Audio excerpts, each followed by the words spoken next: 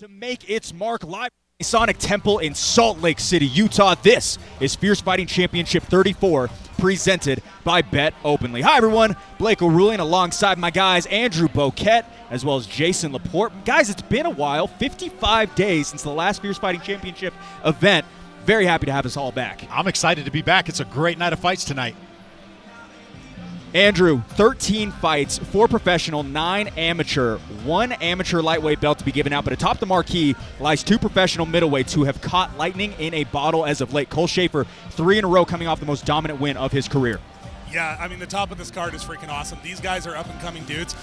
The winner of this fight's going to be moving on to do some pretty big things, I think. John Poppy, obviously a really well-known name among regional MMA fans, and that's the kind of win that Cole Schaefer is going to need to get himself to the next level. Yeah, and Jason, when talking about John Poppy, he was set to dance with Mike Jones for a title back in August of Fierce Fighting Championship 33. You go from Mike Jones straight over to Cole Schaefer, number 1 and number 2 in the state. Yeah, this could set up well. Now, you might not see a title fight if Cole Schaefer wins because I know him and Mike trained together, but this could set up a title shot for John Poppy if he's able to get the W tonight. Still staying on high-stakes matchups, how about the amateur lightweight title bout to be decided between current champion Talon Carvalho and qualified challenger Logan Taylor? Talon Carvalho, he's looked as dominant as he ever did back in August when he won the amateur title. Quick turnaround here tonight to defend it. He turned 23 yesterday, already has 4 KOs, all in the first round. I love this fight. I commented when you sent our scripts out a few weeks ago, this is my fight of the night. I love both of these guys, blue chip prospects in local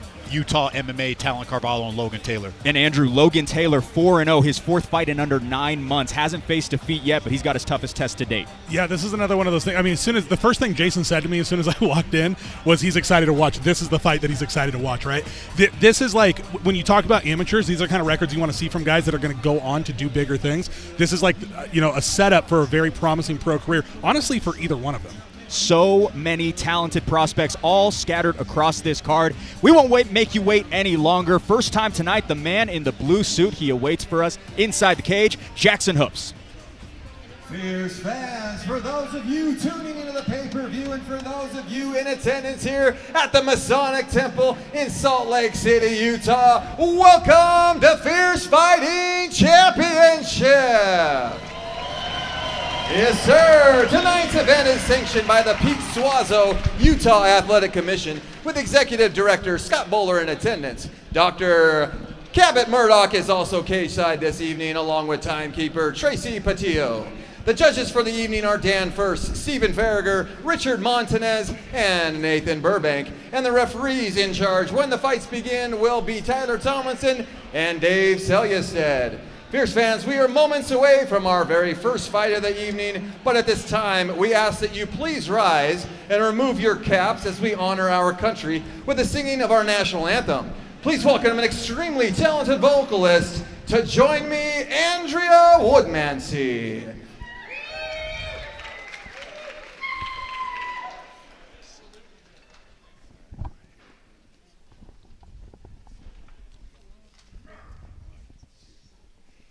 Oh, say, can you see by the dawn's early light what so proudly we hailed at the twilight's last gleaming, whose broad stripes and bright stars through the perilous fight o'er the ramparts we watched were so gallantly streaming, and the rocket's red glare, the bombs bursting in air, gave proof through the night that our flag was still there.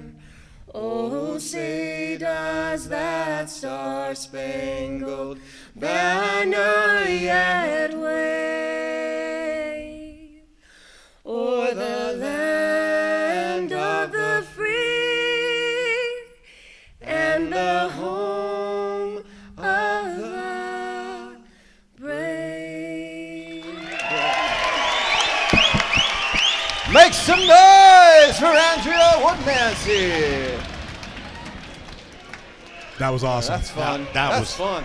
Here we go. Our first fight of the evening. It is sponsored by, hold on a second, we know the drill. Fierce fans, we are now moments away from what you all came here to see. 26 mixed martial artists, 13 total fights, including one title fight for one Fierce Fighting Championship evening. So Fierce fans, let the fighters in the back know that you are here. Blow this roof off, put your hands together, and make some noise!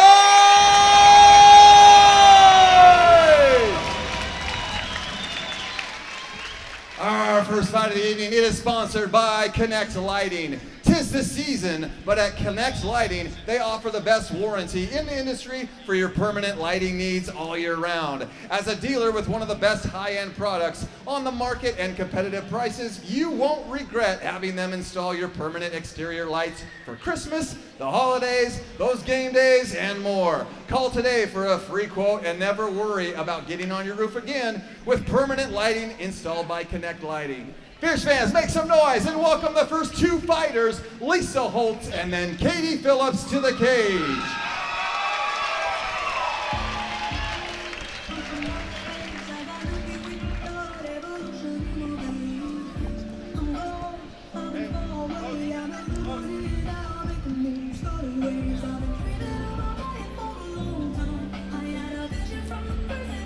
All right, we do have a camera on her.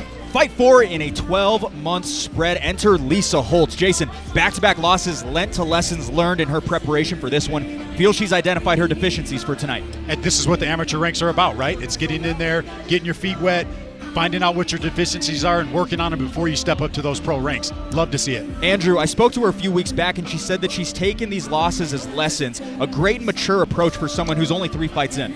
Yeah, you know, when you're in, one of the things I really love about our sport, I feel like I say this every single broadcast, but MMA is not boxing. We share a lot of similarities with boxing, but we're not boxing. And so it's fine for these fighters to get in here, especially as amateurs, and start losing these fights really early on. You're 1 and 2 as an amateur, who cares, right? You're building up experience, putting notches on that belt so that you can propel that potentially into a professional career. Yeah. If you're going to take losses, you want to take them now. Lisa Holtz out of Sick Jitsu in Spokane, Washington, awaits Katie Phillips on the other side.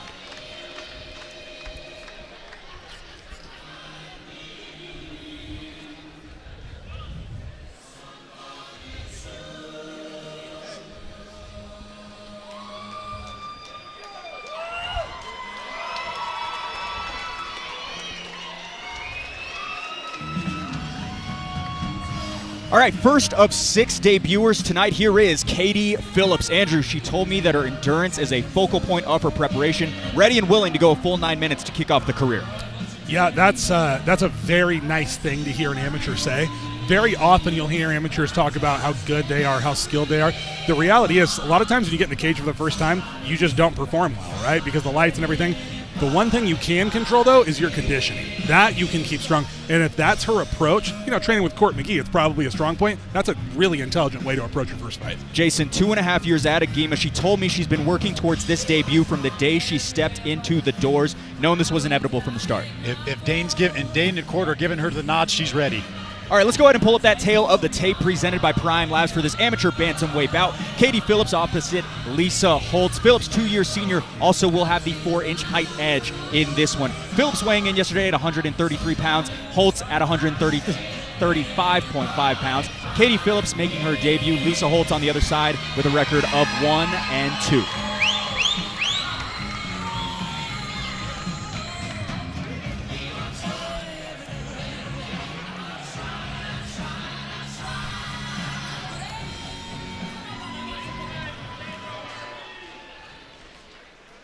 Fierce fans, our first fight of the evening is sponsored by Connect Lighting. This fight is an amateur bantamweight battle scheduled for 3 3-minute rounds. And when the fight begins, the referee in charge will be Tyler Tomlinson. Introducing the first fighter, fighting out of the blue corner, holding an amateur record of 1 win and 2 losses. She stands 5 feet 4 and 1/2 inches tall and weighing in at 135 and 1/2 inches. Wow, 135 and 1/2 pounds, fighting out of Sick Jitsu, hailing from Spokane, Washington, by way of Cumberland, Rhode Island, and Vientiane, Laos. Fierce fans, make some noise for Lisa, the Blazing Asian Holtz. And introducing her opponent, fighting out of the red corner, making her amateur debut. She stands 5 feet 8 inches tall and weighing at 133 pounds. Fighting out of the game of Jiu-Jitsu and MMA, hailing from Mesa, Arizona. Fierce fans, make some noise for Katie Phillips! First of 26 tonight is Katie Phillips in the red gloves. Following suit is Lisa Holtz in the blue. This amateur bantamweight bout to kick off Fierce FC 34 is brought to you by Connect Lighting, Utah's top permanent lighting solution, offering Inception lighting technology to make your home shine. Connect Lighting, an official sponsor of Fierce FC.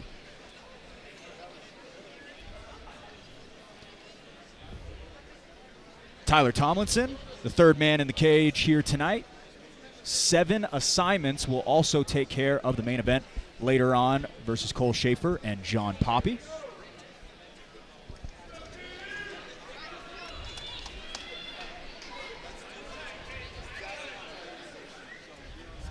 A little bit of a delayed start. Unsure of what's going on, fellas. You got some eyes on this? I can't quite tell right now. I don't know, but Tyler's a pretty by-the-book guy, so until everything's ready, he's not going to let it go he's on. not going anywhere. No. Tyler Tomlinson, handful of UFC fights just a couple of weeks ago in Salt Lake City at UFC 307. Did a great job. He's a phenomenal referee. Bunch of professional wins to his name as well. I actually did not know that. I didn't know that as well either. Yeah, he used to train with us at Elite, and I'll tell you right now, that guy's a tough customer. Well, I do know he's a tough guy. I know he's a brown belt in jiu-jitsu as well. Trains over at Mori Training Academy at this point. But that all being said, very excited to have him taking care of the fighters tonight. Top of the first round we go. First of 13 fights to kick off Fierce Fighting Championship 34.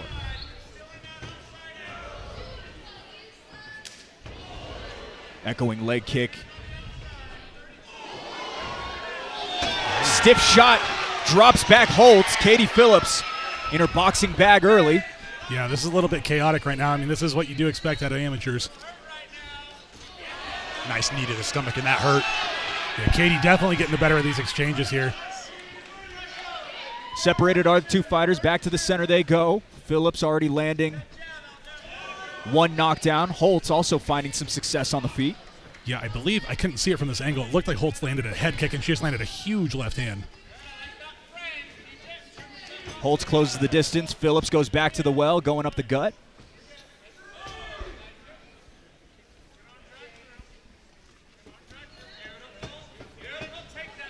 Her corner just called for that arm drag, and she hit that beautifully. I was going to say, they were like playing a video game. She jumped right on her back. Phillips chases Lisa Holtz. Doesn't quite have anything quite yet. Nothing under the chin. Does have a loss by submission, but kind of a strange position here. Body triangle on the side. Not a great spot for Lisa Holtz here. She's staying composed. She's trying to fight the choke off right now. It looks like she's under the neck here, though. She's still off to the side a little bit. Phillips squeezing, looking for that debut win. That's tight. Holtz has been submitted before. It was by an armbar. Phillips. Looks like she might be okay here, actually. She needs to reach up there and start fighting those hands and getting that choke down. This is progressively getting worse for her, though. The more that, see, this is where it's going to get bad. Especially if she can get a bridge there. There she's going. And it looks like she's... Lisa Holtz, no quitting her, though. She's doing the right thing. She's trying to get the hips to her mat. Beautiful. Nicely done by Lisa Holtz to get out of there. Stay composed, got her back to the mat, and then actually ended up on top. Great composure. Really Great composure. good. It's got to be a breath of fresh air after coming off of 2 losses and coming in here and almost getting choked out, and now you end up on top. Yeah, those nerves have got to be high when that choke's on your neck, because you definitely don't want to be taking a third loss. This is a good spot for Lisa to be, especially against the taller fighter. Keep her hemmed up against the cage, maybe turn her head towards the cage and land some shots, potentially steal this round with 30 seconds left. But Katie's doing a good job here setting up a triangle. She's got to be careful of this. Yeah, Lisa's got to be careful because it looked like she was trying to pass to that side, and it looked like Katie was trying to go for that triangle choke. So many advantages to being a longer fighter, not only in the striking but also in the jiu-jitsu. And there it is. 10 ticks to go. Phillips working off of her back, now targeting that arm.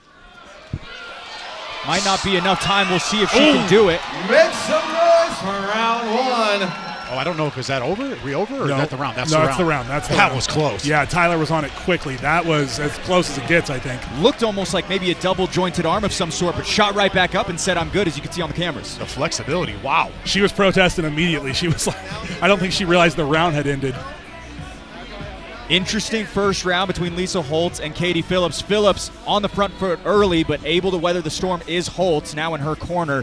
Andrew, your thoughts on what she said, or what might be said through the first 3 minutes? I think that was a good first round for Katie Phillips. She definitely won the round, albeit I don't think that she's employing the strategy to the best that she can. She's against a shorter fighter who wants to get on the inside and throw heavy shots. I would advise her to stay on the outside and really limit the amount of kicks she's throwing. Or it will be towed. We have a Ford vehicle. Katie Phillips.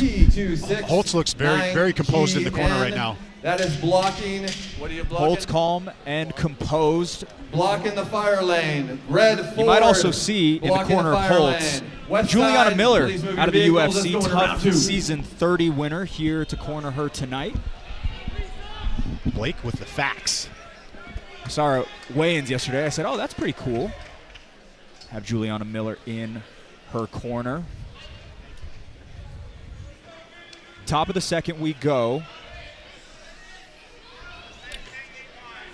Both finishes in Lisa Holtz's career, the win and the loss, ended in the first round, so not uncharted territory, but has not gotten her hand raised when having to answer to the bell. A couple of knees traded between the two, top of round 2. Looks like Lisa Holtz is wanting to get in, clinch, and take her opponent down. Katie did look like at the beginning of the round she was going to try to create space and strike long. Lisa Holtz having none of it, though. Yeah, after the end of that round, I don't know if I want to get this fight back to the ground if I'm Holtz, but Katie Phillips, a blue belt in jiu-jitsu, placed gold and silver in her last 2 competitions she's participated in. 4-1. All of her wins have been by submission. It's always a positive sign when you see amateur fighters still cross-competing in other sports, especially in jiu-jitsu. Still that forward pressure is Phillips, or I apologize, Holtz. Holtz has got to watch that neck. Good takedown. If she can get to the side, she'll be okay. But, yeah, she does got to watch her neck here. Phillips working that butterfly guard, trying to get a little bit of squaring off of the hips. But up against the cage, kind of a tight spot, Andrew. Yeah, she seems really adamant on this neck, which might not be the best move because now they're in half guard. Some guys can do it, but it really is body dependent. Looks like she's letting it go now, which is probably the right move. I think, especially after that first round where she was squeezing real hard on that rear naked choke, it's pretty easy to blow your arms out, especially as an amateur fighter making a debut. Sometimes you think you have something that's not quite there, but you just wrench it as hard as you can anyway. Yeah, now Holtz looking a little more controlled on the ground now. And now we're getting into the same position we were in at the end of that first round. Yeah, Lisa is not doing a ton here, but, this will win you the round, right? If she's on top and she's controlling, and Katie Phillips isn't able to, do anything left. She's got a minute. More so tallying up the control time is Holtz. We saw a little bit more of that late in the first round. Just seems a little bit more of a veteran in there, given that she already has 3 fights.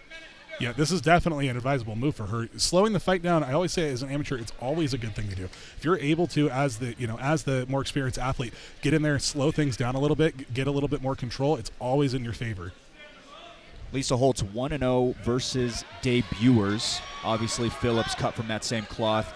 25 ticks to go, round 2.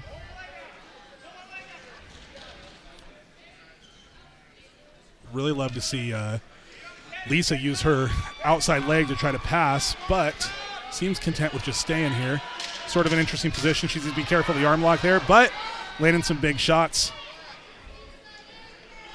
A lot of ways to defend an armbar. Punching people in the face tends to be pretty effective. Nice heavy shots to end the round there by Holtz. Phillips a little bit slower to get up than Holtz, who shot back up, immediately motioned a little bit. Hey, get out of my corner. I got to get to my stool. Yeah, Holtz is ready to go. Yeah, that is a sign that you want to see, and Katie Phillips absolutely looks fatigued at the end of that round. Yeah, you nailed it in that second round about how composed Lisa is. It was slowing this fight down. Look, she's got the same look on her face. She seems determined. She's composed. Katie's in her corner breathing hard. That's probably those first fight jitters. You come out with that rush in that first round. you don't get the finish at the end of that round and you get controlled in that second round. Well, and like we talked about when she was walking out, the state of the cardiovascular was going to be key for her. And right now, she's facing a third round. And that was the big thing that was the main focus of this entire camp. So we will have to see what minutes 6 through 9 look like. But Lisa Holtz, as fresh as can be, sharp in between the ears, ready to answer the bell for the third and final round. Katie's still breathing real heavy over in her corner. Talking to Katie just a couple of weeks ago, she said that she trusts the game plan conjured up by the coaches over at Agema. Obviously, they go through so many fighters, the most active gym in the entire state of Utah. Very curious what we will see through the final minutes of this fight. Potentially scorecards at the close of it. Smart. Very smart. Yeah, really good game plan. Still some pop on those shots is Phillip as she punches out of that combination. And this is what I would advise Lisa Holtz to not engage in, is just kind of at that mid-range throwing punches at each other. This is exactly what she needs to do, is clinch, get her up against the cage, and start grappling. Again, and like you mentioned, Andrew, thudding shot lands for Holtz. Big to overhand. weather the storm. Invest in the body, back up to the head. Big knee, that went right to the chin. That knee hit her right in the face. I don't think Tyler saw it. Tyler Tomlinson will give a quick timeout. Complete accident. You saw Katie right away say she caught her coming in. For those who might not know, amateur bouts unable to knee to the head. Lisa Holtz eats it, comes right back. This is a very smart move by Lisa Holtz to not take a break here. A lot of fighters would use that opportunity to catch a breath, and that's understandable because you're tired. But she obviously realizes her opponent is more fatigued than she is, and so she's not giving her an opportunity. She's getting right back on her. Very smart. Forward-footed is Holtz, closing the distance once again. Phillips trying to break away. Great competitive third round so far. Very. Katie looked really fatigued, but she's not fighting like it. Nice 1-2 down the middle from Katie. She's landing that all night, just driving Lisa right into that right hand. Really good work by her. As of right now, she's landing the bigger shots. Holt's putting the pressure on, but Katie landing the big shots, Absolutely. the bigger shots. Absolutely. Just past the halfway point of this third and final round.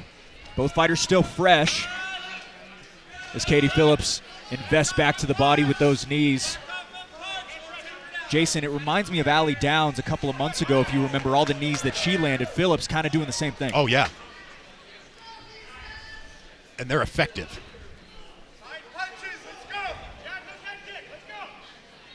Who's going to take control of this last minute? Nice 1-2 by Katie. Phillips invests in the body once again. Tough to call this one and what the scorecards will show.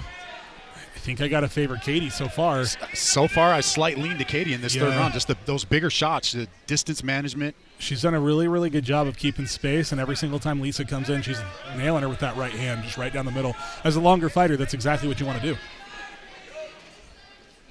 I can see that Lisa knows what she wants to do. She's gotten a couple of body locks. There might just not be enough strength here in the third round to finish, and get this fight to the mat. I'll tell you what, though, she swings hard out of off the cage every single time. Ooh! That was a big shot. Clean connection upstairs, pushes back Phillips. Just 10 seconds to decide this one. We'll see if we will see scorecards on this first bout of the evening.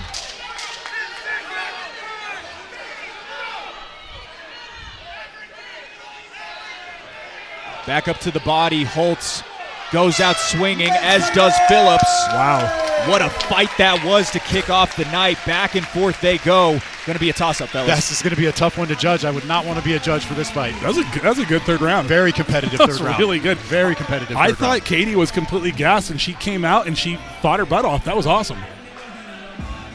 And just when you think Lisa's losing that round, she ends up landing some big shots to end that third round. That was an extremely entertaining fight. That's a good way to start off the night, Blake.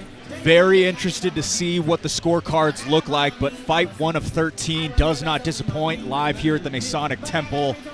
Brand new venue for us here as well, Andrew. Very, very confined, intimate space, but there's not a bad seat in the house either, as we get a smile and a wave as well from Lisa Holtz awaiting the judges' scorecards. I know I got a little bit jealous when I walked in here looking at how close everything was. You heard it when Katie Phillips walked out. Really nice pop, right?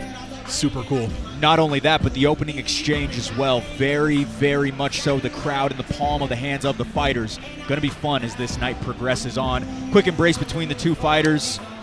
All love between Sick Jitsu as well as Agima. And Andrew, when you think about this, as we will await the scorecards, your thoughts on maybe who might have gotten the nod in this one? I got to lean towards Katie Phillips. I'm a damage guy. And I really think that that's how judges need to score fights. Obviously, MMA is infamous for not seeing things the way the fighters see them, but I got to lean towards Katie Phillips. I thought she took the first round. I think she did enough in the third, even though it was close. I think she landed the bigger shots, landed more damage, so I got to lean towards her. Is there an argument that Lisa Holtz might have won rounds 2 and maybe the end of round 1, and maybe there is a little bit of light in that argument? Man, maybe, but I don't give control the same scoring criteria as I do damage. And judges shouldn't either, but as I said, we'll have to see what they do. Scorecards just about finished up. Still waiting on maybe one. Just got the thumbs up from our man Jackson Hoops. Makes things a little bit nerve-wracking when the judges are taking a while. And that's maybe my thought is it's very clear that Phillips won round 3, Holtz won round 2. Round 1, we'll have to see what the decision is. And Andrew, this moment, this time in between the decision must feel like a lifetime. Oh my God, yeah. It's not, I myself have never been to a decision, but cornering fighters, and when you're waiting for that moment, it is rough. Like, you're just thinking through every single thing. You're maximizing what your guy did right. You're minimizing what the other side did right, and so you can't see things super clearly. Although when Dame did walk by, her head coach, the head coach of Agima, he did kind of give a little nod over to Zach and was like, I don't know. Could have gone either way. So we'll have to see. Quite the elongated process here for this decision, but excited for what it will be. Taking a look at some of the other fights on this card. 19 fighters out of Utah, 6 coming in from out of state. Cole Schaefer, John Poppy, going to be fun. Jerome Hatch, Christian Edwards, they got a little chippy at weigh-ins. Dude, that was intense.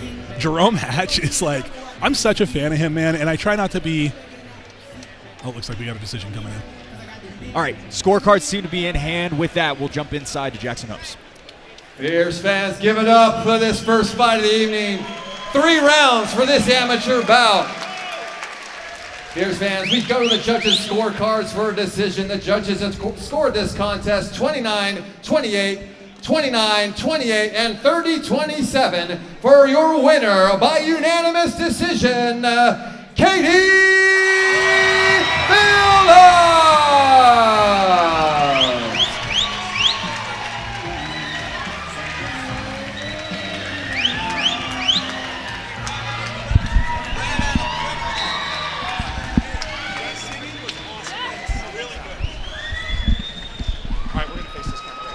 All right, ladies and gentlemen, here with your winner, Katie Phillips. Katie, you're 1-0 now. How do you feel after your debut? Amazing. When I heard it was unanimous, I'm like, she got it. But that feels so great. I'm so happy. That was a very competitive fight. We were talking about it on the broadcast. We felt like it was 1-1 going into that third round. How did you feel going into that third round? Nope, same. Coaches told me, like, you have got to win this one because you are tied up right now. This is it. So I did. I was like, okay, she's taking me to the ground. She's sitting on me. I can't do that again. I'm going to try to keep it right in the middle of the ring. That was a great performance. Is there anybody you want to give a shout out to tonight? Yeah, so many people. Thank you so much to all my friends and family who came to support me tonight. Woo! I also want to thank everyone in my gym, my coaches, all of the Southpaws at the gym who I hounded endlessly to spar with me, all the people who were not Southpaw and I made them stand Southpaw so I could train. Thank you guys so much. It really was. It was an amazing experience, an amazing fight camp because of them. Well, congratulations. You're 1-0 now. We can't wait to see you back. Ladies and gentlemen, give it up for your winner, Katie Phillips.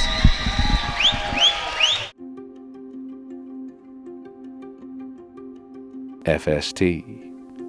Who is FST filtration? What is FST filtration? You see, FST is more than a filter company just trying to be cool. FST is a solution-based company in the heart of Utah, where hard work is embedded in its roots, and providing superior indoor air quality is our mission. FST has risen to the challenges that everyday people face, As new challenges present themselves, we too shall rise to the occasion. Manufacturing is the backbone of America, and our employees are the backbone of FST. So when choosing your next filter for your home or building, don't choose any filter. Choose FST. Small business, family owned, since 2001.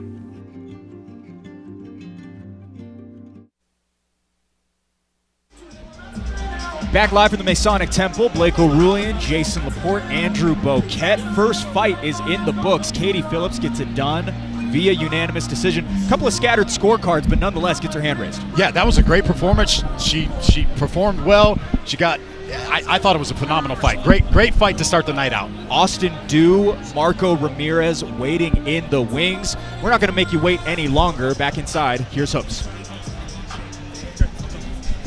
Fierce fans, our next fight of the evening is sponsored by Modern Edge Custom Cabinets. They are experienced custom cabinetry professionals ready to make your kitchen, bathroom, or office space design dreams a reality. Their first goal is customer satisfaction, and if you dream it, they can build it. Contact Modern Edge Custom Cabinets, where modern design meets custom edge. Fierce fighting! Make some noise and welcome Marco Ramirez and then Austin Dew to the cage.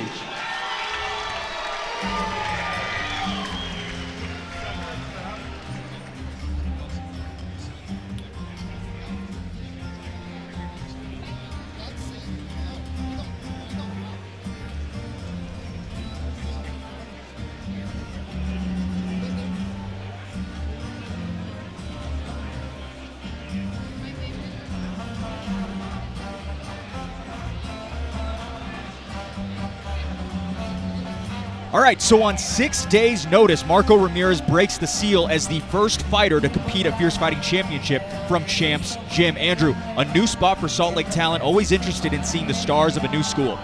Yeah, they are literally brand new. Just got their gym put together. They're very boxing-heavy, boxing-oriented gym. That's what I would expect to see out of Marco. Champs Gym opened up October 12th last month, and Marco, when Jason were talking about this, already under contract for another fight on December 13th at 155 pounds, seemingly ready to pull the trigger at any moment. Yeah, props to him for stepping up on short notice and filling in when we had a fighter drop out earlier this week. I'm really excited for this fight.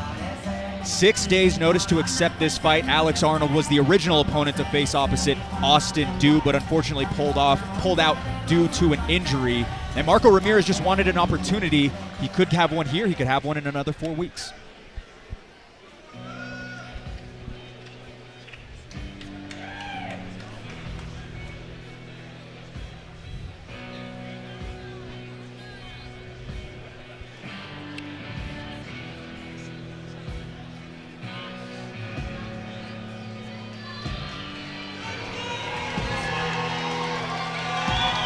All right, another new name to emerge from Sierra MMA. Enter Austin Dew. Jason, a freight train of force, but balanced well with detailed technique. You nailed it when you said freight train. I've watched this kid in the training room. He pushes it. He's got a gas tank. He's athletic. He's strong.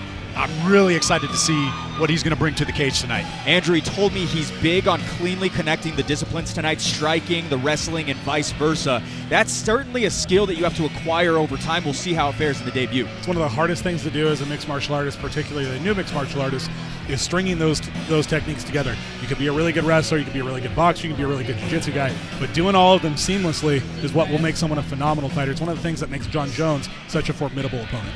Marco Ramirez, Austin Dew. Let's take a look at him side by side with his tail of the tape presented by Prime Labs at 170 pounds. Dew, 28 years old, 5-year senior to Ramirez. Ramirez will have the 2-inch height advantage in this one. Austin Dew tipping the scales yesterday at 165.5 pounds. Ramirez at 168 flat. Blank slates on both sides for this one at welterweight as Austin Dew enters the cage for the very first time. Austin Dew looks like he spent a little bit of time in the weight room. Yeah, just a little bit of time in the weight room. A freight train of force, no doubt about it. As forementioned, all smiles from him, but the nerves and jitters got to be there, Andrew. Oh, absolutely. I don't think they ever go away, though. You know, it's just always one of those things you have to deal with as a fighter. Fierce fans, this fight is sponsored by Modern Edge Custom Cabinets. This fight is an amateur welterweight bout scheduled for 3 3-minute rounds. And when the fight begins, the referee in charge will be Dave Selyestead. Introducing the first fighter, fighting out of the blue corner, making his amateur debut. He stands 5 feet 11 inches tall and weighed in at 168 pounds. Fighting out of Champs Gym, hailing from Salt Lake City, Utah. Fierce fans, make some noise for Marco Ramirez. And introducing his opponent, fighting out of the red corner, also making his amateur debut. He stands 5 feet 9 inches tall and weighed in at 169 pounds. Fighting out of Sierra MMA, hailing from Ogden, Utah. Fierce fans, make some noise for Austin Dew.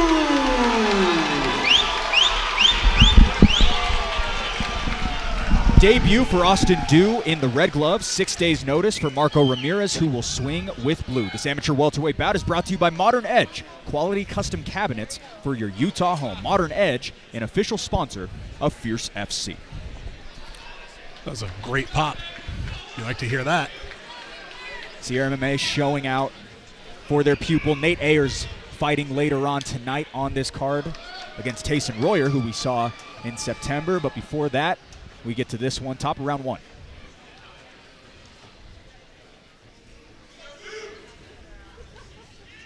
Nice jab from Ramirez. Ramirez is snappy with that jab. That was quick. Ramirez began boxing around the age of 13. Talked a little bit with Pedro Sierra, Austin Dew's head coach, and told me that they're well aware of the background. They're certain to see a clash of styles here tonight. Yeah, I do not love the way Austin's chin is straight up and down in the air here.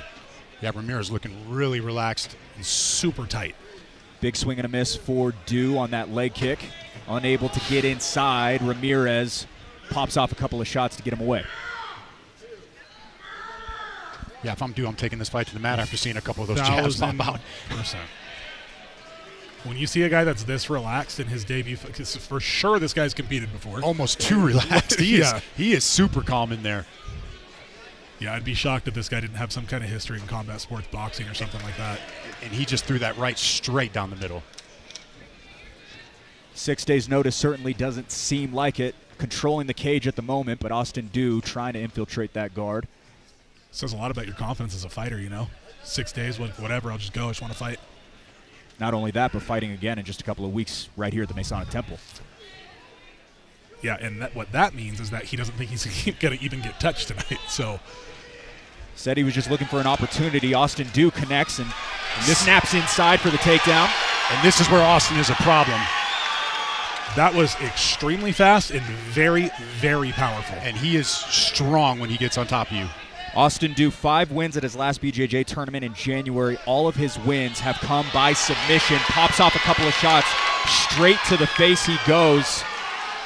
Punishing blows, Jason. Yeah, this is the style contrast. You know, Ramirez wants to keep it on the feet. Austin Dew clearly wanted to get the fight to the mat. He's got it down there right now. Yeah, I'm a little bit concerned with what Ramirez is doing here because he's trying to just stand up while Dew is on top of him, and that is like most likely not going to work out with a guy that's that big and that strong, right?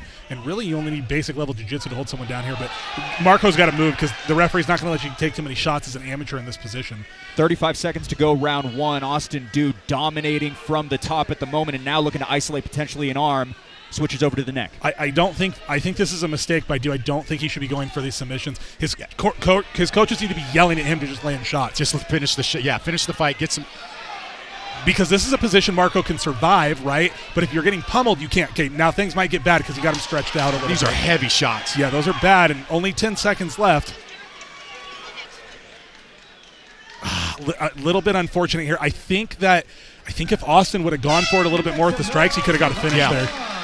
Very interesting turn of events. The first minute and a half, we were talking about the cage control and the boxing of Ramirez, but Austin Dew just blew a lot of his energy with that, looking for a finish there late, Jason. Yeah, I think he'll be fine. I've seen this guy's cardio in the room. He's going to be fine cardio. Marco looks fine. He doesn't look like he took a lot of damage in there. Good competitive round. I mean, I think the writing's out there. Marco's going to want to keep this fight standing. Dew's going to want to keep this fight to the ground. And yeah. Jason, talking about Austin Dew and the state of his cardiovascular within any bout, Sierra MMA trains the cardio probably tougher than any other gym within the state of Utah. Their practices are constant. It's basically an open roll throughout the entirety of it. Yeah, you're working for an hour and a half. It's not a gym where you're getting a 10, 15, 30-minute warm-up. You're going for an hour and a half in there when you step in on the mats. That being said, this is Austin's first fight. And when we're looking over here in the corner, he's taking some big breaths over there. They're trying to get him to calm down. You know, you can have great cardio in the gym, but it is a different beast when you're in a cage fighting. And Marco's just relaxed as can be in the corner over there. I'm really impressed with his composure. Also, to back you on that point, Andrew, the adrenaline dump that a fighter feels, I hear those tales constantly from every fighter. Yeah, there's really nothing you can do to prepare for it. Like, you just have to fight and get that experience and understand that it's going to happen and keep yourself composed. Just like Jason said, Marco looks extremely composed. It's actually wild how calm he looks in there. And I think he knows those shots. And there it is right there. Big right hand by Marco. Du felt that one, immediately clinches up. Ramirez fighting to keep this on the feet. Let's see if Marco can pummel an underhook here. Doesn't look like it's going to happen. Another strong mat return. Look at Austin's back, dude. Holy crap. He is a tank. Backing up over to the cage is Marco Ramirez, a high IQ move by him, Andrew. Yeah, he needs to wall climb. Oh, and he's doing it. Perfect. Excellent. That's exactly what you want to see. He needs to be careful here when he stands up not to give his back to Austin, because my guess by Austin's build is that's going to result in a suplex, which is not what you want to have happen in the middle of the cage. But he did a phenomenal job there getting up. He's fighting the Wizard really well. Marco Ramirez does have a little bit of wrestling background. He wrestled at Westlake High School in Saratoga Springs. Able to get back up into the center we go. That is not something you want as a guy when you're already tired and then someone stops a takedown. That is not great for your conditioning. Quick clash, shucks him off, is Ramirez. And those shots are starting to slow down a lot. Oh, lands a beautiful head kick, though. Nice head kick, and he went right for the takedown, and Marco was prepared. Andrew talking a little bit about connecting the styles, right, from the striking immediately in that was for awesome. That entry. That was awesome. Austin took a deep breath, and his hands are down now, too. He's got to get those hands up. Clicked on the chin, back and forth we go. Austin's still actually landing good shots. But oh, big shot by Austin. Nice 1-2 from Austin, dude. I think Marco's just got a little bit more pop in his shots, and he's a little bit more composed. That's another good shot by Austin, though. Down the pipe he goes. Ramirez now has his turn. Oh, man. Du fighting to stay up, but collapsing progressively. Oh, looks like Marco almost went for an illegal knee there. I thought there was a couple of them. There it is! 6 days notice! No issues for Marco Ramirez. Win number 1 of his MMA career. Very impressive performance by Marco Ramirez. He stayed calm. He battled through that. Very impressed with what Marco Ramirez just did there. Yeah, that was a statement debut performance right there. I will tell you right now, if you're going to fight this guy, if you're in his division, get him right now before he learns any more grappling, because it's going to be a problem. And somebody just spilled something all over the mat there. Oh, the ice pack just broke all over the mat. Are we about to have Ice Skate 2.0? We got a fantastic cage crew that will take care of that, no doubt about it. But the moment belongs to that man, Marco Ramirez, getting it done in the second round. Not to mention, I will also say this, a size discrepancy. Marco Ramirez tipped the scales at 168 pounds. I doubt he cut weight, considering that in a couple of weeks he has a lightweight bout scheduled. So that all being said, very, very interesting. I think Andrew touched on it earlier.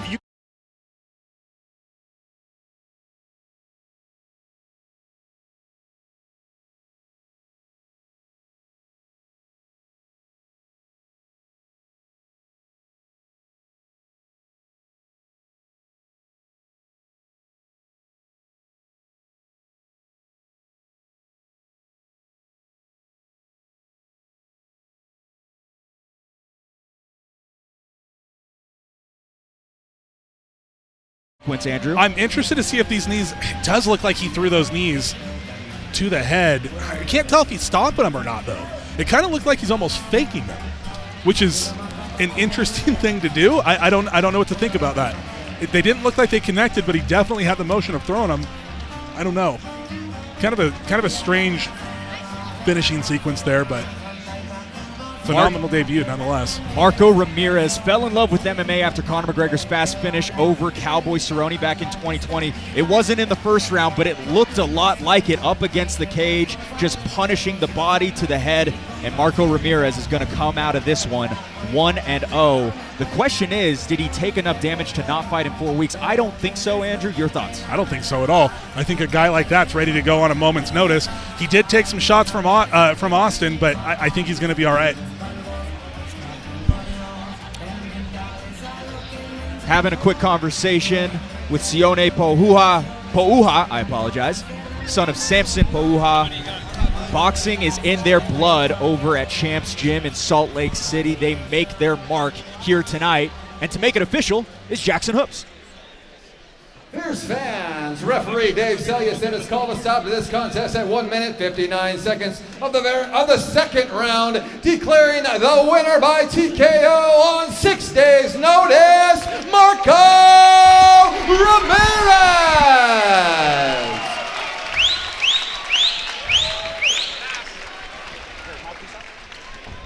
All right, ladies and gentlemen, here with your winner, Marco, 6 days notice. That was an impressive win, man. We talked about it on the broadcast of how composed you were in this fight. What was the game plan coming in here? The game plan was really just stay away from him. We knew he was going to be strong. I went up a weight class for this fight, so we knew he was going to outstrength me, but we just wanted to keep the distance and outbox him, man. And for those of you who don't know, you have a fight scheduled next month, correct? Yes, sir. Are we still planning on taking that fight? Well, of course. I'm always going to be down to fight, so. Yeah, come December 13th if you want to see me fight again. Be throwing hands like always, thanks to Champs Gym. I got the best hands of the state. If you want to got some good hands, come to Champs Gym with Sione and Kawhi. Best coaches ever. Anybody want to give a shout out to fan sponsors? Shout out to my coaches, my family. Most importantly, God, man. I couldn't do this without him. He's my number one, always has my back. Yeah, man, I'm happy to be here. 1-0, congratulations again on an impressive performance. Ladies and gentlemen, give it up for your winner, Marco Ramirez. Put your hands together and make some noise! November 16th, live from the Mountain America Center in Idaho Falls. That's going to be a banger. I don't see that fight getting out of the first round. Very excited to be back in the Gem State once again. Doesn't matter who's on the card, they always end up being bangers. He's throwing power shots. He's looking for the knockout. He's looking for a short night. That is the best fight I have ever seen this promotion put on.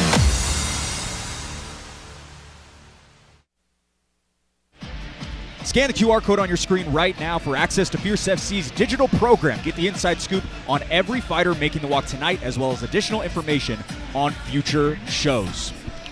Well, what a bout that was.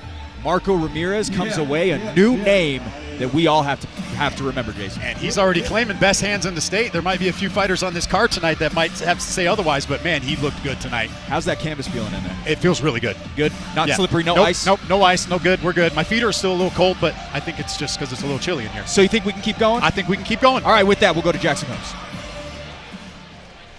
Fierce fans, our next fight of the evening is sponsored by Rush Hydro. As fellow high-performance athletes, they intimately understand the demands that your body faces during intense workouts. At Rush Hydro, they bottled the essence of resilience and determination. Feel the exhilaration of optimal electrolyte balance and unmatched bioavailability, tailored for champions who refuse to settle for anything less.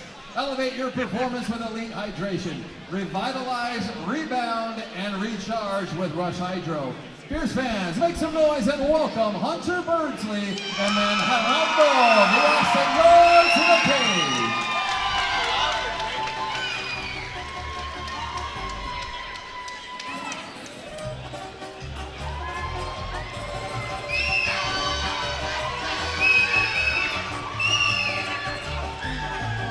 Clearly cut for the MMA debut. Enter Hunter Birdsley. Andrew, a collegiate football player plus a grappling background. Been an athlete starting at a young age, now testing the waters of MMA.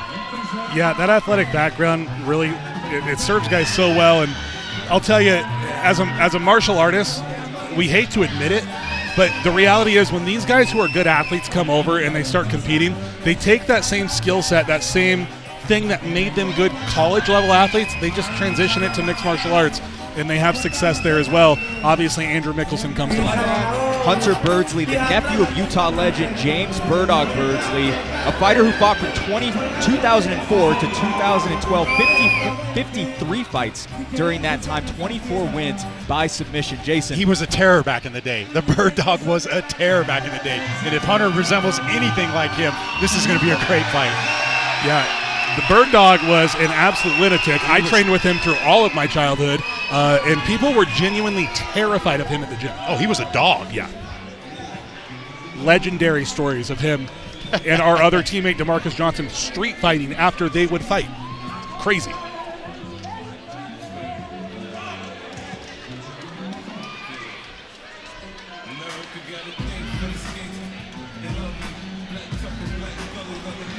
Looking to make his name known tonight is Jerry Villasenor. Jason, MMA fight number 1, but plenty of ring time as a boxer growing up precedes the MMA debut. Yeah, and we just saw what that little bit of boxing background has for you. We'll see if he can replicate a little bit of that of what we just saw from Marco Ramirez. But yeah, I'm excited for this. Trains out of one hit. Vigilante. Yeah, talking a little bit about Jerry, he told me that he praises Dietrich Jessup and Teague Vigil as his two who have taken him under his wing. He was actually watching a Teague Vigil fight, and that's what inspired him to get into the MMA space. That's a great person to go watch fight because there's no quitting Teague Vigil, and you can see him right there in his corner there. And I said one hit, but it's Vigilante. They train out of one hit, so I might have misspoke a little bit there. Little bit back and forth. Let's go ahead and get the particulars out of the way with this tale of the tape brought to you by Prime Labs. This fight taking place at 205 pounds. Hunter Birdsley, Jerry Villasenor. 6-year senior is Villasenor at 29 years old. 3 inches taller, will fly by way of Hunter Birdsley. Both fighters tipping the scales right at that 205-pound limit. Both fighters to make their debuts in a matter of moments. Inside are the two fighters. Also in is Jackson Hoops. We'll go to him. Fierce fans, this next fight is sponsored by Rush Hydro. This fight is an amateur light heavyweight bout scheduled for 3 3-minute rounds, and when the fight begins, the referee in charge will be Tyler Tomlinson. Introducing the first fighter, fighting out of the blue corner, making his amateur debut. He stands 6 feet 4 inches tall and weighing in at 205 pounds. Fighting out of the Pit SLC, hailing from Holiday, Utah. Fierce fans, make some noise for Hunter Birdsley. And introducing his opponent, fighting out of the red corner, also making his amateur debut. He stands 6 feet 1 inch tall and also weighed in at 205 pounds. Fighting out of the Vigilante Academy and One Hit MMA, hailing from Roy, Utah, by way of Chicago, Illinois. Fierce fans, make some noise for Gerardo Jerry Villasenor. Gerardo Villasenor sporting the red gloves, another debuter, and Hunter Birdsley answering in the blue. This amateur light heavyweight bout is brought to you by Rush Hydro. Revitalize, rebound, and recharge with Rush Hydro, the official recovery drink of Fierce FC. Dude, Hunter's been talking trash to him since they got into the cage. When Gerardo was getting ready on the outside. Oh, my goodness. Oh, that hurt him. That spinning back fist hurt him. Yeah, he's coming out like a whirlwind here. It's already hurt him twice. He's got the equilibrium off there. Trying to weather the storm. Hunter Birdsley head hunting in the debut, and that will do it. Hunter Birdsley makes a statement early on in round 1. Impressive. Wow. Yeah, and Gerardo is not happy, but it was absolutely a good stoppage. That spinning back fist after the kick got his equilibrium off, and then he just ate a few shots after, and he just couldn't quite get composed. Yeah. And Hunter with a lot of emotions after the win. It looks like he's got himself settled down now. You said his uncle was a terror back in the day, cut from the same cloth as the nephew here tonight. What a new contender we have got here. Hunter Birdsley, another name to remember, Andrew. I think Hunter may have broken his foot or his toe. His big toe on his right foot there, maybe during the celebration. Oh, yeah, that's broken. That's for sure broken, yeah. Maybe it was when he threw this kick. Yep, it probably was. The head kick into the spinning back fist, though. You know, and this type of fight is exactly, and I know that Gerardo was trying to do it, but this is why I'm such a big fan of grappling early on when you're an amateur, because, I mean, Hunter just came out throwing the kitchen sink with pure reckless abandon, right? And it worked. However, if you can take advantage of that recklessness and get a guy to the ground, that's the time to do it. A lot of times in these amateur fights, these exchanges are so crazy, and the guys are so new, they don't have the ability on their feet to handle that type of pressure. Hunter Birdsley heads over to Jerry Villasenor. Get a quick embrace between the two. Wild while it lasted, but he's about to get his hand raised for the very first time. We'll make it official. Kicking it back inside. Here's Hoops.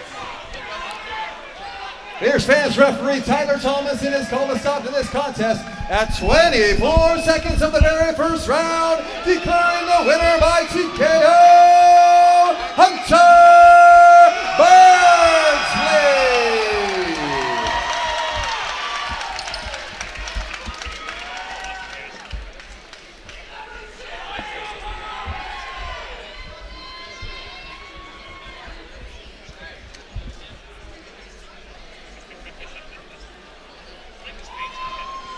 Yeah, you don't need your mouthpiece in for this, brother.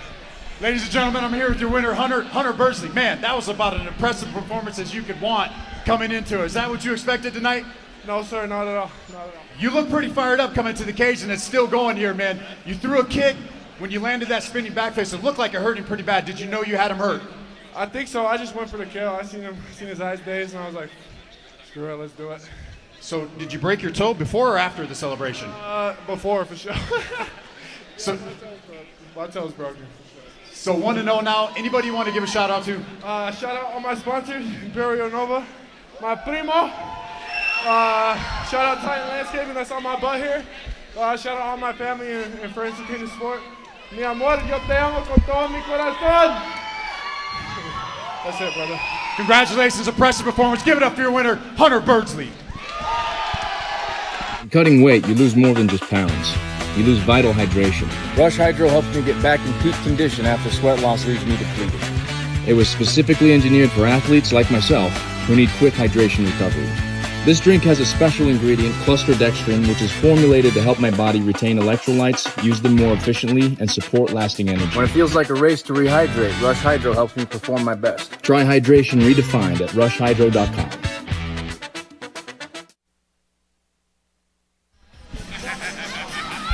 Scan the QR code at the bottom right corner and use code GLOWPOP50 for 50% off the Glow Pop After Party right here at the Masonic Temple in SLC immediately following the show. Well, what a name we've got here. Hunter Birdsley. Jason, your thoughts on that post-fight interview? I mean, that was a pretty great interview. You could tell he's still amped up. He was amped up walking out. And hey, man, go celebrate. You earned it. Lots of celebration to be had. Plenty more prelim coverage still to attend to. We'll go to Hoops. Fierce fans, let's keep this thing going. Our next fight of the evening is sponsored by Larklean, providing affordable, sustainable, and ecological cleaning supplies. This family-owned business understands the importance of a clean and healthy living environment for your loved ones. Fueled by the desire to create a safer home for their children, they developed their signature effervescent cleaner and powerful disinfectant. A cleaner home for a cleaner earth starts here with Larklean. Fierce fans, make some noise and welcome Noah Hamilton and then Julian Gomez to the cage.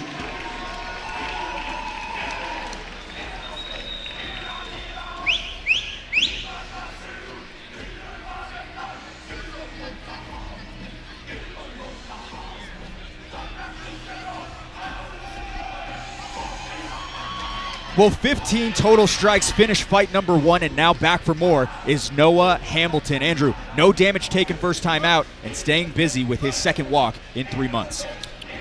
Yeah, I mean, activity says a lot, right? Like, you want your guys to be active, especially when they're amateurs. And, he's over at the pit, so he's with guys that are training and fighting all the time. Obviously, they just want to fight. And so it's good to see, when you're making your entry into the sport that you're staying busy. Jason, quite the mixed bag of attacks. A front kick to the face finished the debut in under 60 seconds for Noah Hamilton, hence the quick turnaround. Yeah, this kid could be a problem, and you can see the intensity when he walked out there with. He's another one, just like Hunter Birdsley. These guys coming out of the pit, they're intense. Intensity instilled right now, but he was all smiles at the weigh-ins. I don't know if you saw him. He was borderline hugging Julian Gomez. He was so excited to get in there. I did see that. I saw both of them, and now it's all business tonight. Noah Hamilton out of the pit SLC just saw his teammate get the job done, hoping he can follow suit.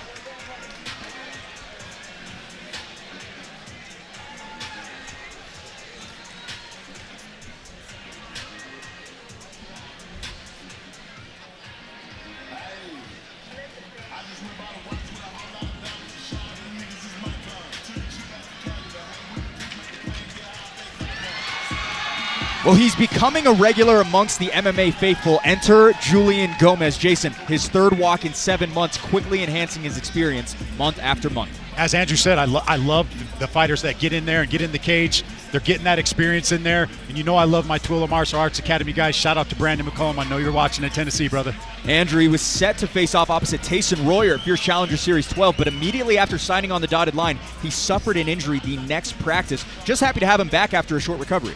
Yeah, you know, one thing that it really stands out to me in this fight is that Julian's 1-1, while Noah is 1-0, which, you know, would seem about even, but Noah's fight ended really quickly by knockout, right?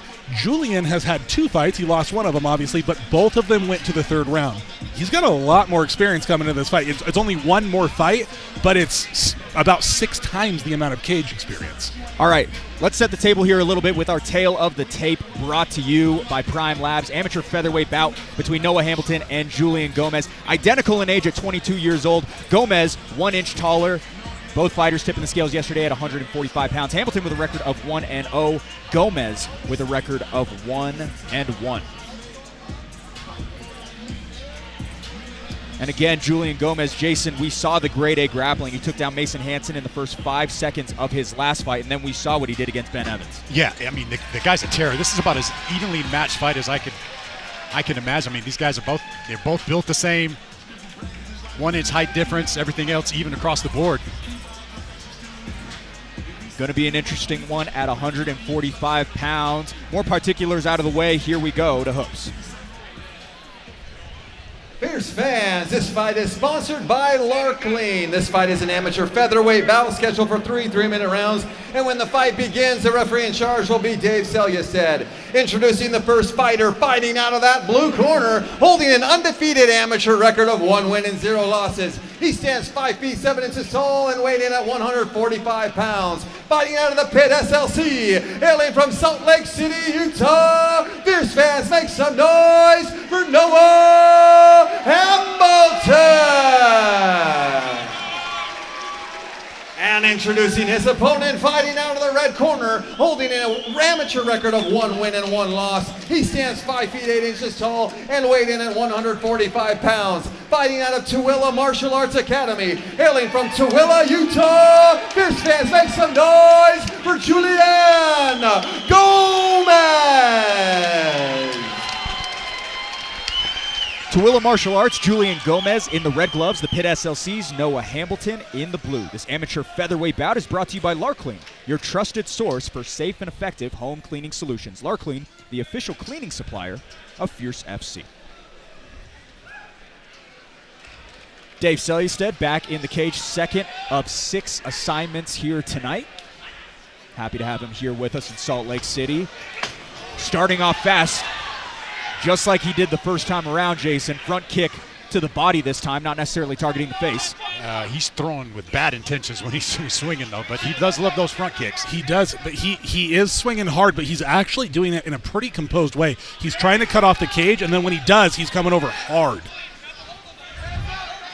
Walking him down, Gomez trying to get some offense going, but backed up again by the pressure of Hamilton. Hamilton's swinging out of his boots, man. He literally came off of the ground with that left hook.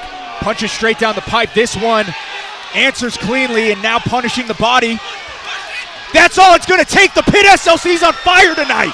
Hamilton was just too much. Too strong, too powerful. And I think it started with that front kick right to the face, hurt him. You know, when I watched him walk out, I pay attention to a lot of little things in fighters. He walked out in a fireman's hat. I don't know if he's a firefighter. He looks like he could be one. But I looked at his shoes. You know what he had on his shoes? What do you have? Those are work boots. His socks were dirty. His shoes are dirty. He's not coming out here for the glitz and the glamour. He's coming out here to freaking put people down. Yeah. That's a guy who's putting in work every aspect of his life, and it shows. That's a hard dude. Yeah. It showed. Venomous shots thrown by Noah Hamilton. Sports the firefighter cap. You got to think he is certainly one of those first responders. Big hats off to them. I believe we have the replay ready to go, presented by Bet Openly. Andrew, take it away. Yeah, so he's throwing hard, like I was saying. As this looks like the finish. Starts going to the body so hard with those right hands, which is so smart, and then opens up the head and then finishes him. The referee's seen enough. And right before that, he hit him with that front kick, and it hit him right in the mouth. I don't know if you'll get it again. Oh, I didn't even see that. He hit him with that front kick right in the face, which caused him to turn into the cage. Andrew, I gotta just speculate here, and it's early to say, but when I see a guy who comes and throws fury like that, the only thing I'm thinking in my head is Ricky Mamon. 145 pounds, 2-0, a couple of fast finishes. We'll get the official timestamp in just a little bit with Jackson Hoops. But I think you've got a good point there, Andrew Boquette. I would like that fight. Couple of scintillating strikers who make their opponents suffer in every way. It's going to be hard to get Noah a fight after. I'm telling you right now, coaches are going to see that and say, I'm not putting my guy in there with him. Hunter Birdsley gets the job done quick. Noah Hamilton follows suit. The Pit SLC on full display. We'll go ahead and make it official once again with Jackson Hoops. Here's fans. Referee Dave Saguson has called a stop to this contest at 42 seconds of the very first round, declaring the winner by TKO and still undefeated, Noah Hamilton.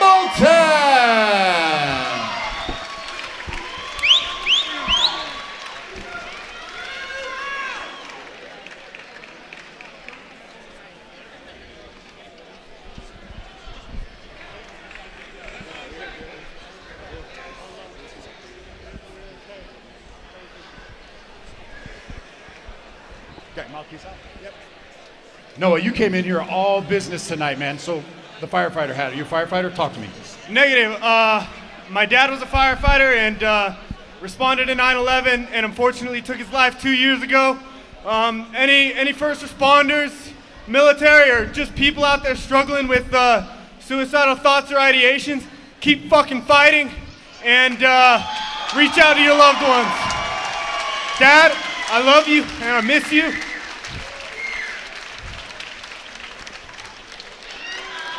That was a hell of a performance, man. I kind of want to walk through. I wanted to look at the replay, but I can barely see up in the screens up there. Walk me through that. You came through. You were throwing some vicious front kicks. It looked like you landed a front kick that kind of started the end of that. Kind of walk me through that finish.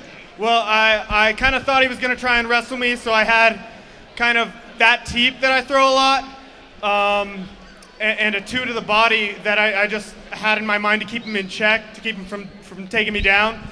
And so, yeah, I felt that was landing a lot. I think maybe some of them grazed his cup, so I apologize for that. And then, in terms, I didn't think I was going to be. I fight a lot of taller guys in my gym, so the range was a lot easier with a guy more my size. And I felt like I could touch him, so I was like, all right, let's just get this over with. You got it over with. 2-0 now. What's next for you? I want to get back in here as soon as possible. 145, 155, I don't care. Let's get it on. Any sponsors, friends, family you want to give a shout out to? I'd like to give a shout out to AR Bully. They're going to give me a hat and a shirt. They owe me. And then I'd like to give another shout out to Otishi Shoes, the best minimalist shoes. If you're a martial artist, lifter, or athlete of any kind, best minimal shoes for working out. And I just got to say, my wife, Samantha, tú eres mi amor. Yo te amo más que cualquier cosa en la vida. Y a mi hija Georgita, tú eres mi amor, tú eres mi alma, a ti te daría todo.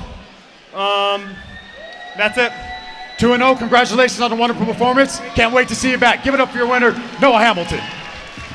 Hey Fierce fans, Kimball Davis here with Prime Labs. We are now the official lab testing partner for all of Fierce Fighting Championships fighters. We provide a combat trio for all fighters across the Wasatch Front, as well as if you want to get in the best shape like one of your favorite fighters, we provide many comprehensive blood panels. All you have to do is click on the link or text 385-645-7400. Whether you're a fighter or just someone that wants to take charge of their own care and looking to address a lack of sleep, fat gain, or even muscle growth, Prime Labs has different panels for all financial situations. So please shoot us a text at 385-645-7400, scan the QR code, or please go to the website and come check us out.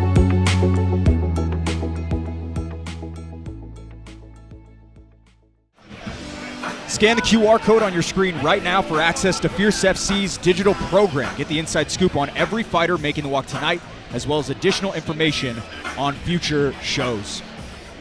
Blake O'Rulian back in with Andrew Boquette and Jason Laporte. And Andrew, that was maybe one of the most incredible post-fight interviews I've ever heard. I'm literally just waiting to talk about Noah Hamilton.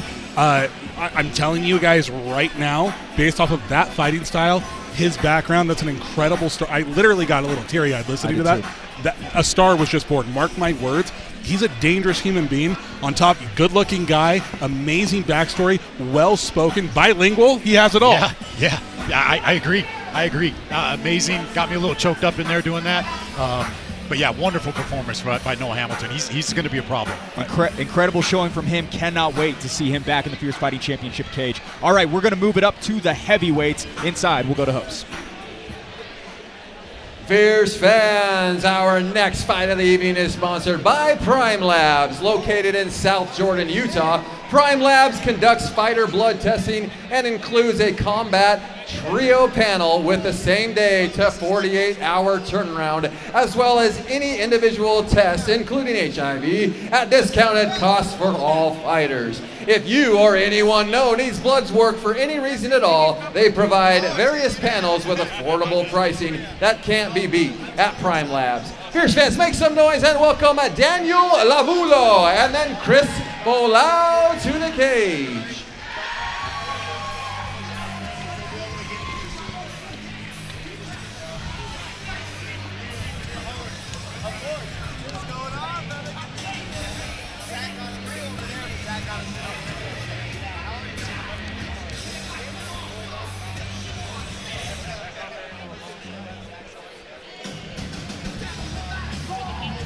Second, Lavulo en route to a Fierce FC cage. Enter Daniel Lavulo. Andrew, the 9-second knockout scored by his older brother Nick really lit a fire under him to compete. So I'm going to take one look at this. Yeah, Jason and I are like, what the hell, man? This guy's quads are massive. Yeah, I'm going to take one guess what his game plan is. Blunt force trauma to the head. If he's anything like his brother, this is going to be another I'm not saying he's going to win for sure. I'm just saying they're going to come out throwing leather for sure. Daniel Lavulo, got the chance to reach out to him a couple weeks ago. He gave me one of my favorite responses from a fighter ever. Just brute honesty. When I asked him why he wanted to take a fight, he replied, I have always wanted to step into the cage, but was focused on graduating college and starting my career in the technology field as a software engineer. Terrible mistake. I should have just been a fighter. College is a waste of time. So brute force trauma, brute force honesty as well from Daniel Lavulo, who's excited to make his debut here tonight. Yeah, this guy's a tank. Wow, yeah, he is massive. That's the scariest software engineer I've ever seen. We'll talk about it when we pull up the tail of the tape after this, but 527 pounds of force in there tonight. Going to be pretty interesting. We hope Sajin has his toolkit ready just in case this entire cage breaks down. Oh, my goodness. Yeah, I hope they tighten these bolts down a little extra heavy because Chris Folau is not a small dude either. Guy looks like a freaking character in Street Fighter, man.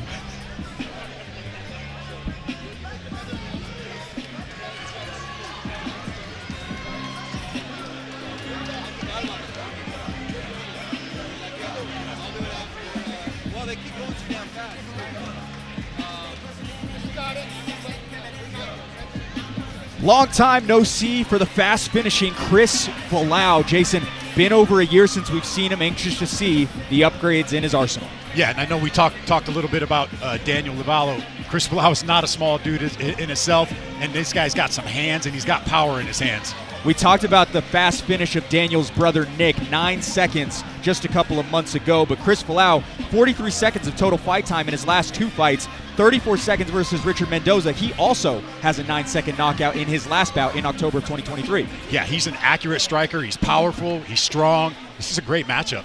Let's go ahead and pull up that tail of the tape brought to you by Prime Labs for this amateur heavyweight bout. Daniel Lavulo opposite Chris Folau. Lavulo, 5-year senior at 33 years old. The height advantage will fly by way of Chris Folau. Folau weighing in at 262.5 pounds. Lavulo cutting weight down to 264.5. Folau a little bit longer in the tooth in terms of experience. 2-1 is his record. Lavulo to make his debut right after this intro from Jackson Hopes.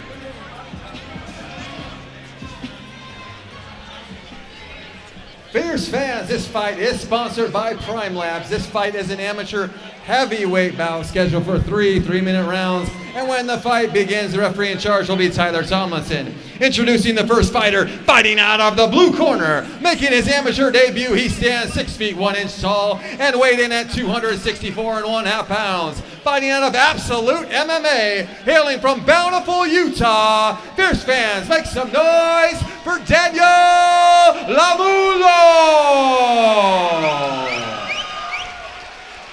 And introducing his opponent, fighting out of the red corner, holding an amateur record of 2 wins and 1 loss. He stands 6 feet 2 inches tall and weighed in at 262 pounds. Fighting out of Gladiator Fight Academy, hailing from Rose Park, Utah. Fierce fans, make some noise for Chris Folau! Long layoff for Chris Folau, rocking the red gloves. Long time coming for Daniel Lavulo in the blue gloves. This amateur heavyweight bout is brought to you by Prime Labs, providing fighter blood testing with a same-day to 48-hour turnaround at a discounted price. Call today at 385-645-7400. Prime Labs, an official sponsor of Fierce FC. There's just something about heavyweight, isn't there, boys?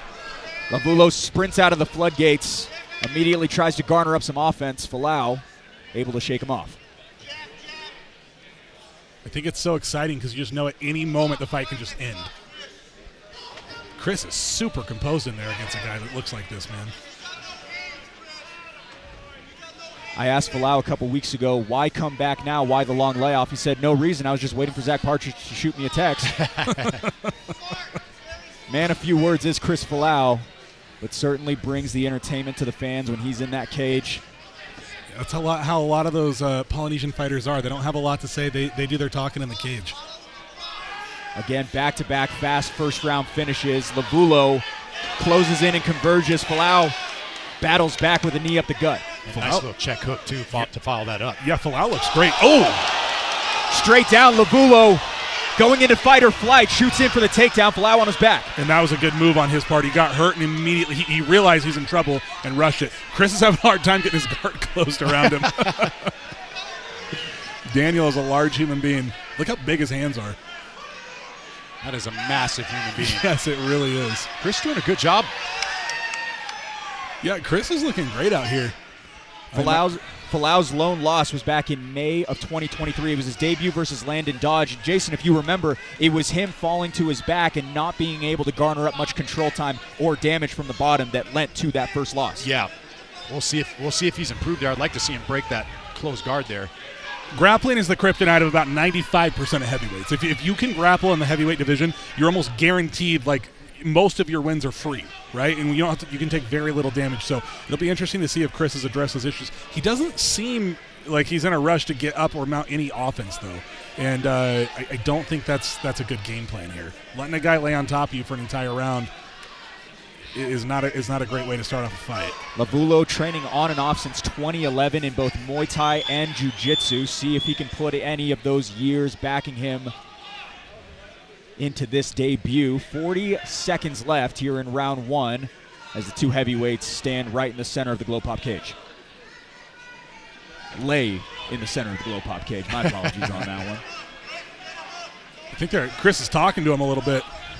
He's doing a good job not taking any damage being on his back. But like you said, you can't just lay there on your back the whole round. No, the optics aren't good, right? You got a guy on top of you hitting you, even if you're blocking him. It just doesn't look good to the judges. Oh, big shots there, though. Lavulo Now finds a way to pass. Just 10 seconds left for Folau to survive. That was really clean. He got up when he was landing shots, made space, and he didn't just try to keep punching. He used the opportunity to pass. That was really smart. Make some noise for round one. Bearing his weight over the top, but we see some wincing from Daniel Lavulo when he got up. Maybe just a little bit of frustration. I couldn't tell. But some deep breathing on the side of Lavulo while we're over on the corner of Chris Folau. Chris Folau took a pretty hard shot to the head that looked like it put a little mouse underneath his eye. Yeah.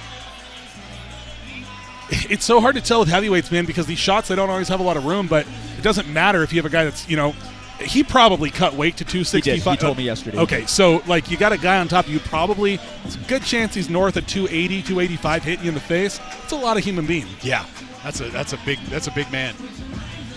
Chris Folau lands the one discombobulating shot. Lavulo immediately goes into his deep bag of grappling. 8 years of folk-style wrestling in his back pocket. He's well aware of his strengths and weaknesses. He told me that he's going to keep the fight standing as long as he could, but he would resort to his A game, which is grappling if he needs to. He did it in that round, and now we see a second frame.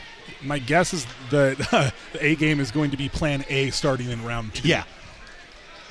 Folau is another one of those fighters who he is super, super composed in there. I will tell you, though, Daniel is looking a little bit tired here, but that shot was lightning fast for a guy that size. That was crazy. Folau has quick hands, and they're obviously powerful because he hurt Lavulo there for a second. Sprinting out to the center, closing the distance as expected. Good game plan. Let's see if he goes for maybe a lateral drop here. Nice underhooks are good. Some shoulder strikes at the amateur level. Don't always see that, Jason. No, you don't. He used them actually really well. He's right in his corner. Daniel doesn't need to rush this takedown. He's got him against the fence at the beginning. He needs to pummel for good position here. Looks like a low blow. Lavulo drops to his knees. Tyler Tomlinson moves him over to the corner. Lavulo straight in the center of the cage in a little bit of agony. Great self-defense technique there from Chris Folau. Oh, he got him off the cage. Yeah, unfortunately not legal in mixed martial arts. And he dropped hard, man. That looked like it was probably a pretty good shot. Let's see here.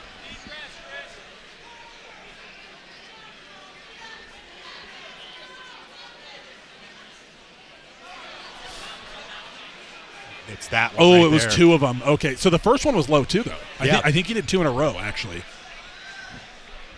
And I don't know if you could see on the replay, but there were a couple spectators. We're so close and confined here at the Masonic Temple. You could see the audience immediately grimace from that perfect point of view over there. That's a hard shot to take. We couldn't really see from our perspective, but if people were wincing when they saw it, obviously it did happen. I think it actually happened twice. That is something that does suck your cardio out, though. When you get hit like that in the groin or anywhere and it hurts you, it really does sap your cardio. It would be in Daniel's best interest, in my opinion. If I'm his coach, I'm telling him to take all 5. Yeah, he's ready to go. 3.5 minutes here in this fight. 2.5 minutes remaining in this second round. It's a quick nod of approval from Lavulo. Back to the center we go. See if he pissed off the bear. You can hear Falau's corner calling for that jab, and there it is. Popping down a jab, Folau. Was it a finger, or was it? I thought it was a jab. That looked like a jab. That was just a hard jab, it looked to me. I'd love to see the replay of that. Yeah. Going to be hard to see if we can. It looks like it was a punch. I believe Tyler Tomlinson just called off the fight. If we can get it in slow motion. Punch. Tyler said it was a punch. I just read his lips and said it was a punch. All right. Here it is. Here's a replay. Boom, right there. It just hit him right in his eye. But that's a legal strike, right? If the fist is closed, that's a legal strike. Looks like there's some confusion here. I think Chris Folau thinks he's being disqualified. Well, looked like Tyler said it was a punch. Trey, go ahead and bump that music, man. That's the end of the fight. Here we go. And it looked like it just caught him right on the eyelid. You could see his eye. It just caught him right. Tyler just confirmed to Ned that it was indeed a punch. And sometimes it might be just the seam of the glove. There are hard parts of the glove on the outside that might feel like a nail or a finger of some sort. Lavulo does have his eyes shut closed, getting checked out by Dr. Murdoch, but for right now, it does look as though Chris Folau is going to come away with a KO victory. did exactly what his corner said. Throw the jab. Man. He threw the jab, and it connected. Look at his eye.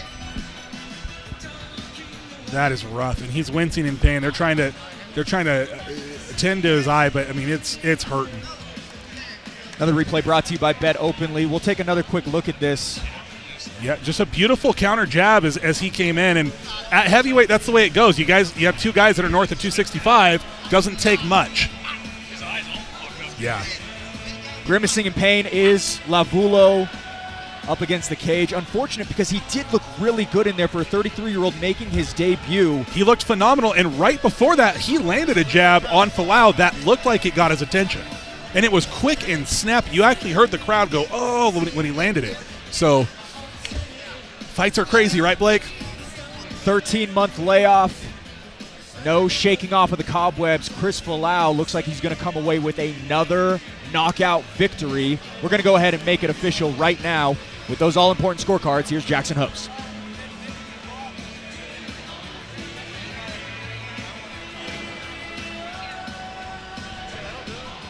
What's up, big man?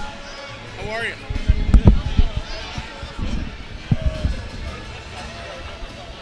Fierce fans, referee Tyler Thomason has called a stop to this contest at 47 seconds of the second round, declaring the winner by TKO, Chris Folau.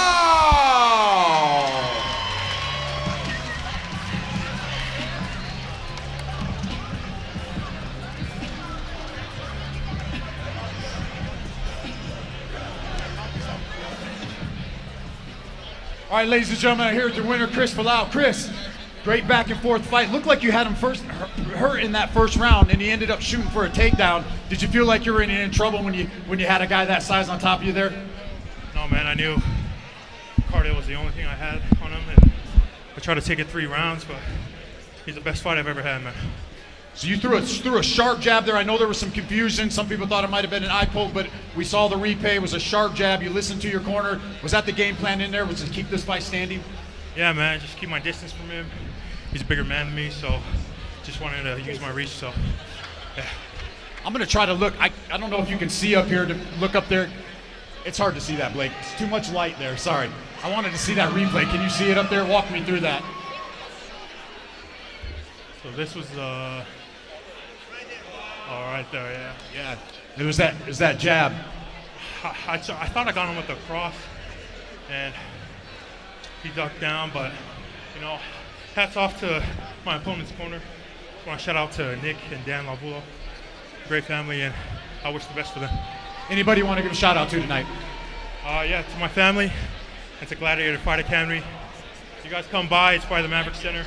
First class is always free, so thank you guys. Stay healthy. Give it up for your winner, Chris Folau. Come on, check this out.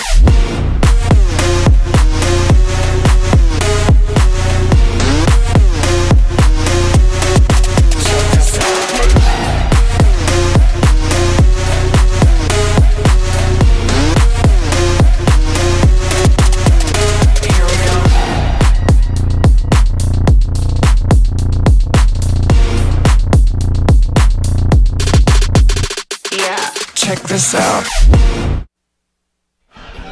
Scan the QR code on the bottom right corner and use code GLOWPOP50 for 50% off the Glow Pop After Party right here at the Masonic Temple in Salt Lake City immediately following the show. Well, a couple of fast finishes here, and we are already nearing the end of the prelims. Got about 3 fights left. Tyson Royer, Nate Ayers. That's going to be a fun one, Jason. I love that fight. Nate Ayers, another fighter out of Sierra MMA. Really looking forward to see what he brings tonight with a tough test against Tyson Royer. Andrew, we saw Tyson Royer put on quite the performance just a couple of months ago. Very excited to see him back with a quick turnaround. Yeah, you always love to see those quick turnarounds, guys getting right back into it, whether they win or lose, right? We've had a lot of guys on the card tonight. They may have lost a fight, they may have won a fight, they're getting right back to it, and that's what you want to see, and that is good for Utah MMA as a whole. We want to have a big group of amateur guys that are active, that are constantly fighting. Like I said, if they're going to take the loss, you take it early on, then you move on and you fix those mistakes. All right, we'll go back inside the cage. Mike's side, here's Hoops. Fierce fans, our next fight of the evening is sponsored by JC Pro Design. They take the time to learn what your vision is for your project, deliver precisely what you want, when you need it, and at a price that makes sense. For your custom apparel, banners, designs, decals, vehicle wraps, and more, go with the pro, JC Pro Design. Fierce fans, make some noise and welcome Tyson Royer and then Nate Ayers to the cage.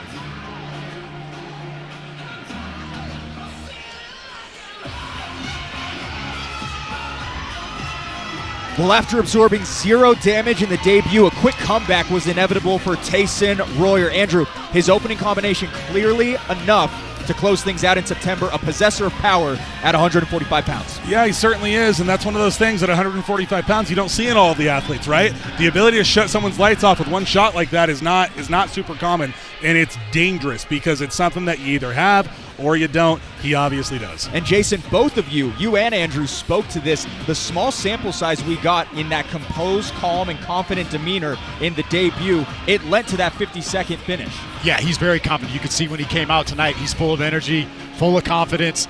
He's got a tough test in Nate Ayers in front of him tonight, though. Tyson Royer was chomping at the bit to get in there for his debut. Now we kind of understand a little bit more as to why the violent finish over Ben Evans, and again, immediately jumps back into another camp, immediately wants another big name like Nate Ayers. Yeah, he's get, like I said, this is definitely a step up in competition for both of these fighters, which I love to see. Nate Ayers is certainly a tough customer for anybody in the amateur division currently.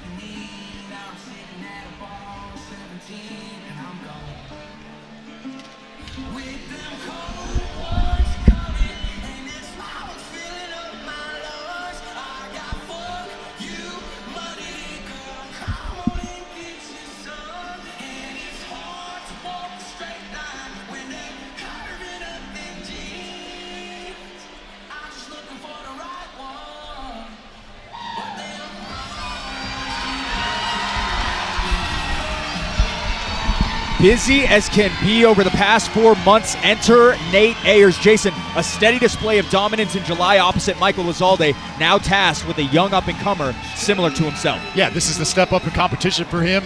This is going to be a great fight. This is another Sierra MMA teammate of mine that I've shared the mats with. I love watching this guy train nonstop. This guy's full of energy.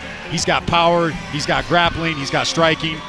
I'm really excited for Nate Ayers tonight. Andrew, Nate Ayers married in September and then comes back to a camp with immediacy. All support from his wife.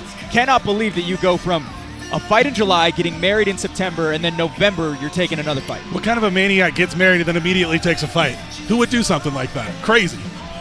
Nate Ayers showed a different wrinkle in his game last time out when he controlled 87% of the fight prior to the finish over Michael Lizalde. He can strike, but he can also grapple, Jason. Oh, yeah, he can definitely grapple. I've been on the mats with him before, and he's about as flexible as anybody can be.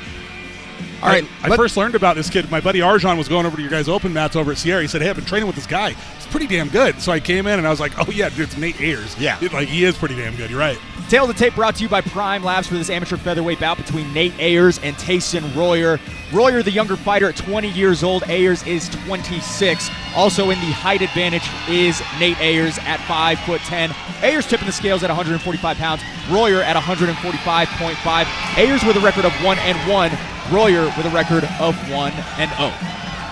I want to point out his teammate Austin Dew, even after a loss, out here supporting him. Oh, he was all smiles after the fight. He said, man, it sucks I lost, but I had a blast in there. All right, hot microphone time with Jackson Hoops. Back inside we go. Fierce fans, this fight is sponsored by JC Pro Design. This fight is an amateur featherweight bout scheduled for 3 3-minute rounds, and when the fight begins, the referee in charge will be Dave Selyusted. Introducing the first fighter, fighting out of the blue corner, holding an undefeated amateur record of 1 win and 0 losses. He stands 5 feet 8 inches tall and weighing at 145 1/2 pounds. Fighting out of TDF, hailing from Preston, Idaho. Fierce fans, make some noise for Tyson the Phantom Royer. And introducing his opponent, fighting out of the red corner, holding an amateur record of 1 win and 1 loss. He stands 5 feet 10 inches tall and weighing at 145 pounds. Fighting out of Sierra MMA, hailing from Salt Lake City, Utah. Fierce fans, make some noise for Nate Ayers. Nate Ayers looks to stay hot while sporting the red gloves. Challenging is Tyson Royer, strapped up in the blue gloves. This amateur featherweight bout is brought to you by JC Pro Design. From expert fabric recommendations to accurate color matching, you can count on JC Pro Design to make you look good. JC Pro Design, an official sponsor of Fierce FC. Jason, what's up with these leopard prints? It's a Pedro thing. I guess Pedro loves the leopard print. I'm not one to question Pedro Sierra, but it is an interesting choice. Little size discrepancy. Nate with the size advantage here. I think it's pretty obvious Nate's want to strike here. Fast out of the floodgates is Ayers, closing back up. Royer, like we saw the first time around, calm and composed, but throws a blinding shot there. These guys are big 145-pound fighters, man. Both of them are pretty large. Ayers, little bit of trickery, feinting the takedown, goes upstairs.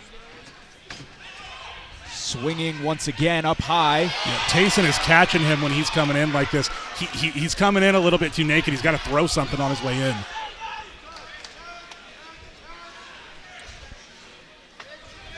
Did I hear that right? Royer, only 20 years old. Nice shot takedown by Ayers. That's a good decision by Nate. I think Tyson was starting to pull away a little bit on the stand-up. A very, very good move. Even if he wants to stand up with him later on, let's make him reset. We'll take him down, beat him up a little bit, then we can do it. Ayers looking to lock him down a little bit over there in the corner of Royer. Tyson had a single butterfly. He opted to go to a full closed guard there. Tyson Royer has some wrestling reps, qualified for state multiple times back in high school. See if he can fight his way back up top. It seems like he's settling a little bit on his back right here, Jason. Yeah, it seems like he's Nate putting a lot of pressure on there, a lot of heavy head pressure, and making the fight ugly. Again, like we mentioned, Nate Ayers controlled 87% of that last fight versus Michael Lazalde, which led to a submission victory in the first round. Nate's doing a really, really good job of keeping strong head pressure on Tyson here, which is extremely uncomfortable, especially with his hair braided like that, just rub it into your face. That is not a comfortable position. And it also controls your guy. You know, the body follows the head, and if the head is pressed up against the cage, the body can't get up either. And he's doing a really good job with that head pressure. Nate Ayers. Go ahead, Andrew. This is really great. Nate is being really disciplined here. He's only making space to land shots. And anytime Tyson feels like he's going to escape or try to get up or do something, well, he does get up. Nate's got to be careful. Like you said, he's getting a little sloppy coming in with those punches, and Royer's got some hands on him. He really does. And look how calm and collected he is. Hey, 20 years old? Is he only 20 years old? 20 years old is Tyson Royer. 26 is Nate Ayers. Yeah, he caught him again. He is so crisp, man. He's just getting out of the way and landing his shots. The kid looks sharp. Tyson Royers did have a couple of off-the-books boxing matches back in the day prior to the MMA debut. We see the hands right now. We saw him in the debut. We're seeing him a little bit more on display right here. A couple might be a little bit of an understatement. I'd be curious to see how much he's actually done because he looks pretty good in there. Yeah, very competitive first round. Nate looks a little bit disappointed with that round, but it's a very winnable fight for him just maybe not on the feet, which might have been his plan. But Well, and Jason, too, I think it's the unorthodox approach that Ayers has. Like Andrew said, it's a naked approach going towards him. His chin is open, so you've got to wonder if Tayson is going to be able to capitalize on that if Nate doesn't adjust in some way. And he has capitalized on him. He's caught him every time he's caught in. It's like he's reading what Nate is doing, and he's capitalized on it. Other than that takedown from Ayers, which he didn't do too much damage on it, that's a very close round to score. Yeah, Nate Ayers is trying to employ a style of striking known as shifting. It's very, very difficult to do. I know that the guys at Sierra practice it quite a bit. Joel Haro obviously does it very well. Joel Haro's a professional. Nate Ayers is an amateur, right? And when you're learning these skill sets, the ability to switch when you come inside, a lot of times you do leave yourself open. The advantage is you get some good offense and unorthodox offense going, but if you're getting caught every single time you come in, you may want to stop doing it. Yeah, we'll see if he adjusts. We'll see if there's any adjustments made, but impressed really with both fighters. First time in a second frame for both fighters since November of 2022 for Nate Ayers. Obviously, Tayson Royer only the one MMA bout under his belt as he slips but connects late on that inside leg kick.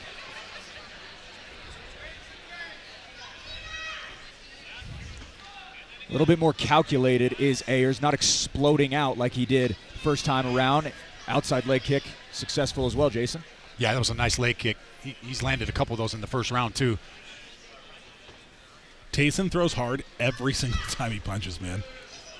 And look how crisp Royer's hands are when he's coming in. Like, Nate cannot make mistakes like that coming in. He needs to grapple. The way that I see it right now, it looks like it's a matter of time before he gets dropped. He needs to close the distance and grapple. And if that means he takes one on the way in, that's fine. Just make it count and get the guy to the mat. And his corner, I don't know if you guys heard that, his corner is saying no non-committed shots, get in there. He did it again. He got caught. It looked like he got caught with a punch there. Looks like we got another eye poke, but it's going to be hard to see in the translation. We'll get the replay up in just a moment. Dave Selystead moves him over to the corner. Tayson Royer saying, I think I just punched him. I don't think I hit him with any sort of an eye poke. I'm fairly confident that was a punch, but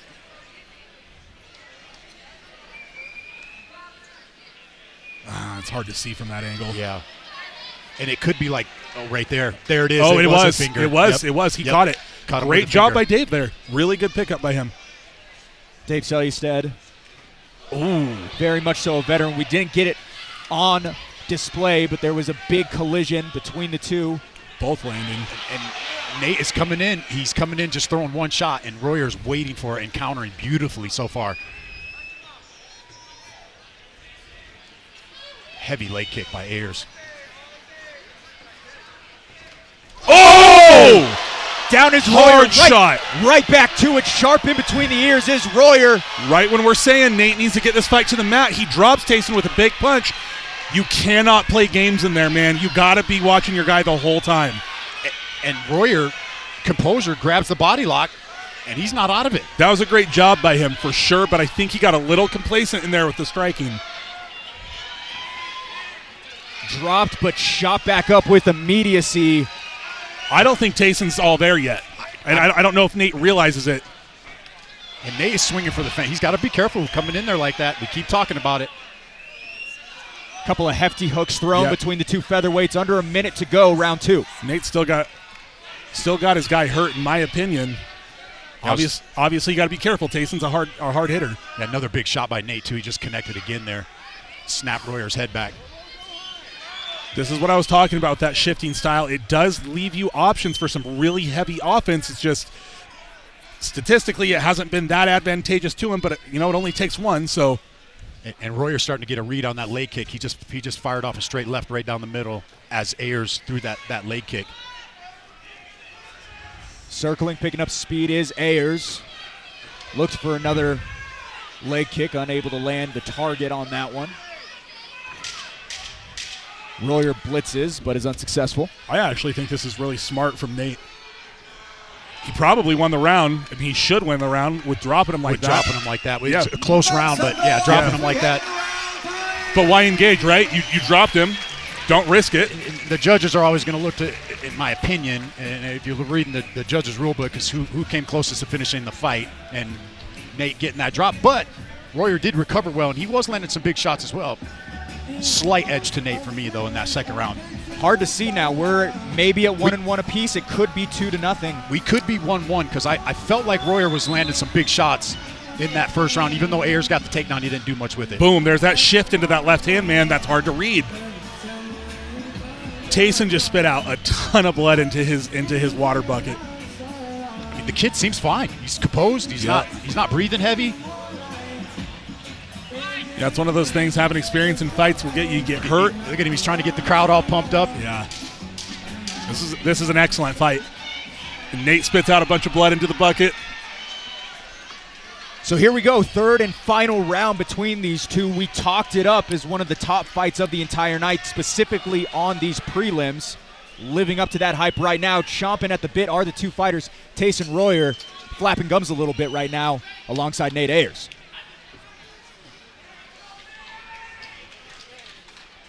The glove touch.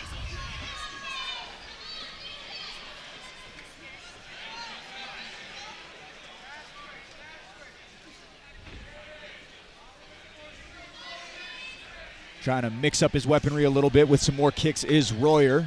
He's primarily boxing thus far, Andrew. Yeah, I was curious about that because he's got a very almost Thai-style stance. He came out with his hands up, kind of plodding forward, but it was all all punches rather. Another quick slip for Royer off the expense of Nate Ayers' leg kick. Yeah, seems to be loading up a little bit. Nate timed that really, really well. Tayson's got a lot of blood coming out of his mouth. Well, maybe not. Looked like it on the broadcast. And Jason, we have seen more of a shift. Earlier on, Ayers was explosive, and now a much more dialed-in approach as we get later towards possibly a judge's decision. And now Royer's doing the stalking now in this round. And minute off the clock. Tayson's not landed anything. That was more of a slip by Nate, but this is not good in the judge's eyes, right? You're being stalked. You're throwing. You're getting punched into the cage. You're slipping a little bit because you're trying so hard to get out of the way. You can't you can't keep this body, this posture the whole time. You got to get on the offense. I think Nate's having a problem with his right eye. He keeps blinking that right eye, and he wiped it a couple times in the first round. I don't know if he if it's from that finger in the second, but. He certainly did take that eye poke. If you look at Tayson's front leg, Nate has been successful at chewing that. Look at the inside of that leg. Yeah, he doesn't not want to get kicked there. No, that's hurt. That's hurt for sure. And Tayson's actually switching stances here. Yeah, I think Nate's having a problem with that right eye.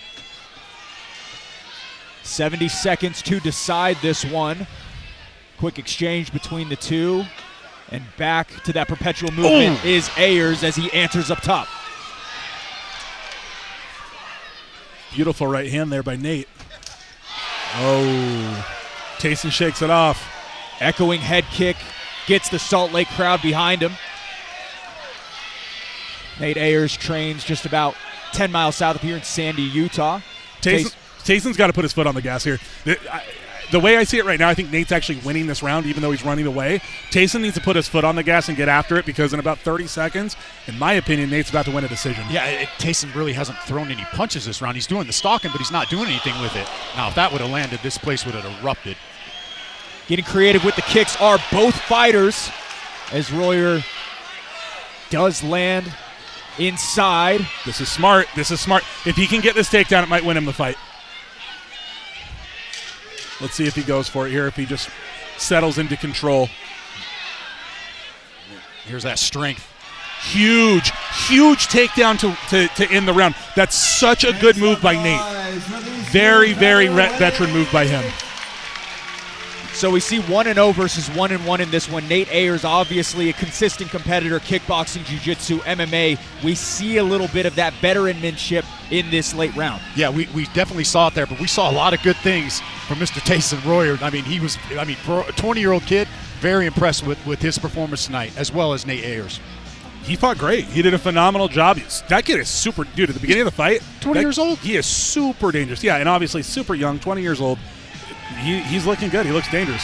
Scorecards are still hot. We'll have to see what happens, but Nate Ayers seems to think he's got it done. Speaking a little bit with the Sierra MMA crowd up in the rafters. Fans on their feet as Nate Ayers hyped up for potentially back-to-back successful walks in the MMA rule set. I got to say, I think that was a close fight. If I had to give it to someone, though, I'm going to go with Nate. Seems like the confidence is on his side, in his corner, alongside Trey, as well as Pedro Sierra. Quick look at the camera. Showed off a lot of those kicks and got really creative with them late, Andrew. He did. A little bit of karate in there, never hurts, right? We saw Tayson throw, I think he threw at least 2, maybe 3 or 4 spinning back kicks in response. He didn't like when Nate tried to spinning heel kick him in the face and returned with a back kick to the body. It was pretty good. Exciting stuff. I think at the end of the day, Nate just mixed up his attacks a little bit more, was a little bit more dynamic. Tayson, while he was really effective with his hands, that's all he did, and eventually that does get predictable. Looks as though scorecards are finalized. We'll make it official with Jackson Hopes. Here's fans. After 3 rounds, we go to the judges' scorecards for a decision. The judges scored this contest 30-27, 29-28, and 30-27, declaring the winner by unanimous decision, Nate Ayers!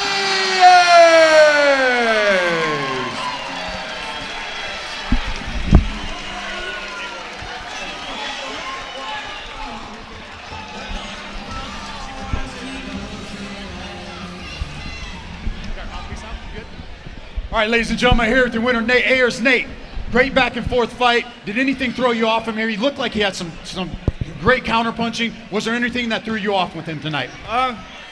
Like coming in here, I knew Tayson was gonna be a fucking tough kid, tough fighter. That was a banger of a fight. That was a good fight though. How bad did that eye poke? I commented in the 3rd round on the broadcast. It looked like you were blinking that right eye a lot. Did that eye poke really bother you? I felt 2 fingers go down in my eye socket. It was uncomfortable. Well, you're 2-1 now. Where do you go from here? What do you want next? I'm going to Mexico, baby! With my lovely wife. Shout out Kylie Jean, I love you, baby.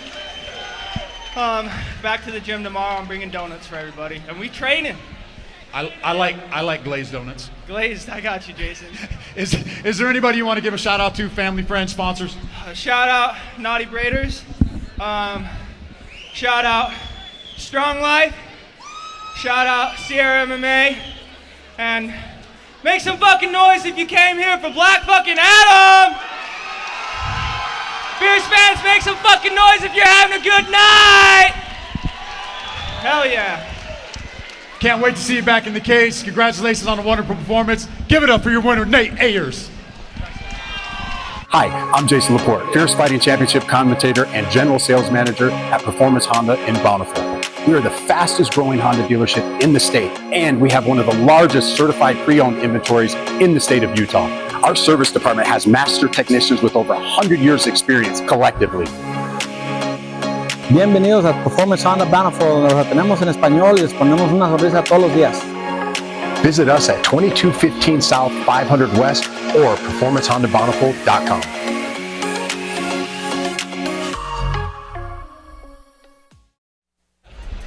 Scan the QR code on your screen right now for access to Fierce FC's digital program. Get the inside scoop on every fighter making the walk tonight, as well as additional information on future shows. Back at the Masonic Temple, Nate Ayers is headed to Mexico, Jason. He's heading to Mexico, but he's bringing me a glazed donut tomorrow to the gym. Yeah, he did the right thing. I did it the wrong way. I went to Mexico first and then fought.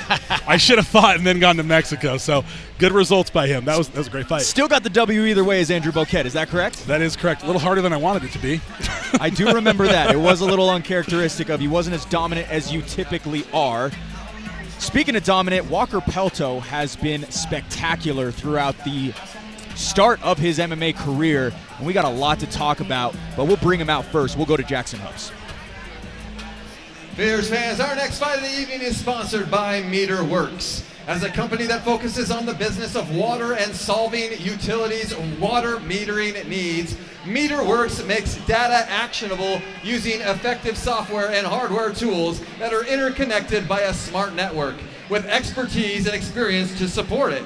They save time, labor, water, and money through their innovative AMR and AMI systems. To set up a free demo and to put information into action, contact MeterWorks. Fierce fans, make some noise and welcome Treston Whitkey and then Walker Pelto to the cage.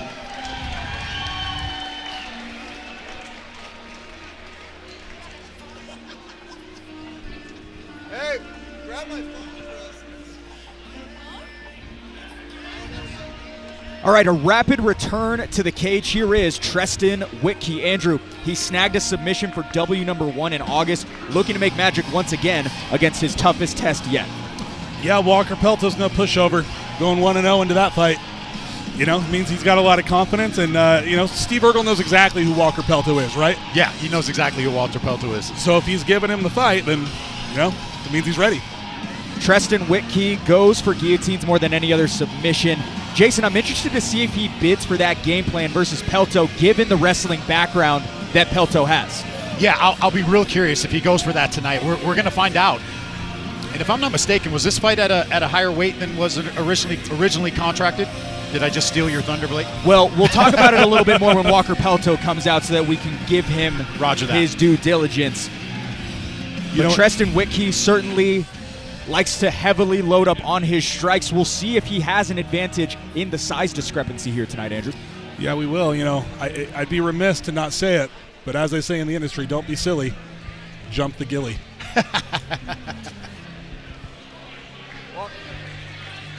Treston.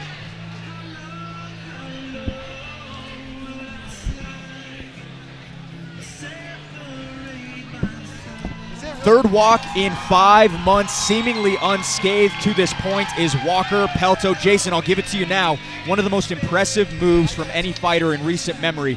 Originally planning to make middleweight at 185 pounds. Then it was moved to 190-pound catchweight bout. Treston missed weight by 14 pounds at 204. Walker Pelto says green light to go here tonight at 205 pounds. Dog, Walter Pelto, dog. And he walks out with the shirt that says, Jesus loves you, bro. Say that again. The fight was originally contracted at what weight?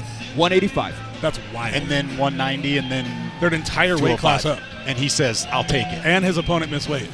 He says, I'll take it. Sign me up. That's I'm still going to fight. That's extremely impressive. I mean, if you ask Walter Pelto, he'll tell you exactly how good he is, right? So, you know, I mean, he obviously believes in himself. Let's go ahead and see the size discrepancy potentially on this one. At light heavyweight, again, moved 20 pounds for Walker Pelto and Treston Whitkey. Whitkey, 2 years senior. Both fighters stand 5'11". Pelto weighed in at 186.5 pounds to be eligible for this one. Treston Whitkey weighed in at 204. Undefeated record on the line for Pelto. 1-1 on the other side with Treston Whitkey. Interested to see how this one plays out. Seems as though we are just about ready to get things going. For the intros, here's Hoops. Fierce fans, this fight is sponsored by Meterworks. This fight is an amateur light heavyweight bout scheduled for 3 3-minute rounds, and when the fight begins, the referee in charge will be Tyler Tomlinson. Introducing the first fighter, fighting out of the blue corner, holding an amateur record of 1 win and 1 loss. He stands 5 feet 11 inches tall and weighing in at 204 pounds. Fighting out of Fight City SLC, hailing from Salt Lake City, Utah. Fierce fans, make some noise for Treston Whitkey. And introducing his opponent, fighting out of the red corner, holding an undefeated amateur record of 2 wins and 0 losses. He stands 5 feet 11 inches tall and weighed in at 186.5 pounds. Fighting out of Memento Mori MMA, hailing from Montpelier, Idaho. Fierce fans, make some noise for Walker Pelto. Staying busy is Walker Pelto in the red gloves. On the other side is Treston Whitkey in the blue. This amateur light heavyweight bout is brought to you by Meterworks, focusing on the business of water and solving your water metering needs. Meterworks, an official sponsor of Fierce FC. Just looking at the two, it doesn't look like there's a huge size discrepancy. I guess he does look a little bit bigger now that I see him together. I was going to say in the stomach and chest, right? Yeah. Closing the distance and going immediately for that guillotine. Pelto fighting back. A cup was lost. Scrambling their way all around is Walker Pelto, trying to fight out of this one. Don't be silly. Jump the gilly. He jumped it, and it didn't work out. It so often does not. Right into mount by Walter Pelto. Great execution there. Pelto spills Whitkey to the canvas. Begins to go through the gears, trying to lock down a little bit of a position. He's doing a good job here staying on the back. He didn't fall off. He's posting out with his hand, saving his position. I like that he's landing shots here and not just going for a submission right at the beginning of the fight. It's better, in my opinion, just get your damage. The choke will present itself.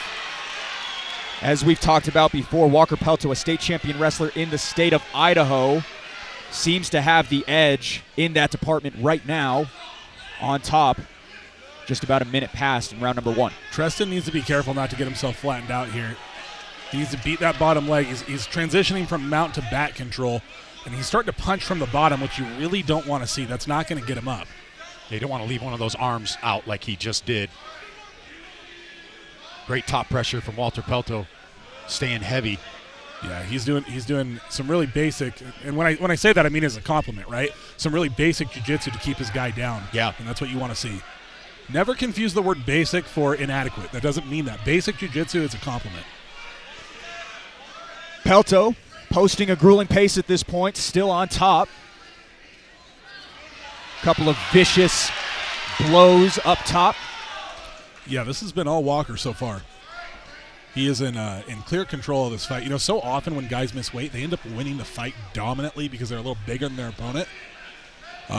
Walker said, I don't care. He said, I do not care. I'm going to take you down. I'm going to smother you. No, and that is literally what they said to Zach. That they plan to go in there, wrestle, and he thought that his skill set was better than his, and that's why they ended up taking the fight.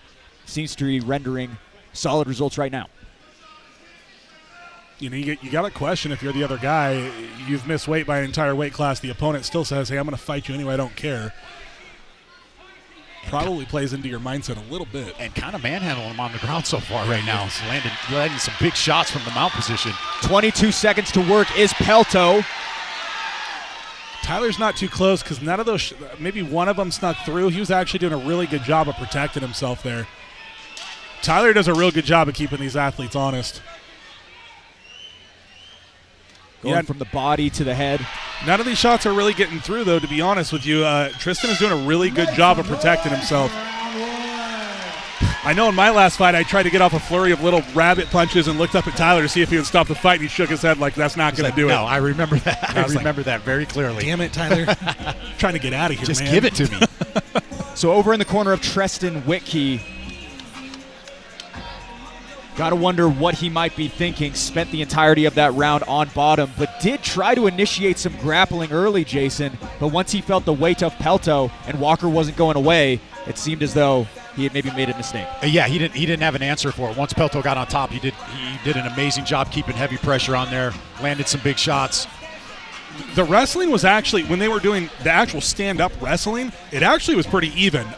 Tristan had some good spots. This may very well be a case of whoever ends up getting on top in the exchange is going to win the fight. Yeah. So I'd be interested to see if he's going to come out and grapple again. My instincts, what I'm seeing from him, is saying, yeah, he is going to grapple more, actually. But we'll see. I could be completely wrong about that. Walker Pelto now 9 for 9 with that successful takedown attempt in round 1 through his first 3 fights.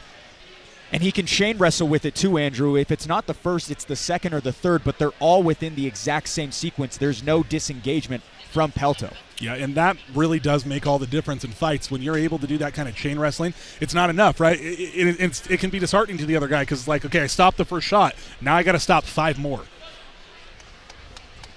Top of round 2 we go. Whitkey immediately loops a couple of hooks, and Pelto back to the well he goes. Good double leg to get this guy down. Walker Pelto, this kid. Swinging hard, got his guy to get his hands up, and then took him right to the mat. Searching for that guillotine. Now over in the corner of Memento Mori is Walker Pelto. He'll stand back up and punish Whitkey for looking to follow him.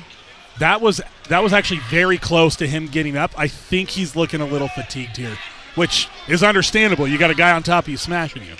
But it was actually a very good stand-up. He just didn't have the stamina to finish the move. Pelto grapevining the legs, continuing to widen the gap here, just about a minute through round number 2. Walker in clear dominant control here. He's got the feet grapevined every once in a while when Tristan's trying to move and escape. Smothering control, high guard or high mount with his chest, smashing him. Looks like he might be setting up a head and arm choke here. he tried for that late into that first round too, and Tristan was privy of it. He's aware it's there. There it is again. Whitkey looks to get up. Pelto targets the back, looking to bring him back to closed quarters. It's a nice transition there for Walker Pelto from the head and arm choke to back control. Back to head and arm choke, and now he's off to side control. Let's see if he can finish it, but Treston's doing a really great job of not getting his arm up by his ear. Let's see if he can continue to do that. Still able to hold him down while Whitkey looked to be able to get back up. Pelto not having anything of it. Whitkey's doing a good job of creating the space there. It's not tight yet. But it's slowly getting there, and he needs to do something. His head's turning real red. He's got to do something to start getting some more space in this position, because if he allows Walker to work, he's eventually going to get to a spot where he can squeeze you. But you also got to wonder what kind of fatigue that might create for Pelto if Whitkey is able to survive the next 40 seconds. Very true, and he does. To Walker Pelto's credit, he realized it wasn't going to work and went back to the mount, so that was a good move by him. High fight IQ for the 19-year-old Walker Pelto. Grapevine in the legs again, heavy down with his chest. The issue that Treston's having here is that he's not getting off of his back, right? You need to get onto a hip. You need to start pushing the knees. You need to start doing some type of motion with your hips in order to get the guy off of you a little bit so you can make the space that you need to get up. Laying here on your back and pulling the guy down is just not going to accomplish that. But like I said, this may be a fatigue issue. And if he was tired before the takedown, I'm telling you he's exhausted now. Oh, he's definitely going to be exhausted after this round because he's just been... Pelto punishes to close out the round, bogged down by the offense of the Memento Mori fighter is Treston Whitkey. Interesting to see what we'll see here in the final frame, but Whitkey does look gassed like you've been talking about, Boquette. Yeah, it's hard. You're getting taken down. You're getting beaten up. You're having to fight off all these attacks. The head and arm choke, it didn't get the finish, but it did cut off his breathing a little bit. I guarantee it. And all of those things, I always say, and my coach. Oh, here we go with the replay of this. My coach Jeremy Horn always says, think of yourself like you have a stamina bar. All of these moves just stap a little bit, and you can see Walker's work here. Good shots, taking him down, wearing his guy out.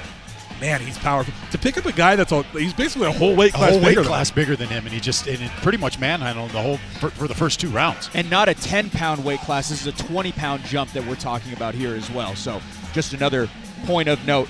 For those baseball fans out there, for anyone who's keeping score at home, 10 for 10 now for Walker Pelto. Another lone successful takedown attempt for him. I was talking to Walker Pelto this morning at the Fighter Hotel. I said, how you feeling? He said, I feel great. I feel calm. Very interested to see how this third round looks for both. A lot of energy expenditure on both sides. Top of round 3 coming your way.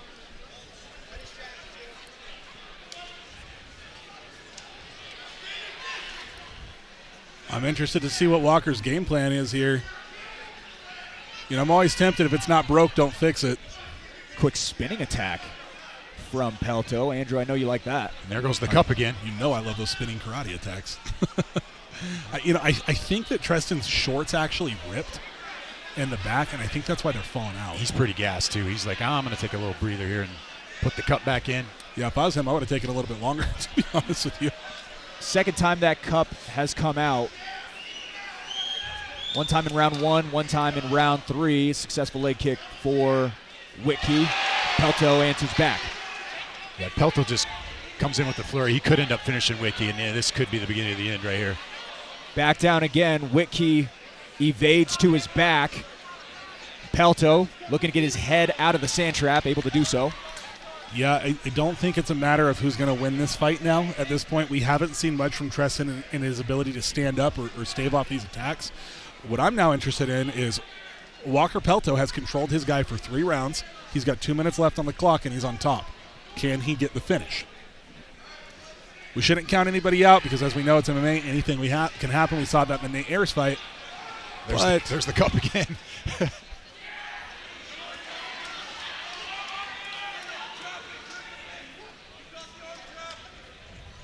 And he's getting that arm trapped again. I don't know if he can get that from that position with him being up against the cage there. Pretty tough. He's on the wrong side there, right? You need to hop over. Right inside control. Pelto still submission searching, but you guys are right. Certainly a tough position to be, but just battling to the body is Pelto. With a guy that's already exhausted, right, and then you're drilling him in the gas tank. Oh, those are hard shots, too. He's trying to end this fight right now. I think he was listening to you, Andrew. That's what you want to see, right? You want to see finishes. Really impressed with when he has that top pressure. He's making sure he's getting those elbows above the shoulder line of Tristan. Is Walker Pelto. Very high fight IQ. Yeah, Walker is no longer grapevining the legs. He's now moved his entire mount up high. I think we're about to see some big shots come out. And here they are. Yep. Now seem to be infiltrating through the guard. Walker Pelto rolling downhill late in round number 3. Walker looking like he's interested in this Americana. Yep, there it is. Whitkey able to slip his way out of it. Pelto looked to isolate again, but now goes back to finding his balance. If I'm in Walker Pelto's corner, I'm yelling 30 seconds, leave it all out on the mat. What you just heard is they want to see the high mount again. They want the finish. They're calling for it. That arm? Yeah, here it is. And that arm keeps coming up too. Walker might be privy to it and spin to that arm attack as well. We'll see. But Walker's probably tired as well. I mean, this has been a high-paced fight for him. He's actually the one doing the majority of the work. So Pelto continues to rain down shots. Whitkey won't go away, but the 10-second clapper did go. Looks like he's going to survive. Just like that, weight class is irrelevant. Walker Pelto dominant through 9 minutes, back-to-back times. That last round's got to be a 10-8, right, That's Jason? got to be a 10-8 round. Yeah, that was a dominant performance by Walker Pelto. Yeah, and shout out to Tristan. He stayed in there and he didn't quit. He definitely did not quit. But a little too much for him. And Walker Pelto just a little too much for him. I mean, I don't think people that if you've never trained before, if you've never been on the mats before, don't realize like how hard that is to not quit and not give up in those positions, to be pretty much dominated and in full mounted for 3 full rounds. Yeah, it's a good point because your body is telling you to quit. Your body is telling you to quit. Yes, your body is telling you to quit. And especially as you get to the end of the round, he knows he's losing. He knows he's not going to win the fight. Yeah, he doesn't care. He's just going to hang in there. And I mean, they are fighters, and you got to give respect for that. Always stoic in the demeanor, one of the nicest guys you'll ever meet, Walker Pelto. It seems as though he's going to get his hand raised. Talking a little bit with Zach Partridge.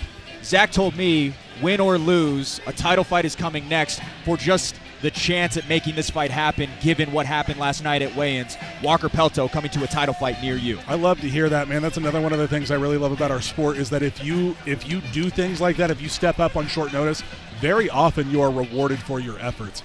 Walker Pelto couldn't look better heading into his first title shot. Excited to see it, but we got to make him 3-0 first. Here is Jackson Hopes. Fierce fans, after 3 rounds, we go to the judges' scorecards for a decision. All 3 judges scored this contest 30-24, declaring your winner by unanimous decision and still undefeated, Walker Pelto.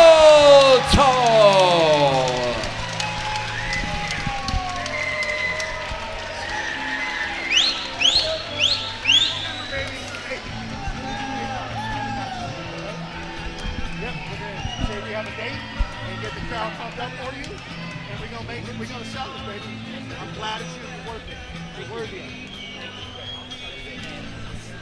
All right, ladies and gentlemen, here with your winner, Walker Pelto. Walker, that was a dominant performance. You took this fight a weight class up. How are you feeling coming in here tonight? I'm feeling good. My team gets me ready and prepared, so whoever I'm against, I'm ready. Did anything surprise you? Because you had dominant position pretty much the whole fight, and he just kept fighting and coming back. And I saw you were going for that finish in that 3rd round. Did you think you were going to get it? I don't know. He's big and he's strong, and it was a lot of effort just to get there.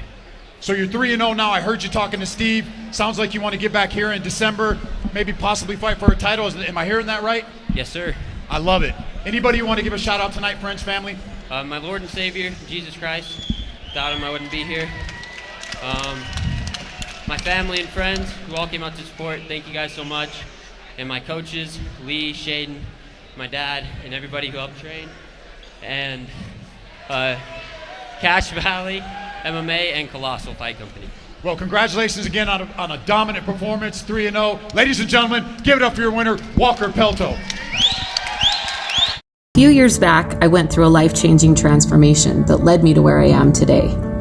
I lost 170 pounds and began my kickboxing journey when one of my kickboxing clients, who happened to be a realtor, sparked the idea within me that the passion I have could be put into real estate. And that's exactly what I've done. I'm a wife, mom, and grandma, and I'm also a kickboxer, and I'll knock out the competition. When it comes to real estate, be distinct. Choose pink. Scan the QR code at the bottom right corner and use code GLOWPOP50 for 50% off the Glow Pop After Party right here at the Masonic Temple in Salt Lake City immediately following the show. Well, we've got one more here on these packed prelims. Andrew, what a show we have already had. It was a long prelim. It's a little bit of a shorter main card, but Walker Pelto dominant throughout the entirety of his amateur career so far. 3-0, 3 10-8 rounds on those scorecards across the board. Yeah, 30-24 is about as dominant as it's going to get without finishing your opponent. I don't know that I've seen a local fight be 30-24 yet. Jason, I don't think I have either. I don't think I have either, and I don't know if you heard in there, they were trying to get a face-off with Jason Ergo for a fight in December in there, and Zach kind of axed that. He didn't want the two of those guys to face off. But I will say, though, we were talking about Andrew and I, this is a confirmed he will fight for a title his next fight. I love that matchup. If I believe it's Jason Ergo, right? Is that that is what has been suspected. Yeah. Very excited for that one potentially going down just a couple of weeks from now, live here at the Masonic Temple. Back inside, we're going to jump to Jackson Hoops to close out these prelims. Got the wrong hand motion accidentally from Jackson Hoops, saying to stall a little bit. We got a cameraman out at the moment. So if we were to jump to Jackson Hoops, you wouldn't see Jackson. You would just see the outside of a cage sitting on a floor. So that being said, happy to chat a little bit more. Fellas, so many great fights and performances on this card. Noah Hamilton and Hunter Birdsley, though, really seem to fly off the film, Jason. Yeah, you Noah, Hunter, and Walker Pelto right now. Utah MMA has some phenomenal up-and-coming fighters coming up. I love this. We got the best job in the world. Got a couple more. Dietrich Jessup, Michael Eastwood waiting in the wings. Jackson Hoops, he's ready to go. Fierce fans, our final fight of the preliminary card is sponsored by Road Trip Mushroom Gummies. Their handcrafted gummies are infused with nature's secret, the magic of mushrooms, longly crafted to elevate your spirit and expand your consciousness. Whether you're looking for an introspective voyage or a wild communal adventure, their gummies will be your trusty companion on this journey at Road Trip Mushroom Gummies. Fierce fans, make some noise and welcome Michael Eastwood and Dietrich Jessup to the cage.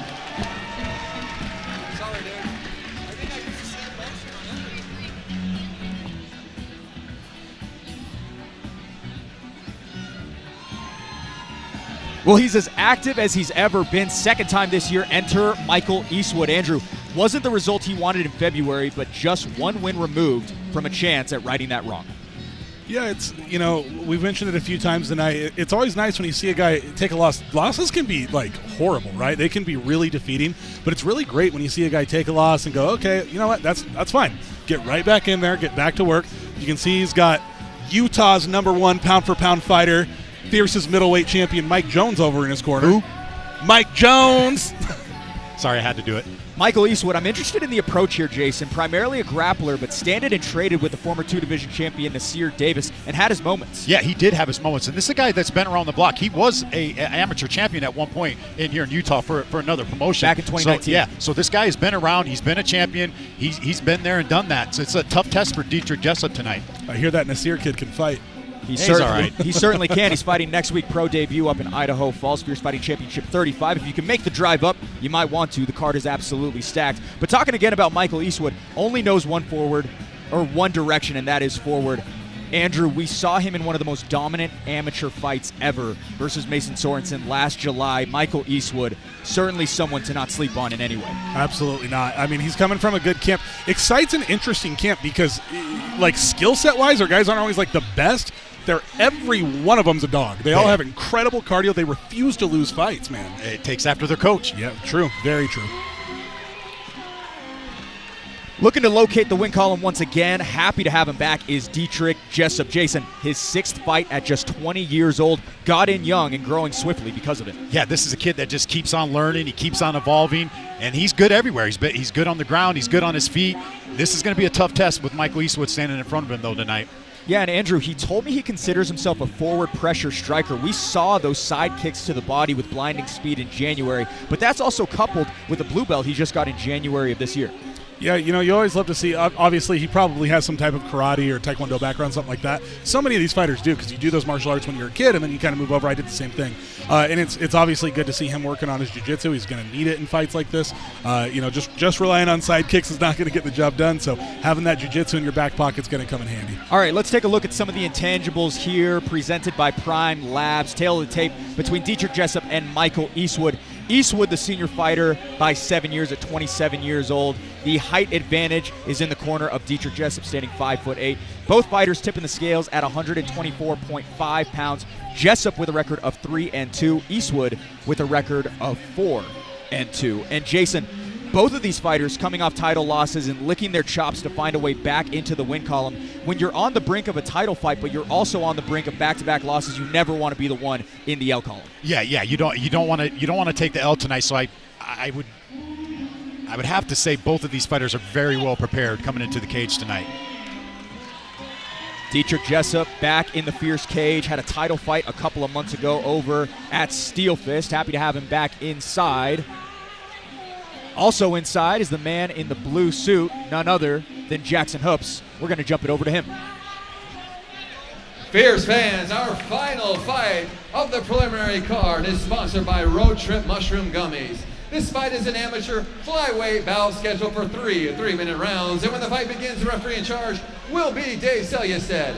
Introducing the first fighter, fighting out of the blue corner, holding an amateur record of 4 wins and 2 losses. He stands 5 feet 7 inches tall and weighed in at 124.5 pounds.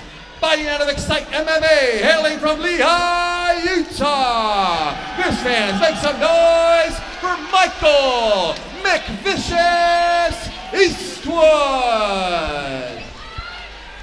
And introducing his opponent, fighting out of the red corner, holding an amateur record of 3 wins and 2 losses. He stands 5 feet 8 inches tall and weighed in at 124.5 pounds, fighting out of the Vigilante Academy and One Hit MMA, hailing from Layton, Utah. Fierce fans, make some noise for Dietrich Jessup. Closing out the prelims is Dietrich Jessup in the red gloves. Back once again is Michael Eastwood, fitted in the blue. This amateur flyweight #1 contender bout is brought to you by Road Trip Gummies, legal mushroom gummies for cognitive function, legal in all 50 states, and delivered discreetly to your door. Road Trip Gummies, available at earthwellness.com, and an official sponsor of Fierce FC. This is an incredibly well-matched fight. These guys are very even on basically everything. This is very good matchmaking by Zach. You took the words right out of my mouth.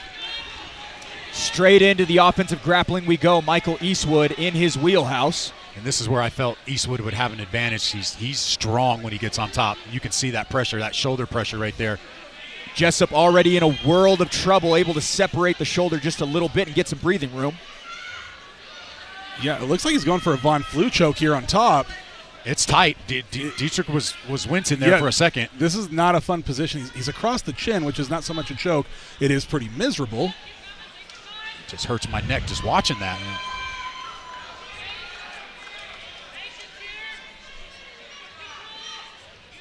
Back to butterfly guard here. Jessup now doing a little bit of offense from the bottom. Not able to garner up a ton of offense, but more annoying than anything. Now closing up the guard. Eastwood looks like he's going to the alma mater body head, but Jessup's doing a good job here setting up for triangle chokes. Again, immediately on the other side looking for triangles. Claustrophobic pressure by Eastwood, but Jessup trying to get a little bit creative on the bottom. Triangles, guillotines. Lots of different weapons for Jessup off of the back. I like to see guys being offensive off of the back. If they're not going to try to get up, you need to do something to make them think twice. Good explosion there. He needs to watch his back take. Right back to it is Eastwood. Finds a way to the top every time, it seems like, Jason. I'm on the edge of my seat here. I can't keep up with the action. These guys are all over the place. And Jason, this is what a lot of people thought Eastwood would pose towards Nasir Davis, but wasn't able to take him down. Instead, he had to stand and trade with him. Yeah, Nasir Davis is just a powerhouse, and you can tell in this matchup, Eastwood, from what I'm seeing right now, has a little bit of a strength advantage, and that could just be the age difference. Eastwood, late 20s. Jessup still only, 20, 21 years old, if I'm not mistaken. Old. And now he's got a tight head and arm choke there. He's a little too high. 50 seconds to work here for the Excite MMA fighter. Jessup able to reverse the position, but Eastwood still has it. Now he might go to the back there as Eastwood. Beautiful back transition. That was beautiful. Lots of really good grappling here and lots of good grappling transitions. Head and arm chokes, triangle setups, rear naked chokes. This is what you want to see in a fight. This is awesome. Constantly saw that back and forth battle with Dietrich and Chris Anderson, who's on the main card. And that's tight. Yeah, this might be locked in. Yep, there it is. There it is. Michael Eastwood punches his ticket to another title fight with this one. Overwhelming pressure by Michael Eastwood. That was just overwhelming. That strength. Pressure, pressure, pressure. That was a really good display. Really, really good display.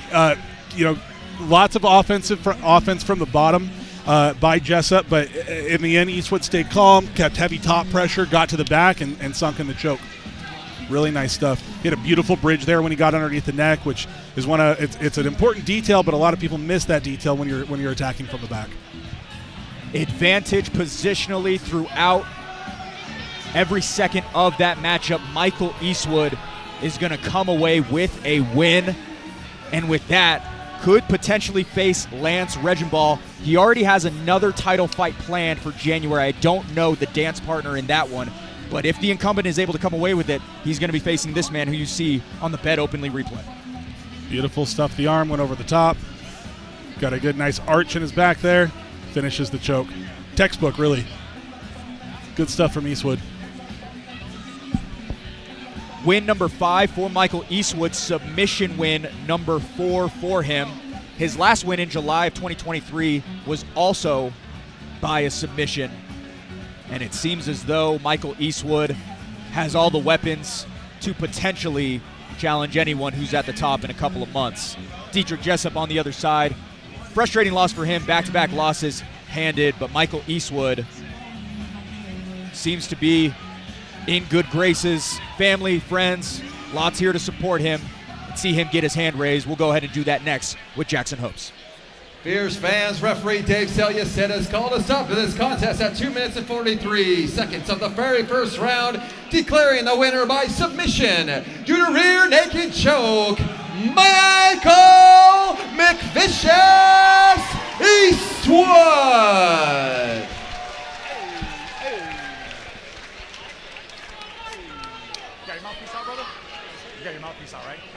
All right, ladies and gentlemen, I'm here with your winner, Michael Eastwood. Michael, dominant performance, get you back in the win column. How you feeling tonight, man? Feeling great, feeling great. Did this fight go as you expected? He's pretty scrappy out there. I expect to go longer, definitely. I surprised myself with that takedown and controlled the rest of it there. Yeah, once you got on top, smothering pressure, you end up getting the finish. What's next for you? Where do you go from here, man? Need to take some time off, but we'll see if I come back for the title shot, huh? I like it. I think you deserve it, man. Is there anybody you want to give a shout out to? Friends, family, sponsors? My family, my friends that are here to see me. My family back in North Carolina supporting tonight.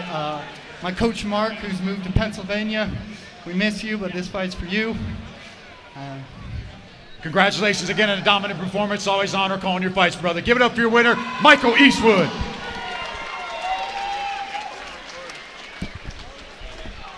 All right, Fierce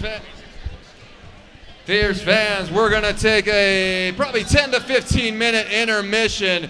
In the meantime, we have Glow All right, 8 Pop fights that's down going to with come. plenty of main card attractions to attend to after this break. For now, you can learn a little bit more about every fighter set to make the walk with this segment brought to you by Glow Pop. You're watching Fierce Fighting Championship 34, presented by Bet. Fierce fans, welcome to the main card.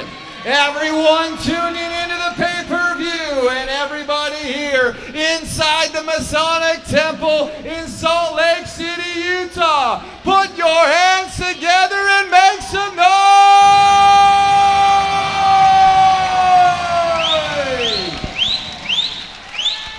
I love it. I love it.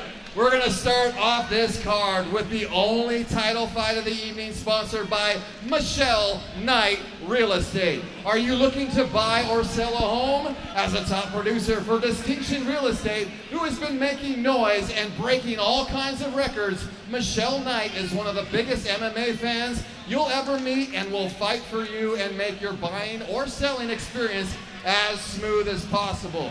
Give her a call today for a free consultation and market value analysis. When it comes to real estate, be distinct, choose pink with Michelle Knight Real Estate. Fierce fans, make some noise and welcome the challenger Logan Taylor and then the champion Talon Carvalho to the cage.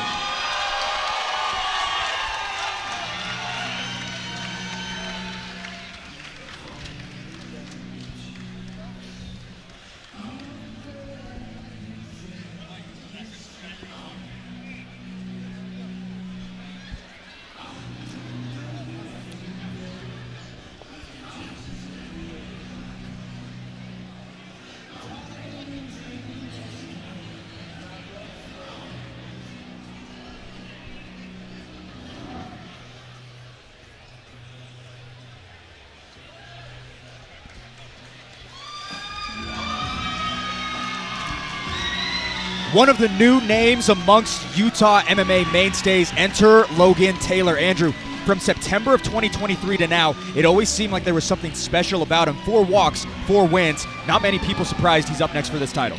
Yeah, I mean, coming in at 4-0, training at a gym like Kojima and making his first run at a title shot. I think he's in a pretty good position to do some special things in the sport. We'll see how tonight goes, though. Jason, a constant cycle of camps for Taylor. 4th fight in just under 9 months, but couldn't wave off this opportunity versus Talon Carvalho. Yeah, Logan is another one of those blue chip prospects that we talk about here in local MMA. He's 4-0, trains out of Agema. This kid's a stud, man. This is my fight of the night. I've had this highlighted when I found out this fight was announced. And Andrew, it's very interesting because this is going to be a slight clash of styles. Taylor, the creative grappler, but Carvalho, the bruising striker. We'll have to see which one comes out on top, but going to be very interesting to see each other's offense go to work. Yeah, typically in fights like this, I'm always going to lean towards the grappler, especially towards these lower levels of MMA. I mean, this is, they're fighting for a title, but it's still an amateur fight. And so I always do lean towards the grappler, but I don't know. Tonight, striking has been on display for a lot of people, and it's been working out. Yeah, it's been working out really well.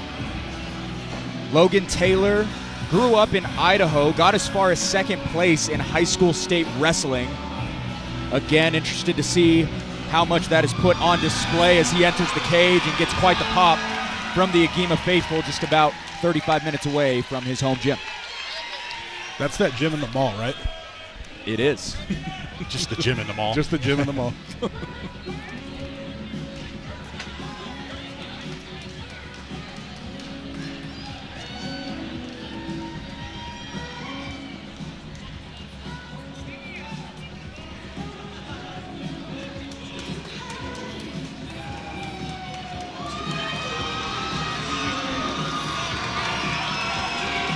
Third consecutive title fight for the Fierce FC amateur lightweight champion, Talon Carvalho. Jason, he bowed out of his last bout looking like a dialed-in vet, new and improved every time we see him, it seems like. And there was something that we saw after he took that loss in that last fight. He was a more composed fighter.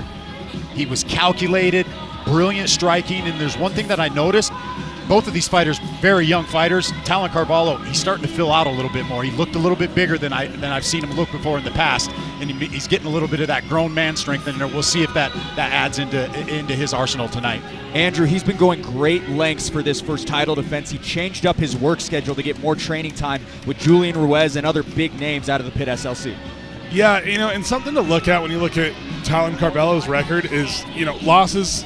I don't want to say they don't matter, but who you lose to does matter. And he lost to Eamon Garcia. Yeah. Turns out that guy's pretty damn good. Yeah, he's no slouch. So, yeah, he's got a room filled with really talented guys over there, obviously. And another thing that Talon's been getting, we've been having UFC events, and UFC fighters have been going to the Pit, right? And so not only is he getting the exposure from guys like Blake was saying, but he's also getting exposure to top UFC talent. I know that Alex Pereira was out there training, Chama, and, getting to see that high level of guys can really elevate everybody in the room. All right, let's go ahead and pull up that tail of the tape for this amateur lightweight title bout between Talon Carvalho and Logan Taylor. Carvalho, the older man by 3 years at 23 years old. Carvalho also will have the advantage in the height department, standing 6 feet tall, 3 inches taller than the Agima fighter. Carvalho tipping the scales right at that championship rim of 155 pounds. Taylor weighing in at 154 flat. Carvalho with a record of 4-1, undefeated at 4-0 is Logan Taylor, as we kick it inside for the intros with Jackson Hopes. Fierce fans, this fight is sponsored by Michelle Knight Real Estate. And when the fight begins, the referee in charge will be Tyler Tomlinson. This fight is scheduled for 5 3-minute rounds for the Fierce Fighting Championship Amateur Lightweight title. Introducing the challenger, fighting out of the red corner, holding an undefeated amateur record of 4 wins and 0 losses. He stands 5 feet 9 inches tall and weighed in at 154 pounds. Fighting out of Agima Jiu-Jitsu and MMA, hailing from Provo, Utah, by way of Meridian, Idaho. Fierce fans, make some noise for Logan the Lion Taylor.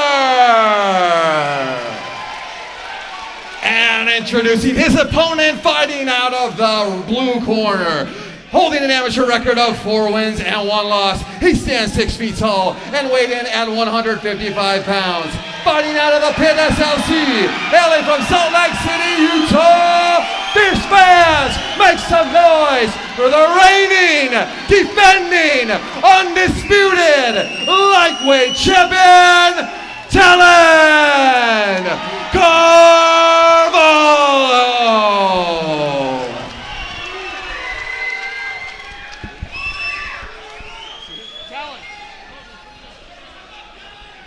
All right, guys, it's a championship amateur fight. You both know the rules. We went over the rules in the back, okay? Listen to my commands at all times. Protect yourself at all times or the fight will end. You guys understand? Sure. Touch gloves if you want. Back up. Fierce FC amateur lightweight champion Talon Carvalho in the blue gloves. Logan Taylor counters in the red. This amateur lightweight title bout is brought to you by Michelle Knight Realty. Knocking out the competition when looking for a realtor. Be distinct. Choose pink. Michelle Knight Realty, an official sponsor of Fierce FC. Both of these fighters have a common training partner in Joe Haro. I know Talon was working with him. Speedy start for Taylor. Coming out hot. Carvalho's looking to stick and move here. Good movement from Carvalho. Shifty on the feet. Taylor, the aggressor. I don't know if most people saw that coming, but we did see him in a massive stand-up war with Austin Munoz back in June. Carvalho's giving him some good looks, lots of head movement, feints. And this is the difference right here. Can Talon stop this takedown? Yeah, this is probably going to tell us a lot about this fight. If he can get this takedown, most likely going to go Talon's way, or Taylor's way, rather. And Talon's been really working on that grappling, specifically after the submission loss to Amin Garcia a couple of months ago. Logan Taylor having a harder time than maybe immediately thought to have versus Talon Carvalho, as he's still up top. This position is so hard, and it's so technical. Talon does a good job getting out and immediately throws. Good push kick to the body there.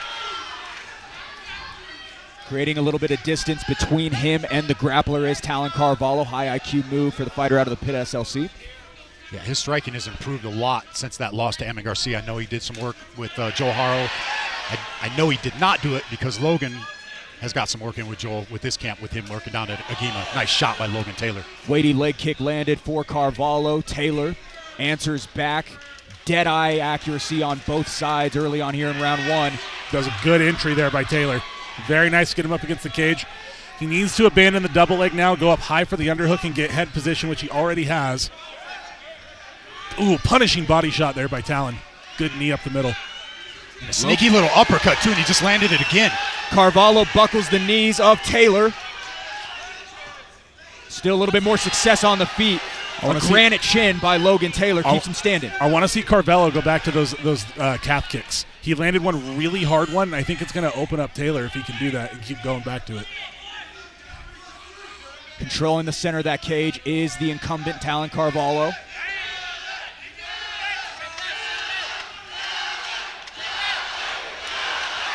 Right down the pipe once again. High percentage accuracy from Carvalho, but Logan Taylor puts it where he wants it to be, up against the cage, the aggressor being the Agema fighter. Let's see if he can get to work with some of that underhook. It's the one thing that he's missing with his takedowns here is he's not getting his underhook high enough to get his guy off balance. He's got to get Talon shifted forward. He was in good position there with the knee up the middle. I'm not sure why he decided to take that out. There's just a few small things that Taylor's missing here with his grappling up against the cage. There. Quick inadvertent low blow. Tyler Tomlinson gives a quick warning over to Logan Taylor. Talon Carvalho called it out. Tyler Tomlinson obliged. Quick conversation with the challenger. Back over to Carvalho. Seems to be good. And that clock will start back up. Waning seconds here, round number 1. Strong jab. A couple of them landed by Taylor. Claps the body as well. Well, what a matchup we have here, fellas. This is good. Jason, you seem intrigued. That was a very interesting first round, back and forth. Both fighters had their moments. Logan Taylor pressing forward, could not get the takedown. Both fighters landed solid shots. Very competitive first round. Yeah, I gotta be leaning towards Carvalho at the end of that one. I think he just did more damage, landed bigger shots. Well, he kind of buckled his legs there too for a second. Yeah. I don't know how well that'll play into the judge's eyes, but Taylor had his moments as well. He absolutely did. I think Carvalho just did a little bit more. Carvalho, he's doing a really good job of being patient. He's obviously the taller, he's a little bit bigger of a fighter. He's being patient. He's waiting for Logan to come in, and then when he does, he's smashing him. Yeah, I was going to add on that. We haven't seen Taylor come out like that. He came out, he was fast-paced, he was pushing the fight. I don't think we've seen that from Taylor before. Carvalho being the calmer fighter, the more calculated fighter in that first round. But once again, very tough round to judge. Talon Carvalho back up on the stool, seems fresh, dancing in his own corner. It might have leaned one way or another, but it does seem like we have maybe even a more competitive fight than some might have suggested early on, Jason. I knew this was going to be a very competitive fight, especially if Carvalho could to stop that takedown, which he has so far. Logan's really trying to bring the fight to Carvalho here. Misses on that one is Carvalho.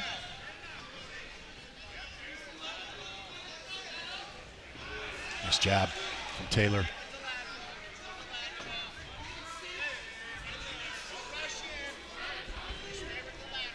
Logan's movements has Carvalho guessing a little bit before he throws those shots. Yeah. Looks like it's a constant cycle.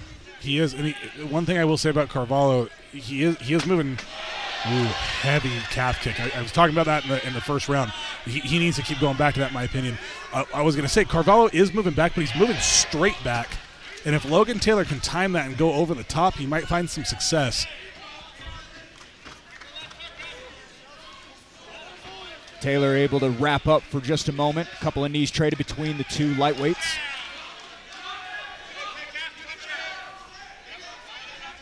The way they both close distance, get out of the way of the target, Andrew, it's pretty much, it's something to behold, no doubt about it. Yeah, they're moving really, really well. They're not, you don't want to see in striking.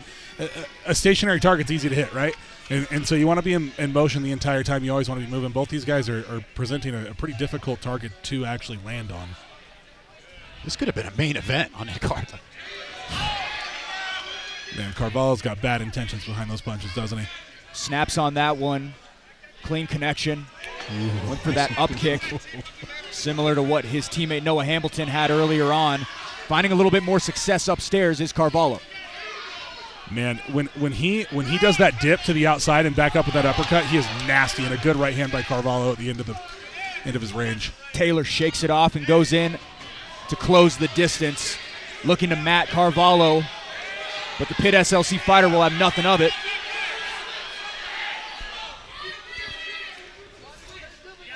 Loads up on his own is Taylor.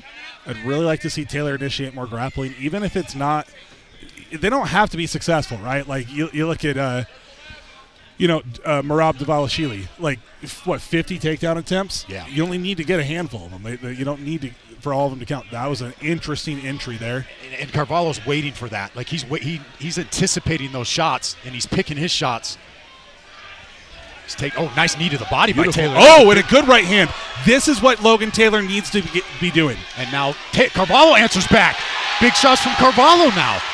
Man, Logan Taylor's tough. Those were hard shots that he took there up against the cage, and he didn't even blink. No, and he's still coming forward. Nice shots, nice 1-2 down the middle by Taylor. Logan Taylor's knee up the middle. Carvalho answers back. Triggers a little bit of offense from the champion. What a fight we have here. Potentially 3 more rounds. Championship rounds just 3 minutes away, Andrew. That's right. We get 5 rounds. I was getting kind of disappointed because it was the end. We're going into the third. We get 3 more. My palms are sweaty. Yeah, like I am on the edge of my seat with this fight. In the corner of Talon Carvalho, Ramsey Nijum, obviously a legendary coach here in Utah. Andrew, what do you think you might be saying to him? If I was Ramsey, and I'm not, Ramsey's obviously more knowledgeable than I am, but what I would think he'd be saying is, you need to be at the end. You're landing your right hand. It's good. Control that distance. Do not allow him to clinch with you, right? Keep circling, stay away, and just be a longer fighter. And really go back to those calf kicks, because those are thudding, and they are really damaging. You don't need to land too many of them. A couple of those scrambles late in the round. And more than anything, Andrew, it was the answer back from the knee that was landed by Taylor that maybe won Carvalho the round. I don't want to say who won or lost that round, but it's going to be close. I do think you're probably right, though. Again, I'm leaning towards Carvalho. He's just landing the bigger shots, doing more damage. He is, especially in that round. I think that round I'd have to lean a little bit more towards Carvalho. He's picked his shots beautifully. And I got to go to echo what you said, Andrew, in that last round. Taylor using that wrestling a little more, pressuring it a little more. And I think he's trying, but I think Carvalho's anticipating it. Yeah, I mean, easier said than done, right? Yeah, way easier said than done. Masonic Temple backing both of their fighters. A couple of locals here in the state of Utah.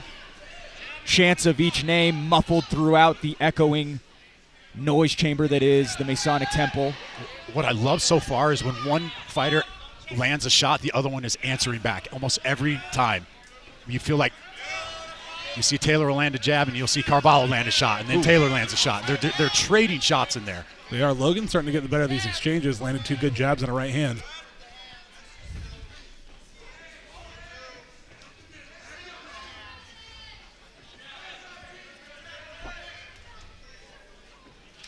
I like the clinch. Really think that's where Logan Taylor's going to find a lot of his success.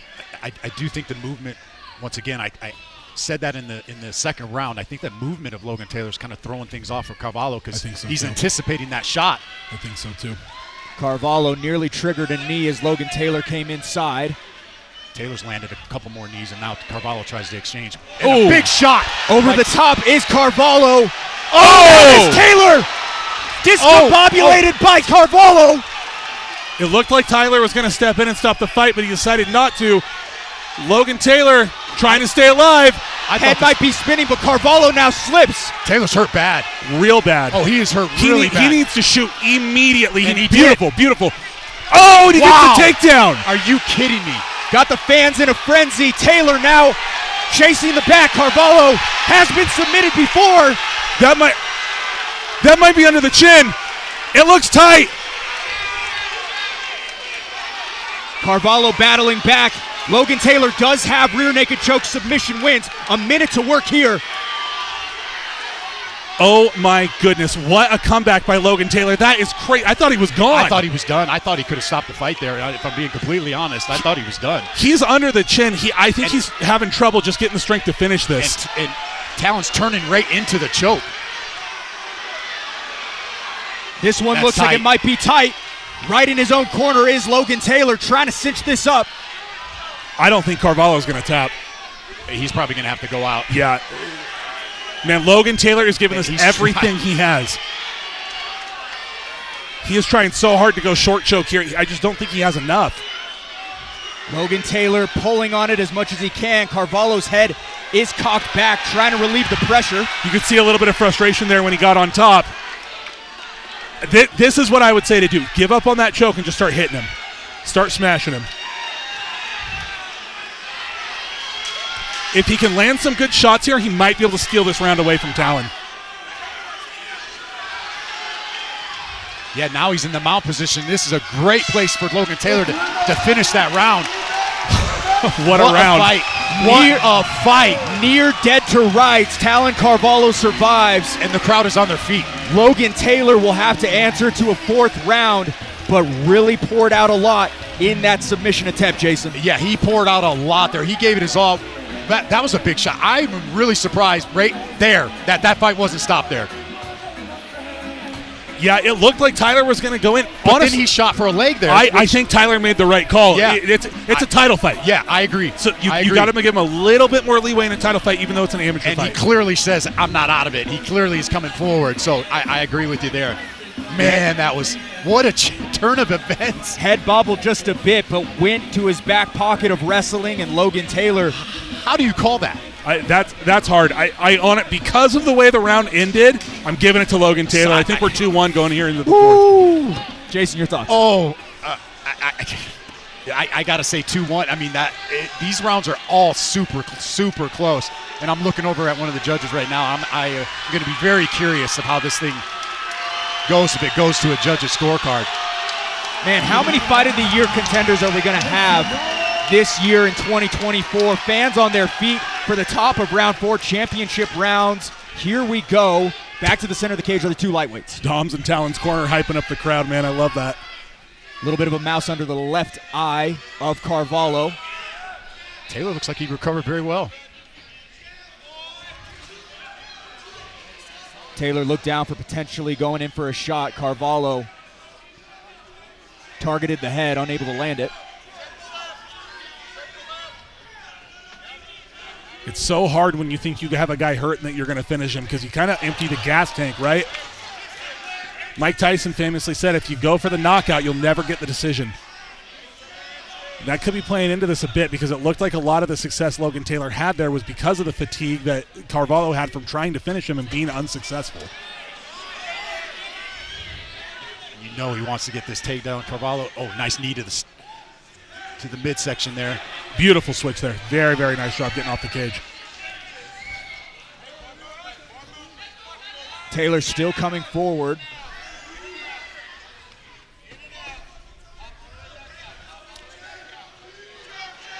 Logan is really extending with that jab.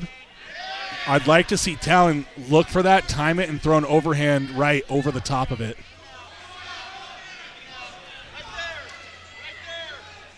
I feel like both fighters are taking a deep breath after that into that 3rd round. Yeah, tough round to be coming back from, for sure. Carvalho primarily battling back with counters at the moment. There's that calf kick again. Stiff leg kick. Buckles Taylor once again. Not a ton of discoloration on that lead leg, but Taylor will close the distance, try to get his hands underneath the hips.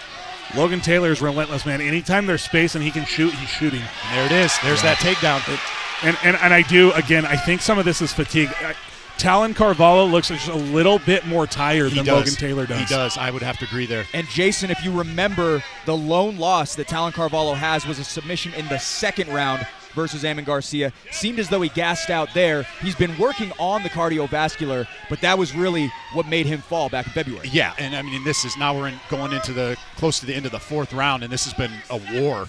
It's hard. If you fight like Talon Carvalho fights, I don't know realistically if you can go 5 rounds with this kind of style, right? It's very similar to like Conor McGregor. Everyone's saying he had bad cardio. I don't think he does. I think he's such an explosive athlete that you can't really keep that pace. And Talon Carvalho is extremely explosive. We'll also make this note, Talon Carvalho, all of his wins have been in the 1st round, like you're mentioning, Andrew. As for Logan Taylor, he has a decision win back in March. It was his toughest battle. He went a full grueling 9 minutes. We're certainly deeper than that here as the 10-second clapper goes in the first of 2 championship rounds. Yeah, conditioning is absolutely a weapon just as much as any martial arts technique.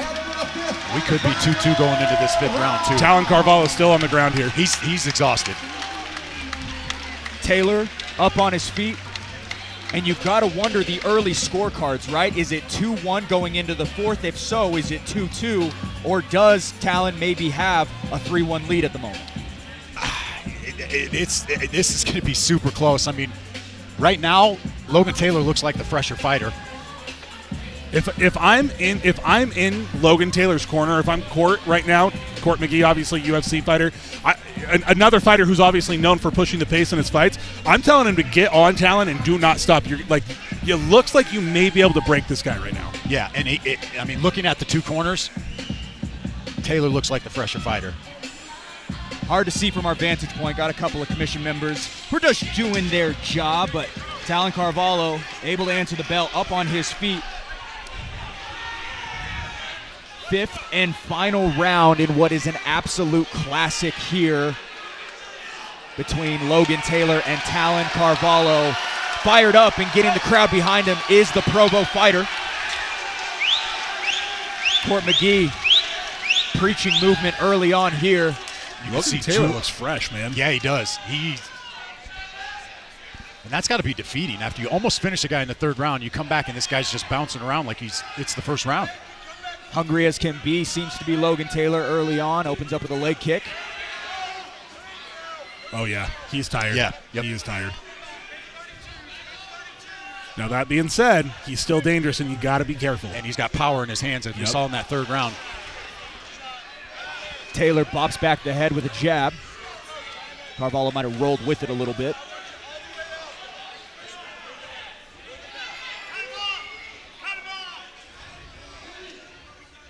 I like that. I don't even know if he's going to have anything if he shoots for another takedown again. I don't know if Carvalho will be able to stop it now. Grazing kick to the head. Taylor says, I think I got you. Carvalho says, no, you didn't. Logan Taylor did a knee tap with the inside of his left hand. I'm wondering if he's going to do that and then go back over the top with a right hook. Ooh! That got Logan Taylor's attention. Gutsy effort Smart. by both so far. Logan Taylor looking to mat Carvalho once again. Champion is down, but fighting his way back up with immediacy. Talon's doing a good job here. He needs to get up. He's got to get his hips up, though. He's got to get his hips higher than Logan Taylor, so he can't just ride down here. Was close to a knee to the face there. There you go. Now he's up. Carvalho doing a good job keeping himself upright, but unable to separate himself from another suplex scored for the Agema fighter. Logan Taylor gets this crowd back into this fight. Really beautiful mat return there by Logan Taylor. And impressive to be able to do that in the fifth round when you're already exhausted. Yeah. Very impressed with Logan Taylor.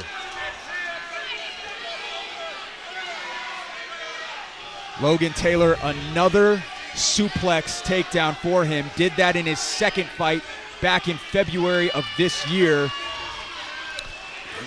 Talon Carvalho might not have enough energy to get out of this position.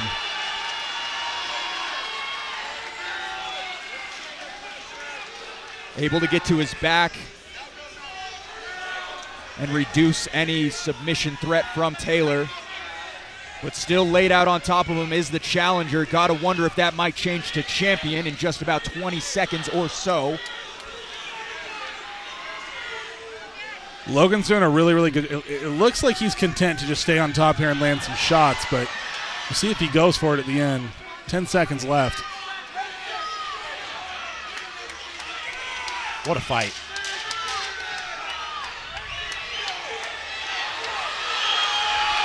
Stands him back up. Carvalho doesn't seem to have liked that. Bites back on his own.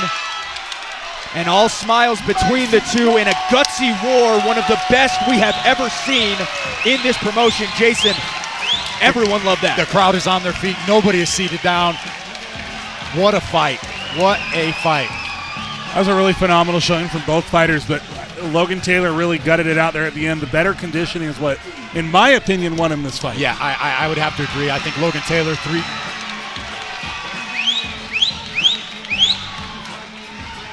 3-2, you're saying, Jason? I'm going to say 3-2. Yeah, I think Carvalho's going to, or I'm sorry, Logan Taylor's going to be the and new.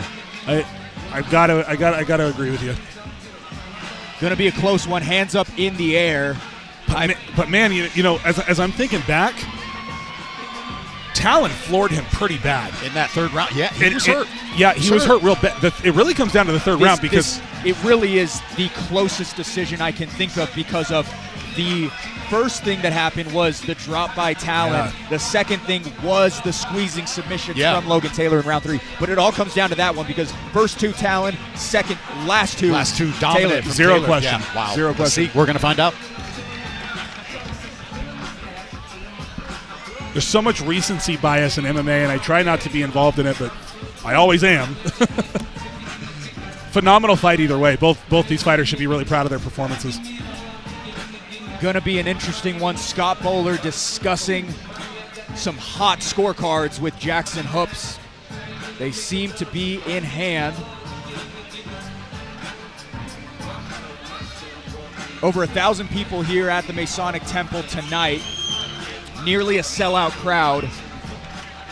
Everyone excited for this one, certainly delivered. One man knows the answer to this one. It is none other than Jackson Hoops.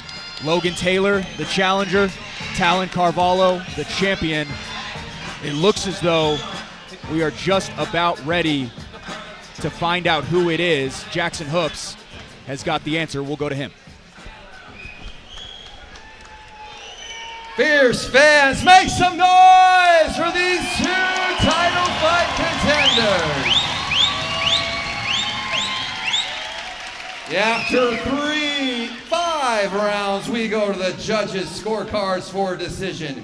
Judge Dan First scores this contest 50-45 for Logan Taylor. Stephen Farragher judges this contest 48-47, Talon Carvalho. And Richard Montanez scores this contest 48-47, declaring your winner by split decision. And new and still undefeated lightweight champion, Logan the Lion Taylor.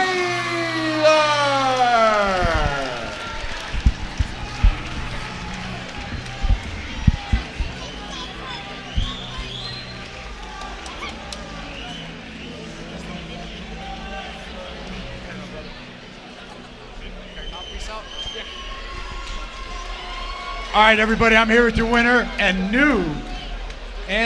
How does it feel, Logan Taylor? Oh, it feels amazing. I've been telling myself I'll be champ, and now it's finally real. And I can say that I'm the real lightweight champ of Utah, baby. Woo!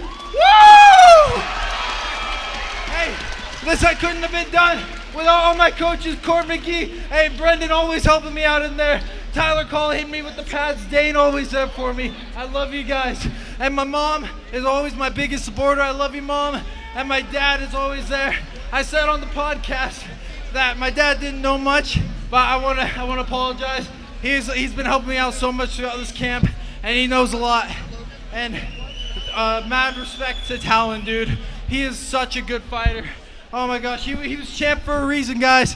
Give it a round of applause for Talon Carvalho. He was amazing. So the first 2 rounds, you guys were going back and forth. He had you hurt pretty bad in that 3rd round, and then you come back and get the choke. Did you feel like the fight was as close as it was going into that 5th round? Oh yeah, I knew it was close in the beginning, and I had to turn it up and give it everything I could in the last couple rounds to edge out the finish. I was a little worried with the scorecards going in, but man, we knew who the champion was today, guys. So you're 5-0 now. You got the belt. What's next? Hey man, I got all the time in the world. I'm gonna take a little break. We'll go on vacation in December, and then I want to fight again, defend this title sometime in the beginning of next year, maybe in the next few months. But I got all the time in the world. I'll take all the time I need to keep going. Who do you want to give a shout out to? Hey, thanks to Jack's Nutrition and Teasers T-shirts for sponsoring me. They helped me out a lot.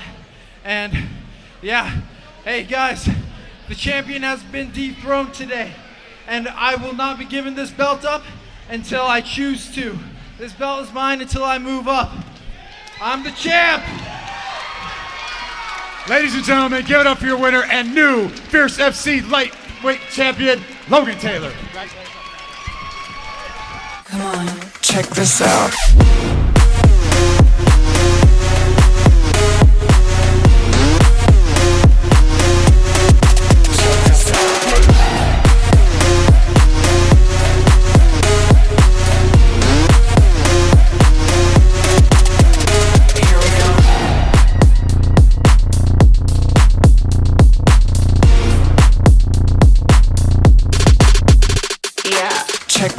out.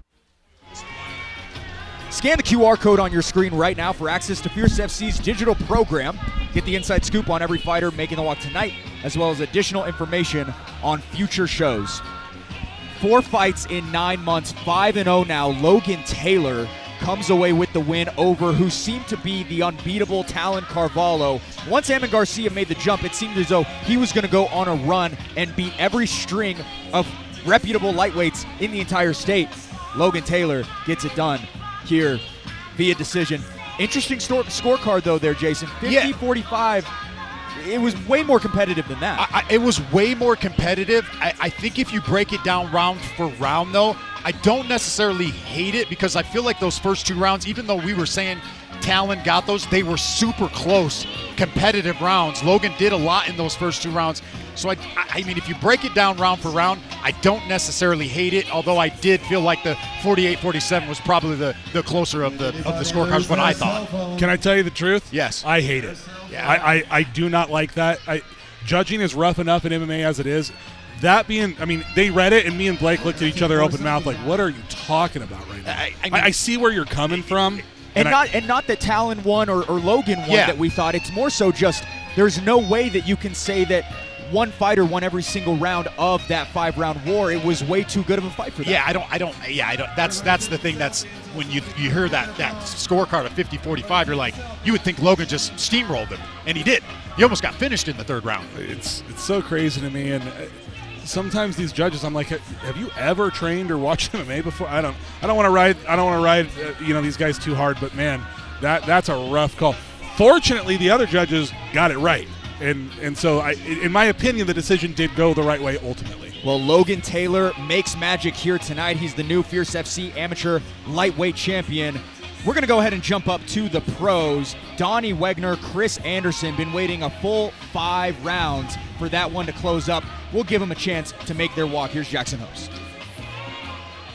All right, Fierce fans, how about some professional fighters coming up next? Our next fight of the evening is sponsored by Bet Openly. Bet Openly is a platform for peer-to-peer sports betting where users create and take bets on various events. Their model saves you and all of their users measurable amounts of money, both short and long term. Safely bet with anyone, use instant DFS player prop parlays, and bet directly with friends with no fees. Head on over to betopenly.com and win big with Bet Openly.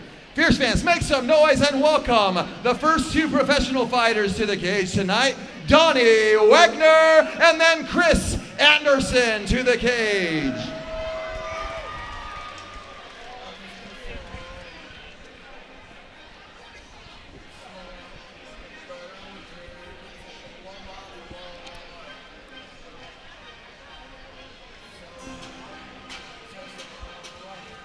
All right, first time in Utah for Donnie Wegner. Andrew, coming up from California and dropping down a weight class tonight could lend to a size advantage in his favor. Yeah, I mean, traveling from California all the way out to Utah for a fight, it's a good opportunity. Get himself on the right track, get that W, get his first win in his win column. I mean, that'd be a great opportunity for him. He's coming out looking slick. I like that North Carolina blue. I do. I like it. Now, it is interesting because he does have a TKO victory from November of 2023, but been deemed ineligible across all government-sanctioned MMA records. So that being said, you got to wonder what the actual record is because Donnie Wegner, he has been fighting for quite some time. Jason, he has some amateur fights off of the books. He even took fights in high school. One year he missed his homecoming because of it. What, was this a street fight or was this a sanctioned fight? I have no fight? idea. I read an article about the guy and that's what I found out. He looks like a pretty tough guy and he looks like a veteran coming into the cage tonight. Speaking of veterans, served years in the Army, trained all over the world because of it. We'll have to see if he has a couple of different distinct styles because of all the places that he has spent time in. Looks like he's going to have Steve Urgel over in his corner. Steve's such a good guy, man. Every time a fighter comes and they don't have somebody in the corner, he always steps up and helps out. In-house corner, Steve Urgel does a great job. Also, one of the main head honchos over at Fierce MMA in Price, Utah. Donnie Wegner, his first fight at 125 pounds. We will mention this when we pull up the tail of the tape during Chris Anderson's walkout, but he did miss by 2 pounds. His previous fights were at bantamweight and featherweight, so there certainly will be some sort of a size discrepancy. We just don't know how much.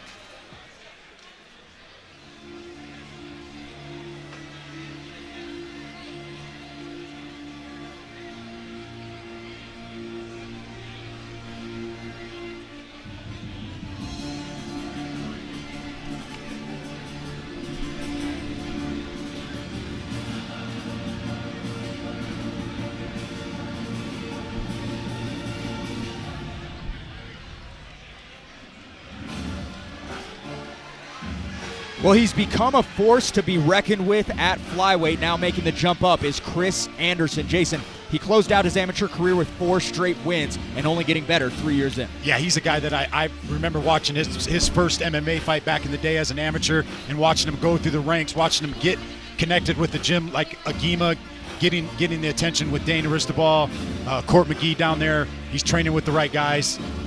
It's an interesting fight. Yeah, and Andrew, he told me he's treating this camp more like a pro versus his amateur reps, well aware of the task at hand here tonight, making the jump up. Yeah, that's smart because there is certainly a difference between professional fighters and amateur fighters. A lot of times you'll see a guy, like his opponent coming in at 0-3 and you'll start to doubt him. What that means is that he's fought 3 really tough guys who are professional fighters. He's used to that speed. He's used to that movement, right? He's used to the pace that the pros bring. It is different. It is at a higher level. And so it's good that he's taking the fight seriously. All right, let's go ahead and see what flies off the film between these 2 flyweights. Chris Anderson opposite Donnie Wegner in this one. Wegner 1 year older at 29 years old. Identical in both parties at 5'7" in height. Anderson making weight yesterday at 125.5 pounds. Wegner, again, missing weight by 2 pounds, coming in over that 126-pound rim. Pro debut for Chris Anderson. We do note the 6-3 amateur record. As for Donovan Wegner, a record of 0-3 in sanctioned MMA bouts. With that, we'll go back in for the intros. Let's jump it over to Jackson Hooks. Fierce fans, this fight is sponsored by Bet Openly. This fight is a professional flyweight bout scheduled for 3 5-minute rounds. And when the fight begins, the referee in charge will be Dave Selyusted. Introducing the first fighter fighting out of the blue corner, holding a professional record of 0 wins and 3 losses. He stands 5 feet 7 inches tall and weighing above the contracted weight at 128 pounds. Fighting out of OS MMA and Engage Combat, hailing from Redlands, California. Fierce fans, make some noise for Donnie Bones Wegner. And introducing his opponent fighting out of the red corner, making his professional debut. He stands 5 feet 7 inches tall and weighed in at 125.5 pounds. Fighting out of Agima Jiu-Jitsu and MMA and 4-7 Training Center, hailing from Springville, Utah. Fierce fans, make some noise for Chris Anderson. First time for Fierce is Chris Anderson, sporting the red gloves. California's Donnie Wegner in the blue. This professional flyweight bout is brought to you by Bet Openly. Peer-to-peer sports betting, perfectly legal, right here in Utah. Bet Openly, an official sponsor of Fierce FC. I ran into Chris Anderson at Fashion Place Mall last weekend, and he was stuffing his face with Panda Express. And when I saw him tonight, he's like, I hope I don't miss weight because Jason's going to think I was just eating Panda Express the whole time. That's funny. What was on the plate? I don't know. It looked like maybe some chow mein noodles. Okay, so some carbs. So he's getting some carb. Maybe he's getting some carbs. Chris Anderson, before it was in frame, was choking up towards the center of the cage, wanting to get this fight going, waiting for Jackson Hooks to finish up his intro. That was a pretty smooth spinning heel kick there. And Donnie, you can see the size difference there. Donnie does look like a bigger fighter. A little bit of showmanship from the California fighter as well. Guard down, stepping inside. Anderson making his movement through and around the cage. Hard kick. Thudding head kick. Sounds like it might have hit the glove, but echoes through the theater nonetheless. Oof. Really hard shot. Cage crew did their job. Thank goodness. Yes, thank goodness. I was worried about Lavulo versus Falau a little bit earlier, saying better make sure we got a couple pins in the gate for that one. Seriously, big boys. Aggressor up against the cage is Anderson. Wegner fighting the hands well.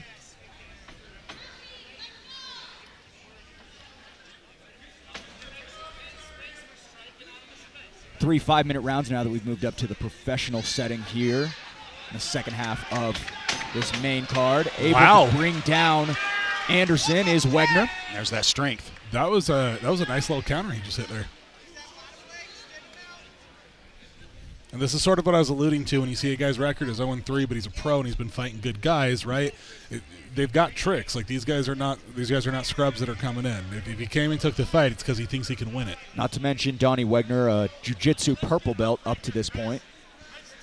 And when you consider how much he's probably moved around over the years, that's even more impressive. That's a great point. Very good point.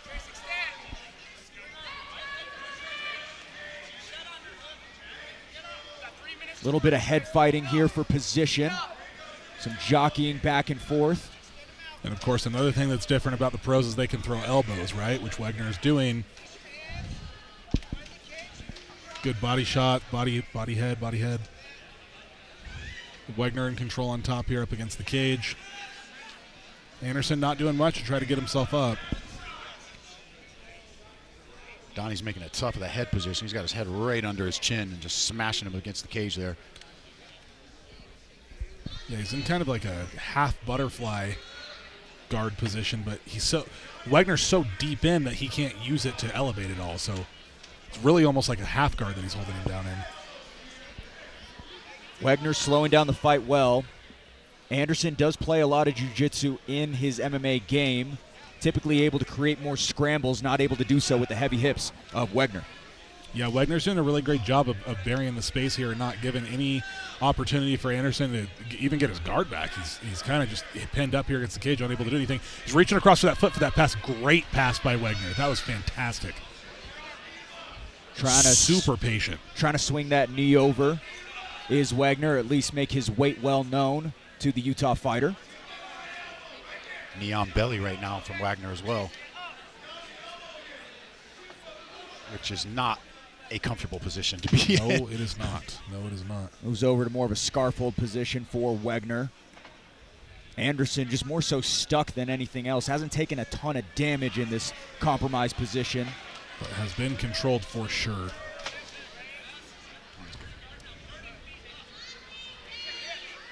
And we're right in the corner of Chris Anderson, too.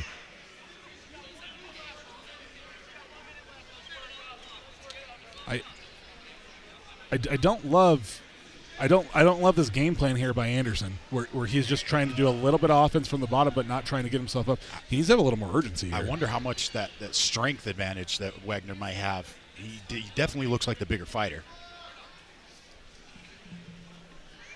Didn't seem like there was a lot of debate as to whether Anderson was going to take the fight or not. When Wegner did miss weight by 2 pounds, it seemed as though it was clear as day he was still going to take the fight.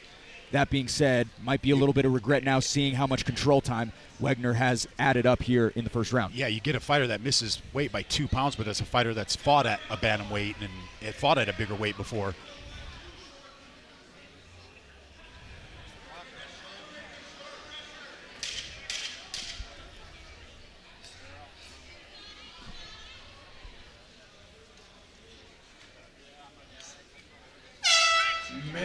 All right, not a lot of offense garnered up on either side, but Donovan Wegner certainly has the control time in his bag.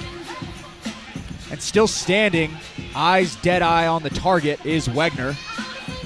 Dave Selyusted puts him back to his stool. We didn't have it on the camera, but we'll give you a little bit more of a radio play-by-play broadcast if we need to. Yeah, Wegner went right across the cage and looked like he was going to go over and yeah, go over to the other corner. You wanted to hear what was going on. A little bit of gamesmanship there, right? A little bit more of a veteran player. Yeah. He knows he got his guy, beat him in the first round. Guys coming in hot after a 4-fight win streak in the amateurs, letting him know, hey, you're with the pros now. And had him in his corner right the whole time. And also, not surprised to see Chris Anderson play a little bit more jiu-jitsu and see what he can do off of his back. The majority of his amateur wins were by submission, 3 of them. Most recently, December of 2022, but must feel comfortable there at least. Yeah. He should not feel comfortable there anymore because it's not working out. Jiu-jitsu off the bottom stopped working about 20 years ago for the majority of people, and they need to stop doing it.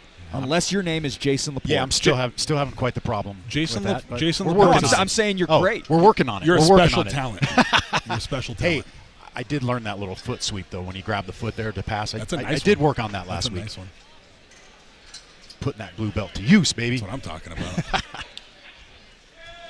Top of round 2 of a possible 3 5-minute rounds here at the Masonic Temple. Blake O'Rulian, Andrew Boquette, Jason Laporte. Straight back into his bread and butter is Donnie Wegner. Good wrestling there.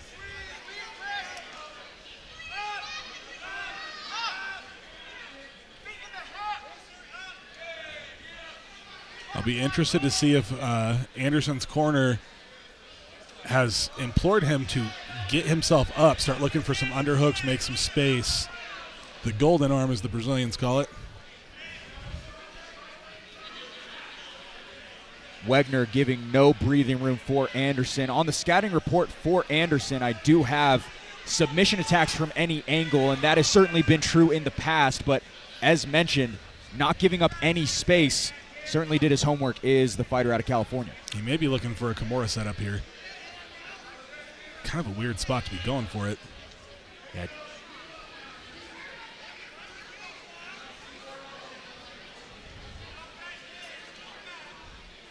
Wegner seems to be content to just push Anderson up against the cage here and land pot shots when he can.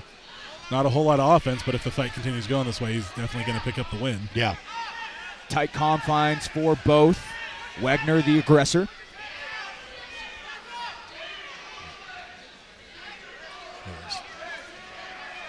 You heard his corner tell him to push the head down, and he was doing it, and then he let it go.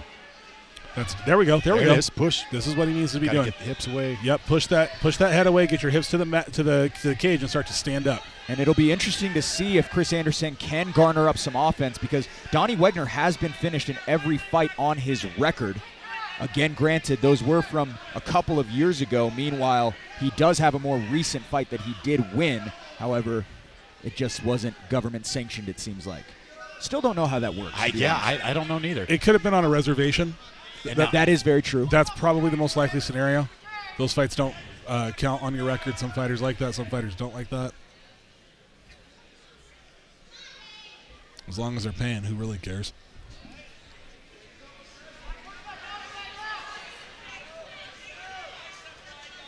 Climbing his way back up to mount is Wegner. Wegner is doing a really phenomenal job of making sure that Anderson never has access to both legs. Yeah, he's doing a really good job of that. Get potential leg lock here, though. He's got to be careful. Yeah, that was. Now he's got to watch his heel. That's it right there. Yep. He left that out. You could hear the corner calling for it. Heel hook engaged by Wegner. Anderson fighting back. I don't think Wegner's intention was to win this by a leg lock, but if you're going to throw your leg up if there. you're just going to leave that out there, now it looks like Anderson might have given Anderson an opportunity to climb on top. If he can get his leg, okay, now it's dangerous. Now he's potentially knee bar. Let's see. Nice knee to the body by Anderson to counter the attack of Wegner. Giving up a little bit of position, but still searching for that heel. I think Wegner needs to give this up and just get back on top. He's going to end up in a bad position. Yeah, he could potentially end up on his back here, though. Well, if I'm Anderson, I might just get up from this point, because that's what I'm thinking. Yeah, because like you just said, Anderson might give up his back. Or is Anderson working for a leg lock? Anderson now able to find his first prime position of the fight. Just under 90 seconds to go, round two. Anderson's got that chin strap. Good control, goes to the back. Wegner trying to roll out, but is stopped by Anderson. Knee to the body landed by Anderson. Kind of shriveled up Wegner, starting to render more defensive here late in the round. I like to see this from Anderson. Wegner's not doing anything, man. No. Anderson looked up at Dave Selstad. We still got a minute left, and now we got Anderson on the back. Wegner was submitted back in March of 2022. Again, Chris Anderson, a special talent in the submission world.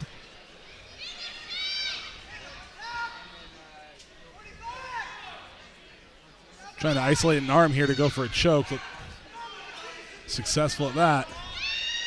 This is going to be tough to defend now with only one arm. Get but that chin strap over. There you go. Short time. That's under the neck. Peeling up and there searching for it. There's the tap. Chris Anderson come from behind, win to finish this up. One off. A little bit of bad blood between the two flyweights. Yeah, a little as well. trash talk. He's trash talking him now a little bit. Wagner's like, nah, man. Great composure from Chris Anderson, who's pretty much dominated for most of those rounds, and he comes back and gets a great submission victory. Yeah, absolutely. He was 100% losing the entirety of this fight until that position. And it all started with a leg lock attempt.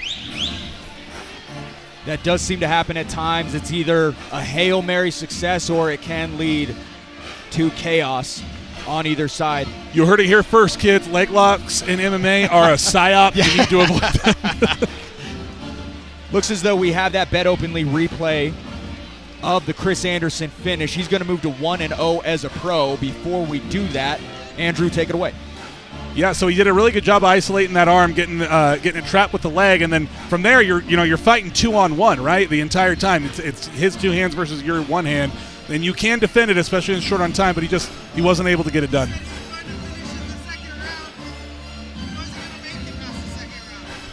Says he wasn't going to make it past the second round. Chris Anderson, successful in the professional debut. Took a little bit of time, Andrew, but patience is key when it comes to being a pro, and Chris Anderson gets the job done here tonight.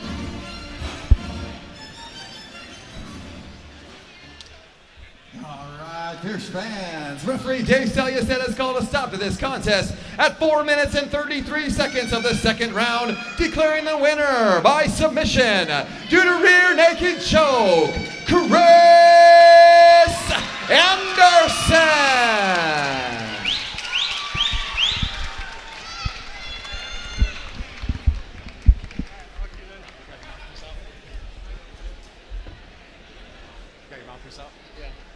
All right, ladies and gentlemen, I'm here with your winner, Chris Anderson. Chris, great back and forth fight. He had you in some compromised positions. Did you feel like you were in any trouble? No, I was never in trouble. I knew he makes it past the first round pretty good. He's aggressive, he's a strong kid, he hits well. But after the first round, I watched the film. That's what we do, we're professionals, right? Watch this film. After the second round, he fades. So as soon as he started to fade, I caught some shots over here. I was being patient. Yeah, I could have just popped up and ran back in and we would have been back to scrapping again. But I just stayed over there because I saw his face, his facial expressions. I got on top. I landed a couple shots. That was it. If I get to the back, there's not really a chance for anyone in my weight class. So I love it. What's next for you? 1-0 now as a pro. We're going to see you back in the cage. Yeah, it was hard as hell to find a fight. So for that, I do thank Donnie for coming out here, taking the fight. I know traveling makes making the weight tough, but we took the fight, we did what we needed to do. So yeah, if I can find someone to fight, then let's do it. Also, just a quick side note, Dante Morales should be fighting for the #1 contender spot. Just want to throw that out there. Secondly, I want to say thanks to Ajima, all my coaches out there. I want to thank Dane, Court, Brennan, Dante, David, Zach, all the guys that I train with, Joel Haro. All the guys that I train with, they put me through hell through camp. Now it's their camps. We got Brennan fighting in December. We got other guys coming up in November. So it's time to get those guys into their camp. Secondly, I want to thank, I don't know where he went, but Brad Martinez. Oh, he's cornering Nino next. Want to thank him, all the work that he puts in with me. All the guys at 4-7, Arnold, Brian, Jason, my whole team out there. Sponsors, I want to thank Rocky Mountain Remodeling, Tito's Professional Detailing, Accelerated Athletics. I've started my own brand. I make all my own gear for fighters. If you fight in Utah, hit me up on Instagram. Let me know. We'll make something custom for you guys. We want to support all the Utah guys. I want to thank Fierce and Zach and all the guys that helped put this fight together. Blake for the production. Jason for always looking fly. Love you guys. Thanks so much. Ladies and gentlemen, give it up for your winner, Chris Anderson. And I do want to shout out that beautiful lady up there, and I think my sweet baby, who actually might be asleep, but now that I'm out of camp, I can hang out with her, take her to the jump place, do all that stuff that I've been missing out on because I've been at camp every day and at the gym all the time. So, love you guys. Give it up for Chris Anderson. Hi, I'm Jason Laporte, Fierce Fighting Championship commentator and General Sales Manager at Performance Honda in Bountiful. We are the fastest growing Honda dealership in the state, and we have one of the largest certified pre-owned inventories in the state of Utah. Our service department has master technicians with over 100 years experience collectively. Bienvenidos a Performance Honda Bountiful, donde los tenemos en español y les ponemos una sonrisa todos los días.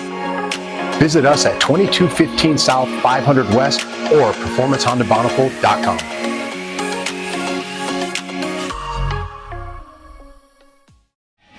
Scan the QR code at the bottom right corner and use GlowPop50 for 50% off the GlowPop After Party right here at the Masonic Temple in SLC immediately following the show. Well, Agima has had a good night so far. 4 fighters on this card. 1 is yet to walk, but they're 3-0 so far, batting 1,000, Jason. Yeah, there's a reason why they're the #1 gym in Utah right now. They tend to do that. And you're seeing guys from other gyms, a la Joel Haro out of Sierra MMA, going down there, getting rounds in and training. You're seeing guys going down there because they have the fighters. They got the guys. They have the coaches. They got the bodies. Yeah, phenomenal gym. You know what the difference really is? Because I've been down there and trained. The difference is Dane. Dane is so invested into those guys right now.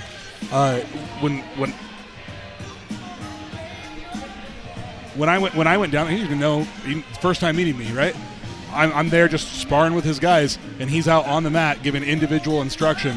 First time he's ever met me. So that's where I think they're getting. He needs to be credited a lot because cornering these fighters and coaching everybody, it really takes a lot out of you. It puts a big toll on your family life as well. But I mean, he's making the sacrifices, and you can see it in his team. He deserves a lot of credit for it. Well, we've got a fun one at 170 pounds. We'll go back inside to Jackson Hoops to bring him out. Fierce fans, our next fight of the evening is sponsored by Mountain Land Supply Company. They take pride in providing the best products to their customers while providing timely deliveries and always putting their customers' needs first. They look forward to the future as they constantly implement new systems and technologies to continue to grow and serve at Mountain Land Supply Company. Fierce fans, make some noise and welcome Anthony Castro and then Nino Henao to the cage. Yeah.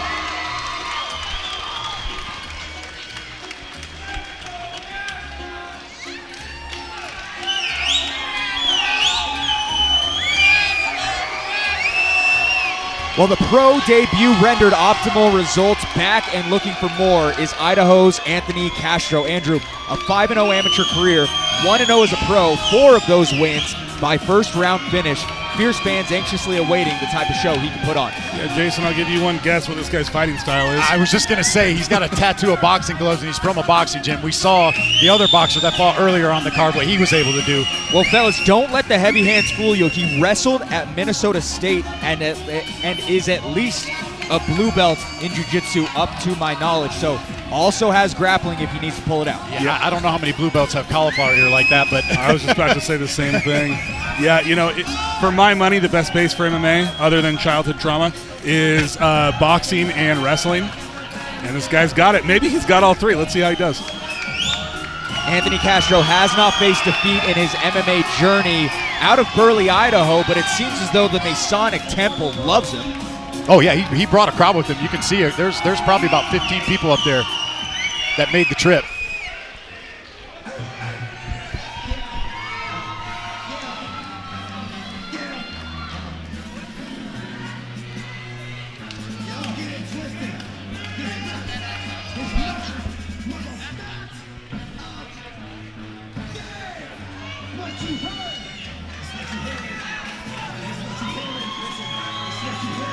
All right, a relatively swift return for 4-7's Nino Henao. Jason, a tough night at the office last time out where control time is concerned, but looking to shake off that showing with this walk here tonight. Yeah, I love Nino Henao. I love watching this kid fight. He always brings it, athletic. He's super fast, great stand-up. This is going to be a good fight. He's going to have his hands full tonight. And Andrew, we saw he's successful in the small windows in which he was in his wheelhouse, but was controlled for 90% of that fight, which led to the loss in August. Yeah, you know, and this is one of those fights where he wants to strike, right? Like that's what he wants to be able to do in here. He's fighting a guy who's probably going to give him that opportunity now. He came out wearing a Tiger Muay Thai shirt. Obviously, he's got a karate combat fighter in his corner. So we'll see how this goes. He might have more of an opportunity to do the things that he wants to do. He's got some pretty slick Muay Thai shorts on too. So yeah. All right, let's see what these two fighters have in terms of the intangibles. Professional welterweight bout between Nino Henao and Anthony Castro. 9-year senior is Henao. Anthony Castro standing 6 feet tall, 1 inch taller than Henao. No issues on the scale for either fighter. Henao a little bit longer in the tooth in terms of experience. 2-2 is the record for him. Anthony Castro with a record of 1-0. Interested to see how this one plays out. We got two special strikers on display. Nino Henao, redemption on his mind. Anthony Castro yet to face defeat up to this point in his MMA career. With that, we'll go back inside for the intros. Here's host. I don't know if they did the seating right, but it looks like you got Nino's fans and Anthony's fans both in the same section over there. Oh.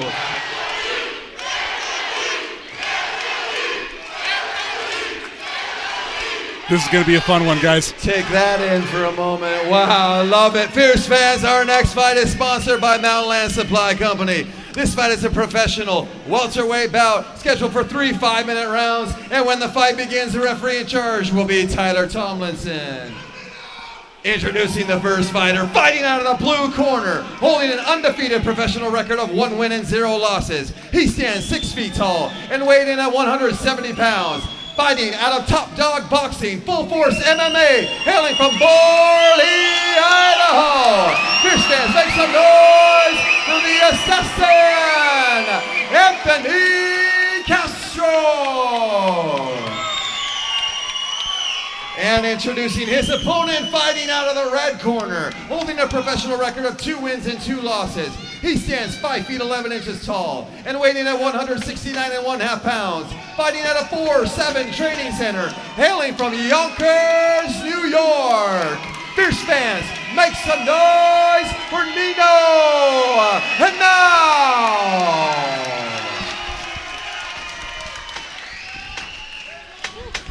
Right back at it is Nino Henao in the red gloves. Idaho's Anthony Castro stands across in the blue. This professional welterweight bout is brought to you by Mountain Land Supply Company, providing the best products and meeting customers' needs first. Mountain Land Supply Company, an official sponsor of Fierce FC. I think we got Anthony's mom up here in the crowd, and she is on pins and needles. This place is going to blow up in a minute. Couple of fan favorites. Their styles certainly present a lot of fun to be had. Top of round 1 for this professional welterweight bout.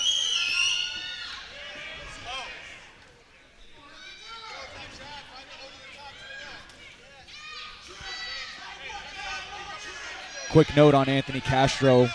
In his pro debut, he kept his poise and just probed around until he was ready to find the finishing shot. We'll see if he answers in a similar fashion here in the sophomore slate. Both fighters pretty composed here. Kind of trying to find their spots on the feet, figure out the range, figure out the timing. And Jason Henao now has someone who is willing to stand and go with him. Not the same case that he had in August, able to get his weapons to the target a little bit more as well. Yeah, he didn't have that in August. He's got it tonight so far. And he better keep those hands up because Anthony's throwing with some power. He is, and I think Anthony's winning the stand-up war right now. A little crisper. Yeah. A little more accurate as well. Yep.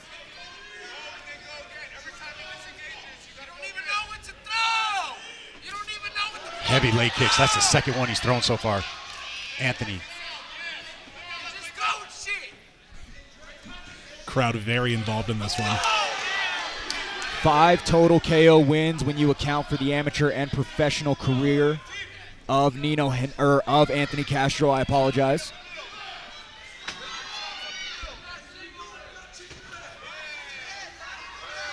Couple of bruising shots landed for the Idaho fighter.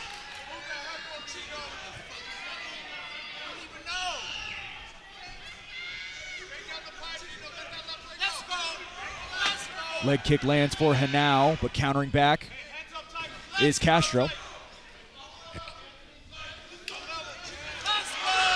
That right hand is coming with some authority. Blistering. Echoing thud for Henao with that body kick.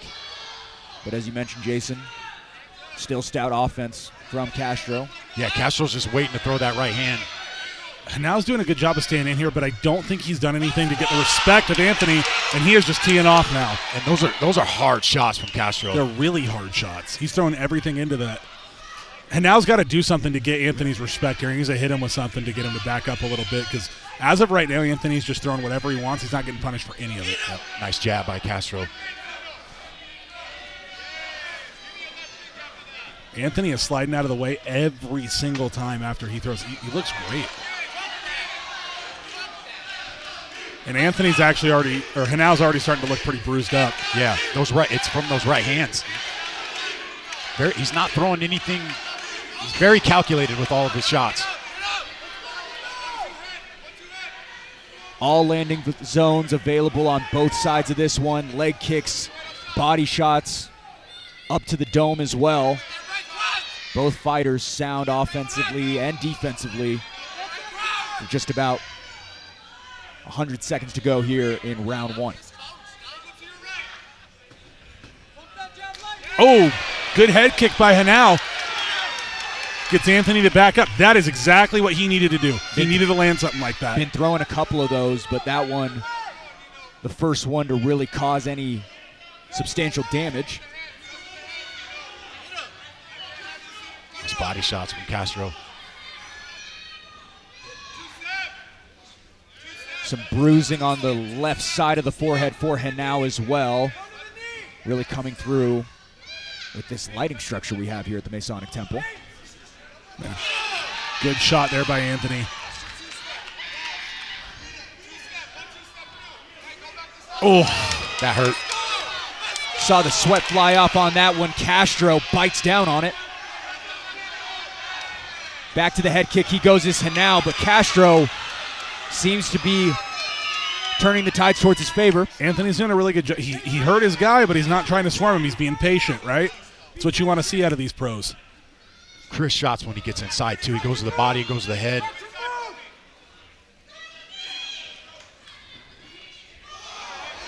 He is putting a little bit extra oomph on that. He's trying to end this night really quick, is Castro. You know, that says so much about a fighter's confidence when they hurt a guy and they don't jump on him right away. He's just like, I'm better and I'll just beat you up more. Yeah, you can tell he's confident. And he looks great. He has every reason to be. He's checked about 2 or 3 of those leg kicks, is Castro. Little nod of respect from the two of them. It seems as though we talked so highly of this matchup because of what we just saw in round 1. It's kind of hard to decide where the needle is pointing, but it seems like both of you are leaning towards Castro. Yeah, I think Castro just a little crisper, and he landed the harder shots in that round. Yeah, I for sure. He controlled the round. He controlled the fight. Landed some really, really big shots. He was turning Hanau's head a handful of times. That being said, Hanau did land that head kick. He did land a big head kick, and that was great. Biggest moment for sure. And it got him to back up, and it got Anthony to back up for a little bit. But he needs to land a little bit more offense. Again, even if your plan is not to grapple, showing that you are willing to grapple is always a good thing. Yeah. And I'm hoping that his corner is imploring him, do a tie clinch. Get in on some shots, because, I mean, you can see Anthony here in this replay. He goes so hard to the body. He's mixing up his shots. He looks good. Give him something else to think about so he can't just sit there and tee off on you.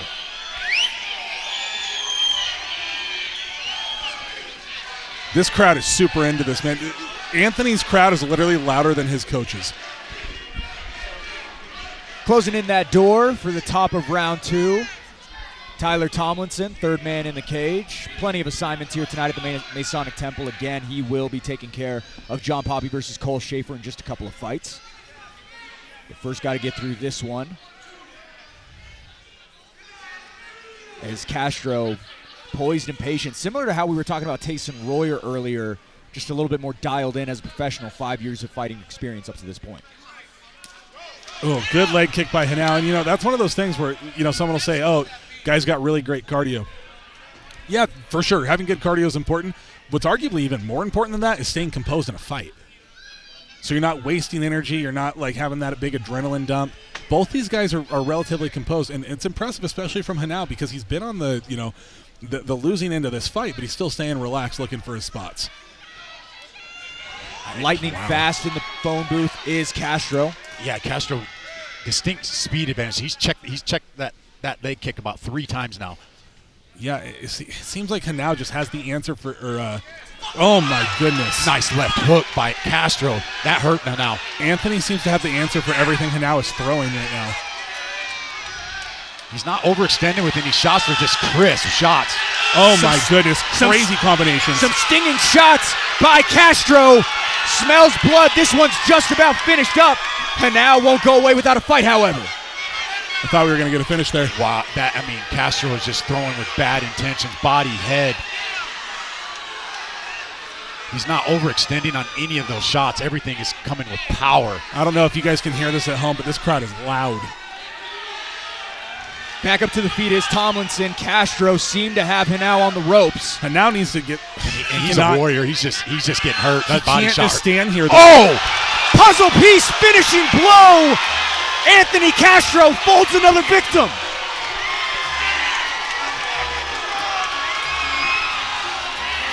Wow.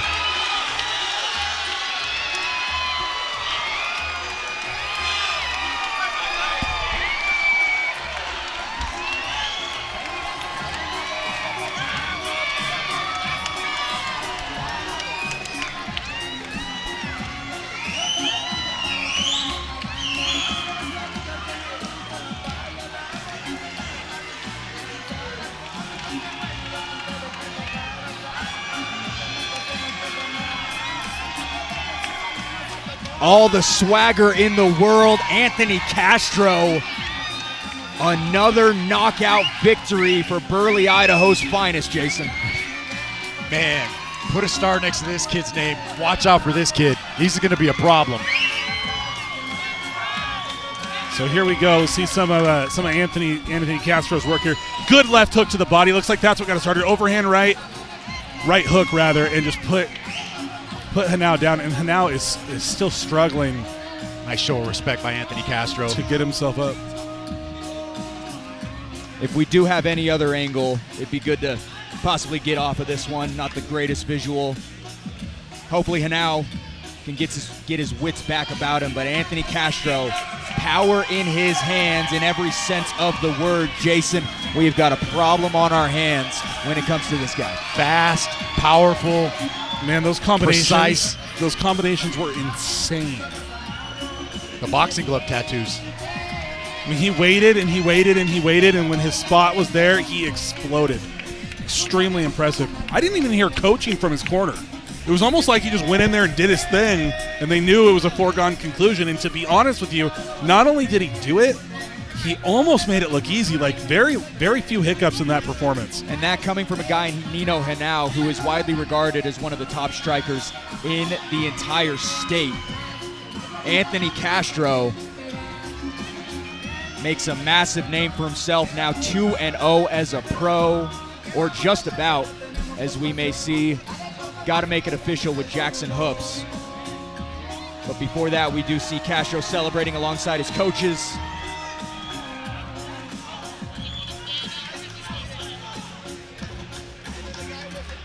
Tyler Tomlinson looking if he can wrangle in the fighters. And now might just stay on the stool, might be smart to do so.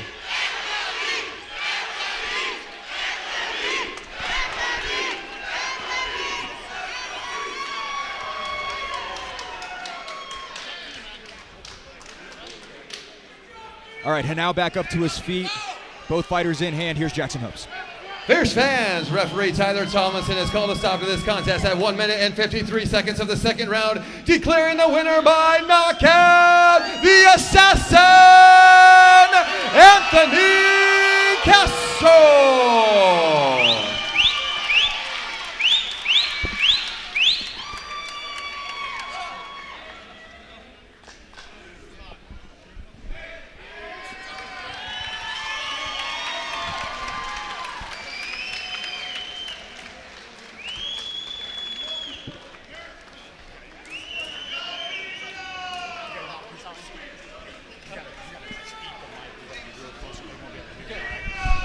All right, ladies and gentlemen, I'm here with your winner, Anthony Castro. Anthony, you brought the house down tonight, man. How you feeling? First, I just want to thank God. Thank you, Jesus. I love you. I couldn't do this without God. I pray every single day, but I want to thank my team. I want to thank my sponsors. I want to thank my dad, Hector Castro, my other coach, Pete Nunez, my managers, but these guys put in a lot of work. And hey, Utah, how we feeling, though? How we feeling, Utah? That was lit. Thank you for having me. I love you guys. Probably be back. I might need that belt. Hey, I want to take a look up here on the wall up here. I want you to walk me through that replay real quick. Honestly, it gets crazy in there. I just remember to keep my technique and land six shots that I see that are open, and I go with them. I'm guided by God, and I just give it everything I have. This guy's a tough dude, and I knew I had to be in shape for this guy because he's a dog. But hey, we're Top Dog, baby. What's up? I see you got a list of your sponsors. Who do you want to give a shout out to? Yo, 3P Vintage out in Boise, I love you. And Treehouse Properties, my Uncle Robert Sanchez. Town Square Dental, they got me hooked up with a free mouthpiece. and I'd love to do business in the future. Digital Unicorn, Social, Top Dog Boxing, Full Force MMA, Southern Idaho Brazilian Jiu-Jitsu, Sidekicks MMA, System Jiu-Jitsu, Jade Martial Arts. Thank you to all my friends and family that came here. Let's have a good time. Let's celebrate it tonight. And we're right back to work, baby. Let's go. All glory to God. Give it up to your winner, Anthony Castro. FST. Who is FST filtration? What is FST filtration? You see, FST is more than a filter company just trying to be cool. FST is a solution-based company in the heart of Utah, where hard work is embedded in its roots, and providing superior indoor air quality is our mission. FST has risen to the challenges that everyday people face. As new challenges present themselves, we too shall rise to the occasion. Manufacturing is the backbone of America, and our employees are the backbone of FST. So when choosing your next filter for your home or building, don't choose any filter. Choose FST. Small business, family owned, since 2001. Scan the QR code on your screen right now for access to Fierce FC's digital program. Get the inside scoop on every fighter left to make the walk tonight, as well as where are you additional guys information on future shows. Well, it's been a long night so far. A little bit of a later start, some longer decision wins, but Anthony Castro able to take care of business in quick fashion. I'm joining a boxing gym on Monday. I mean, he looked impressive. When was the last time you seen a guy come down from Idaho to bring the house down? He had the whole crowd cheering for him tonight. That was an impressive performance. He sold a lot of tickets. We got someone special on our hands, Anthony Castro. Certainly a name to remember. We got our co-main event still to come up. Jackson Hoops is taking a card from someone. I have no idea what's going on. It looks like a driver's license that might be lost. But with that, we'll jump it back inside to him for some more fighter intros. Fierce fans, our co-main event of the evening is sponsored by Rockwell Watches. Born out of a need for commitment to redefine a style, devote themselves to quality, and remain loyal to those they surround themselves with, Rockwell Watches reveal a life of uncompromising style, action, and confidence, fueled by the weight on your wrist and the story you have to tell. They sincerely hope your Rockwell watch serves as a reminder of a time when you can proudly say, "Watch me." They don't just tell time, they tell a story at Rockwell Watches. Fierce fans, make some noise and welcome the co-main event fighters, Christian Edwards and then Jerome Hatch to the cage.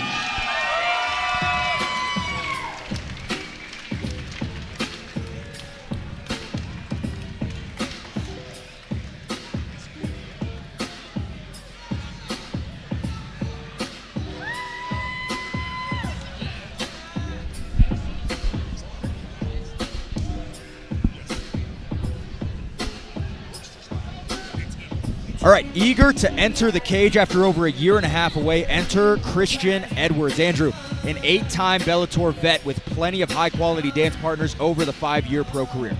Yeah, not only that, you see Greg Jackson that Jason pointed out over in his corner. Over on the post of him and Jerome having the stare down, UFC heavyweight champion John Jones actually commented on that post. Probably means he's a training partner of his, especially if he's from Greg Jackson. So, yeah, he's no stranger to high-level competition. Jason, it was so cool. I texted my wife. I said, second time Fierce Fighting Championship content has gotten a John Jones comment. It's always fun when the heavyweight GOAT. That's pretty impressive. That's pretty impressive. I'd love to see it. I should say this, heavyweight champion, MMA GOAT at large. Yeah.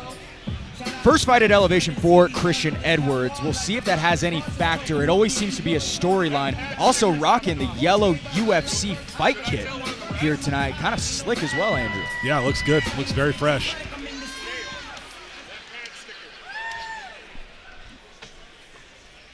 I'm right chip, man. I got this, yeah.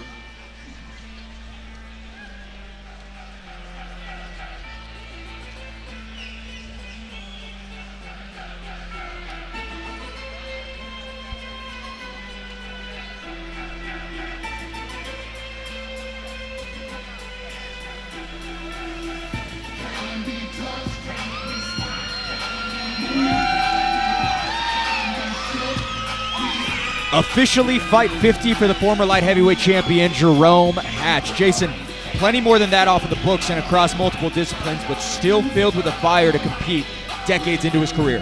He is a fighter's fighter. He'll fight anybody, anytime, anywhere, and he's got the ultimate equalizer. He's got power in those hands. 16 wins by KO or TKO, most recently April of 2023.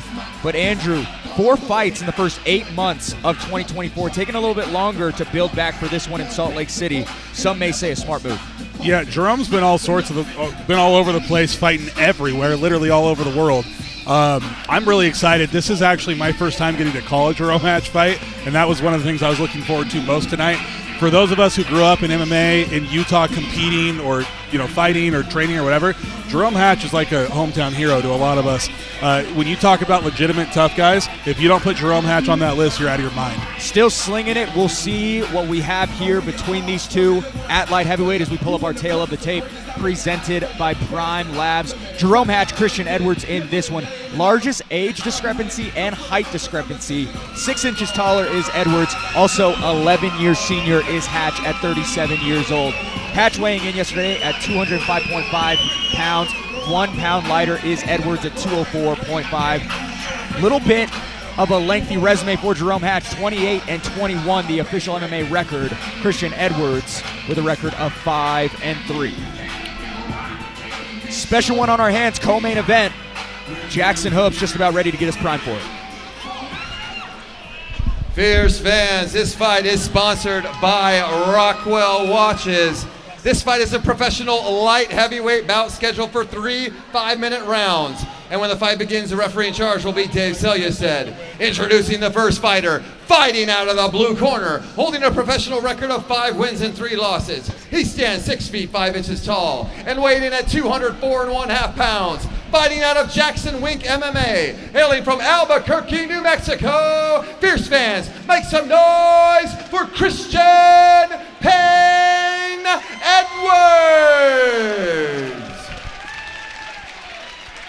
And introducing his opponent, fighting out of the red corner, holding a professional record of 28 wins and 21 losses. He stands 5 feet 11 inches tall and weighing at 205.5 pounds. Fighting out of Stoneman Boxing and 4-7 Training Center, hailing from all over the U.S. Fierce fans, make some noise for Jerome the Hatchet Hatch.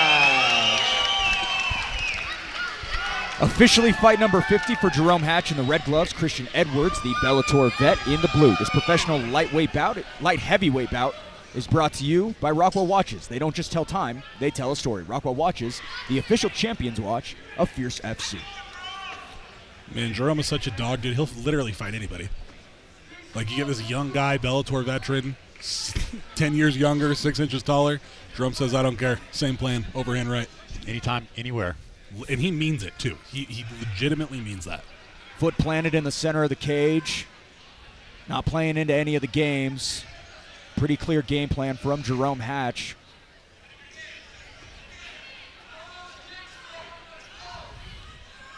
Yeah, the game plan is to knock this dude unconscious. Unfortunately, it's very long. He's going to have a hard time getting on the inside of Edwards. Edwards looks like he is well aware of what the game plan is here. I don't think I've ever seen Jerome shoot for a takedown. No, but he hit Edwards with a good shot, but he took one in return. Might have been more of a slip than anything else. Edwards now closing in, trying to get underneath those hips. Edwards looks strong, man.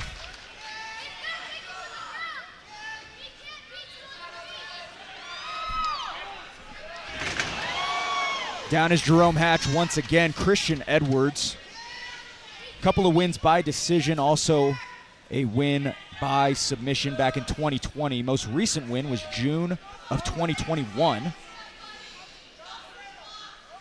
So this grappling exchange was actually started by Hatch. Yeah, that might be a first.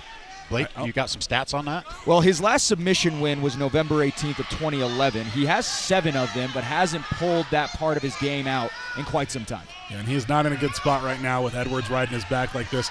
Edwards kind of moving, flawlessly through all these positions to get to a dominant spot. Really effortless with his attacks.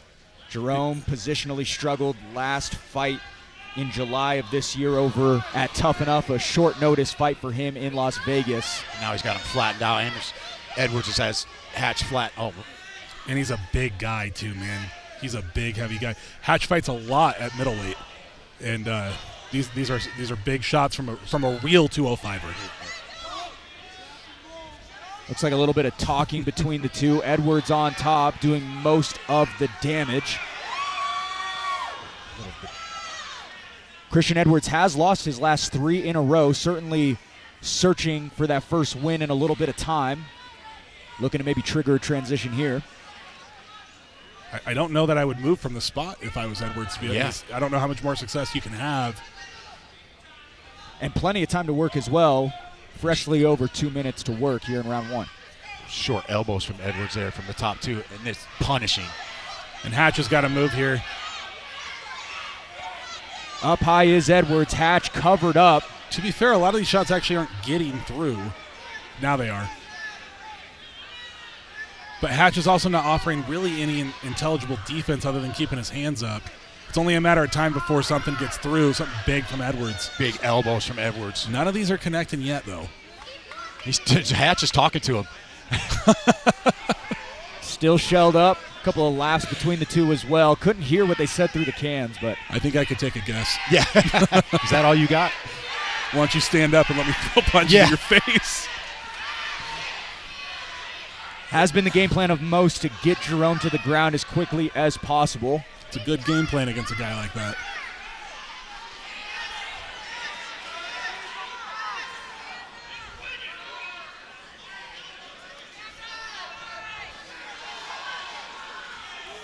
Still strong defensively is Hatch, but Christian Edwards trying to break through with brute force. None of these are really... Now they are. Now they are.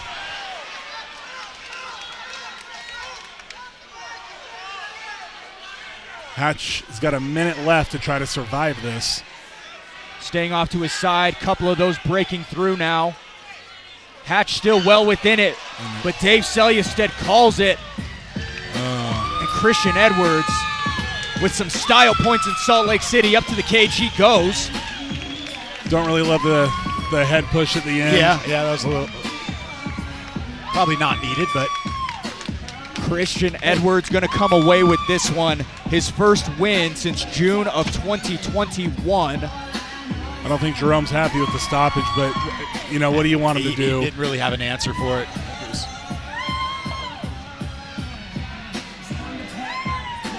Plenty of ground and pound to go around for Christian Edwards.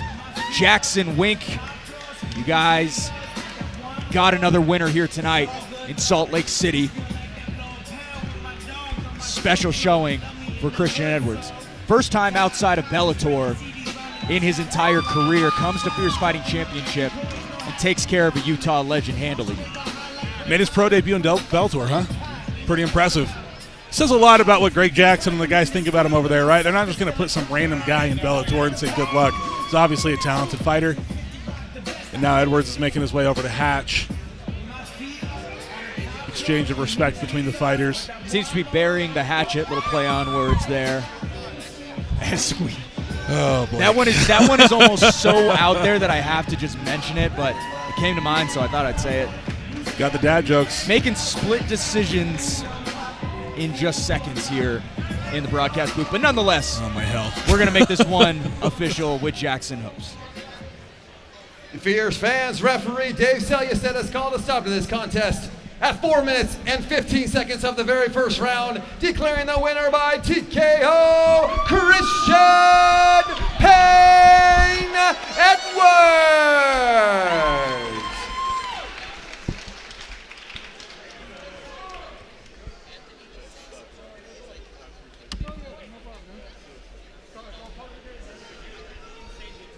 Ready, Christian?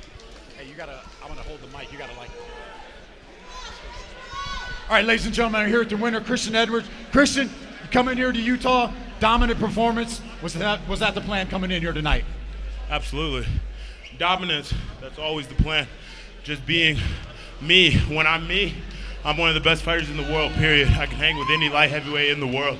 No matter who it is, no matter what weight class, no matter heavyweight, light heavyweight, it doesn't matter. I can hang with anybody in the world. I'm here to stay. I'm going to win the belt here. Then I'm going to go to the next promotion, win a belt at another promotion. I'm just going to keep collecting belts until I'm undeniable, until the UFC has to sign me. So is that the game plan? Do you want to come back and fight for the light heavyweight title here in Utah? Absolutely. I already beat the light heavyweight champion of this promotion. I already have a win over him. I choked him out in the second round. He had a 5-round war with the guy that I just dominated. I'm going to choke him out again. So give me that guy. I'll beat that guy in 2 seconds. I like it. I love it. Anybody you want to give a shout out tonight? I just want to give a shout out, most importantly, to my Heavenly Father. God gives me everything. He's my everything. Without God, I'm nothing. And I just want to give a special shout out and thanks to my wife, who's been my biggest supporter, the love of my life. She helps me get through everything, the darkest moments in my career. She's been there through it all. And I just love her so much. And I want to thank everybody that came here to support me. My coach, Greg Jackson, he's amazing. Best coach in the world. Joe Cruz, the next best coach in the world. Always has my back no matter what. My kids, my son, my daughter, all here showing me love and just being here for me in the time that it matters most. So I just want to give a shout out to everybody here also attending. You guys, the crowd, the fans, I really feel the energy. Thank you, everybody who came out to watch. Congratulations again on a dominant performance. Give it up for your winner, Christian Edwards. Put your hands together and make some noise! November 16th, live from the Mountain America Center in Idaho Falls. That's going to be a banger. I don't see that fight getting out of the first round. Very excited to be back in the Gem State once again. Doesn't matter who's on the card, they always end up being bangers. He's throwing power shots. He's looking for the knockout. He's looking for a short night. That is the best fight I have ever seen this promotion put on.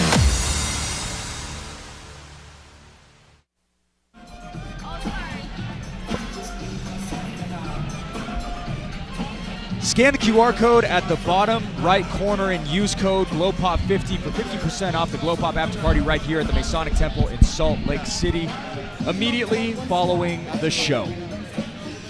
Well, fellas, 12 fights down, 1 to go. John Poppy, Cole Schaefer.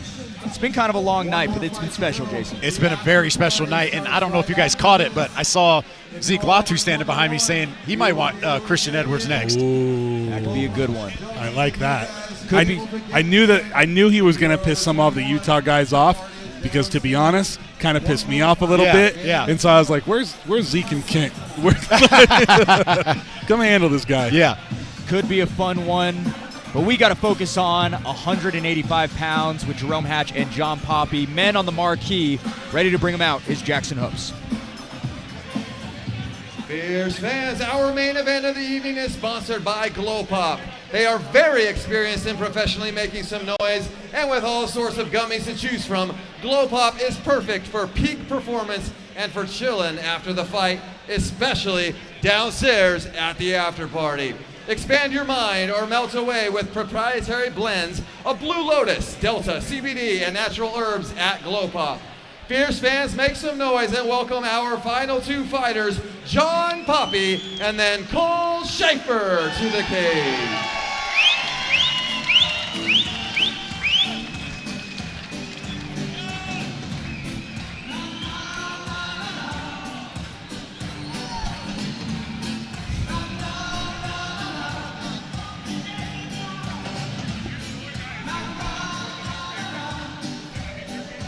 First to trot to the cage this year, here is John Poppy. Andrew, he's backed by Grade A Grappling and looks to snap the streak that Cole Schaefer has set for himself over the past year. Yeah, obviously, got a lot, 18 professional fights, a lot of fights. I'm sure he has an extensive amateur career as well. John Poppy has been posturing for a fight with Mike Jones for quite a while. Mike Jones obviously knocked out his training partner, Trent Miller, back in his last outing. John Poppy, I know, wants to get revenge, but in order to do so, he's going to have to get past Cole Schaefer, and that is no small order. And Jason, it'll be no small order, but with 18 fights, Poppy with more fights than Schaefer's last 4 opponents combined. he's certainly got an uptick in experience. Yeah, Poppy's a veteran. He's got the experience. He's coming here tonight. He wants to get this win and get a fight with Mike Jones. John Poppy, Ultimate Fighter Season 19 veteran back in 2013. No Chris Curtis here in his corner tonight. Has been to a couple of Fierce Fighting Championship shows over the years, but is his right-hand man over there at Extreme Couture as he awaits Cole Schaefer.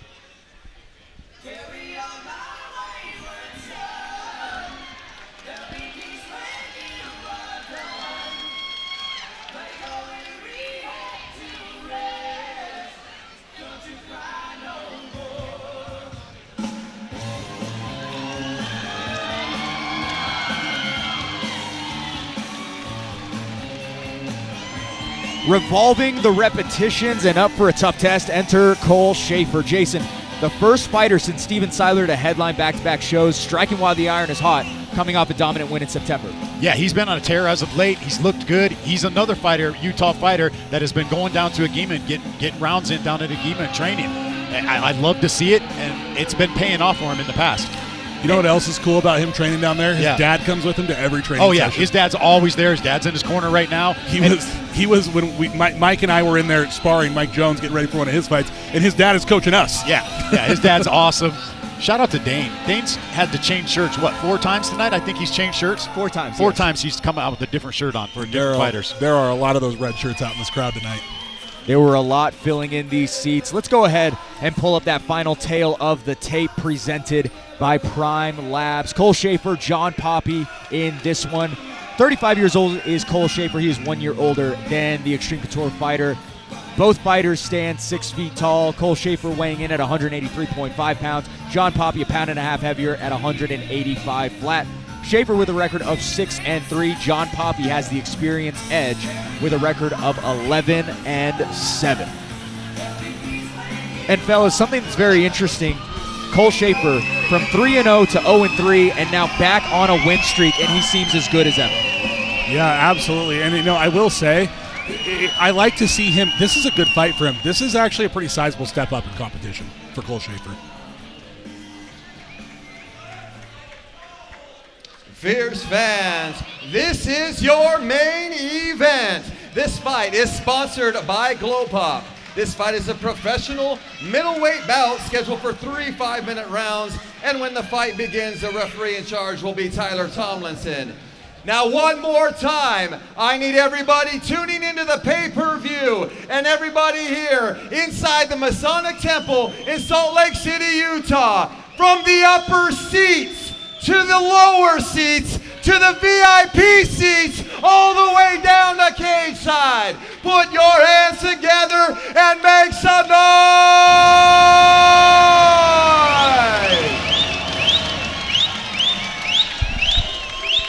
Introducing the first fighter fighting out of the blue corner. Holding a professional record of 11 wins and 7 losses. He stands 6 feet tall and weighed in at 185 pounds. Fighting out of Extreme Couture and Zangief Jiu-Jitsu. Hailing from Las Vegas, Nevada. Fierce fans, make some noise for John Poppy.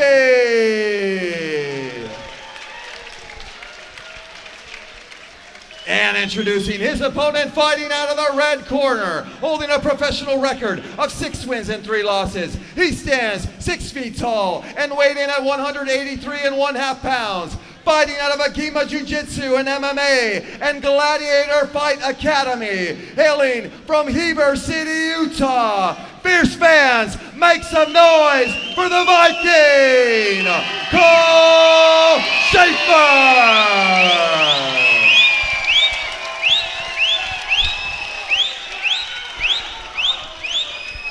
All right, guys, the main event, pro rules, okay?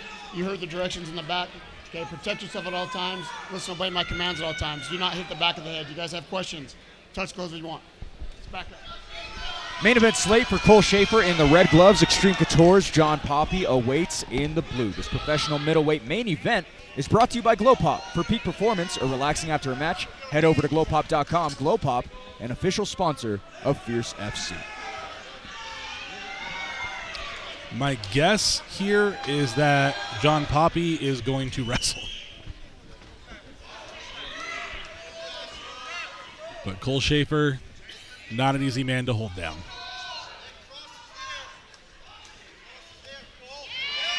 A little bit of success on the feet is Schaefer. Poppy answering right back. Grappling might be canceling each other out. Just as I say it, Schaefer sprawls out to keep the fight back on the feet. Not a successful shot by Poppy, but he got what he wanted. Right now they're grappling. Yep. And so let's see if he can use that, be able to drag this fight to the mat, because I guarantee you that's what he wants to do. Especially Cole looks much, much sharper already on the feet when they're on the outside. 55-day turnaround for Cole Schaefer. As for John Poppy, his first fight since December of 2023. Cole just landed a big elbow against the cage.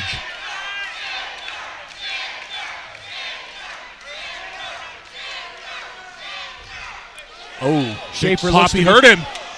Looks to be buckled. And Cole may be hurt. Down He's to his hurt feet. bad. He's hurt bad. Sprawled out is John Poppy, looking to spoil the show.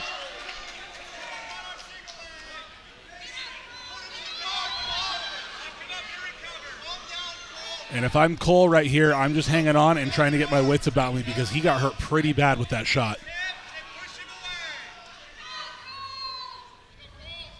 Poppy making it ugly, throwing some nice elbows.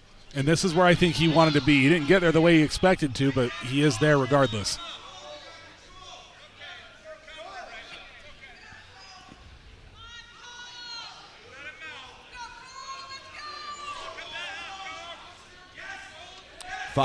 Cole Schaefer's half guard is wide open, man. He needs to. I don't know why Poppy's not stepping over.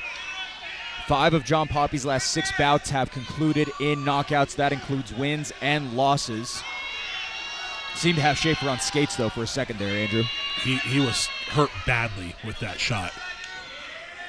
Now John Poppy's going to step over. I'm interested if he's going to hook the legs up while he does. And he's got his arm trapped. He's got that right arm trapped of Schaefer's. He does. Poppy peppering away. 2.5 minutes to work.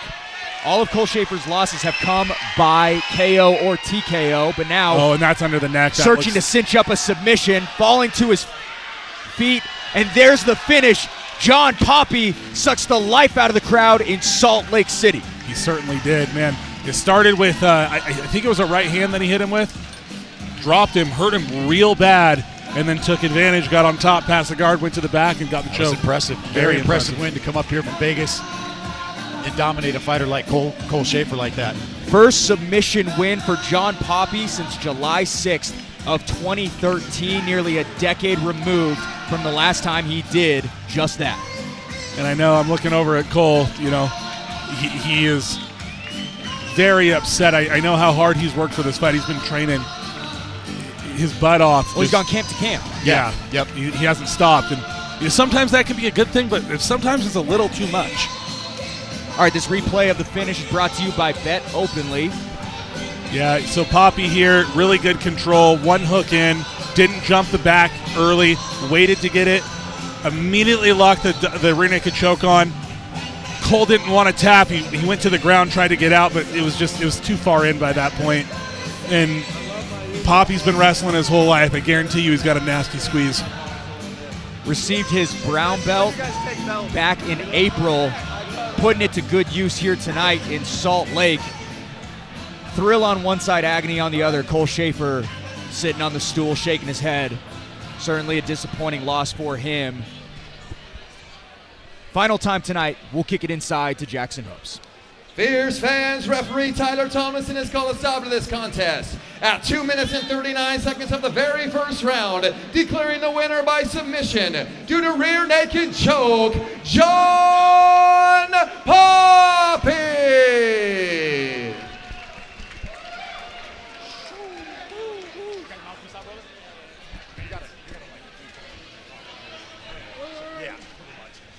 Ladies and gentlemen, I'm here with the winner, John Poppy. John, you come in here tonight, you come up from Vegas, get a big win against Cole Schaefer, tough guy, local fighter, dominant performance. Was that what you expected tonight? Yeah, I have been working real hard in the gym, working hard on my striking, being patient, letting the fight develop. So I knew if I landed my left hand, I know it would put him away and hurt him. Yeah, you hurt him pretty bad there. You get at the rear naked choke. What's next for you, man? Are we going to see you back up here in Utah again? Hopefully, maybe I'll fight Mike Jones. Where you at, bro? Also, I'll go back to the gym and get better, improve. I love it. Is there anybody you want to give a shout out to tonight? My corner, Alex Polizzi. Thank you for coming along. All the guys at Extreme Couture, you guys fucking helped me so much. All the coaches there, everyone at Zangief Jiu-Jitsu. I love that gym. I love everyone there. My mother of my children and my 2 kids. Congratulations again on a dominant performance. Give it up for your winner, John Poppy. So John Poppy comes away Here's with Benz. the finish, and with that concludes and rolls credits to Fierce Fighting Championship 34 live from the Masonic Temple. Welcome in everyone to the Bet Openly post-fight show. Blake O'Rulian, Andrew Boquette, Jason Laporte. Guys, what a great night it has been. Andrew, I'm just going to be quick with this. The guy for me that really stuck out, Christian Edwards as well as Logan Taylor coming away with victories. Different ways in which they did it, but still special. Yeah, both fighters obviously phenomenal. Logan Taylor, I mean, that fight was incredible.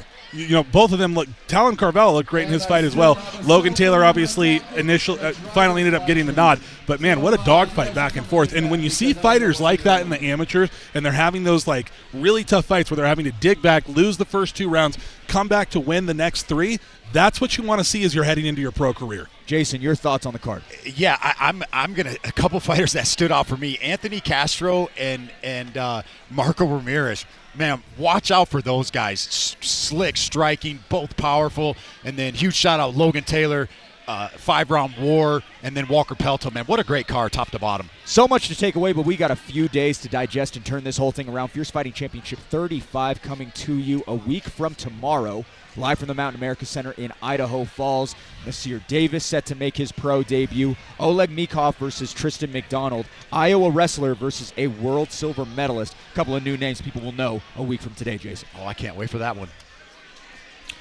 Another phenomenal card, that's going to be great. From the top, that card from the top to the bottom, all the amateurs, all the pros, really super competitive fights. It's one of the things I noticed about tonight. The fights are really competitive, like every single time. Even when you have a debut guy fighting a guy who has like 2 or 3 fights, every one of the fights has been competitive, really good. Spectacular night, spectacular year as we're coming near our final 2 shows of 2024. But it has been a good one here at the Masonic Temple. Hopefully this becomes a new home for Fierce Fighting Championship.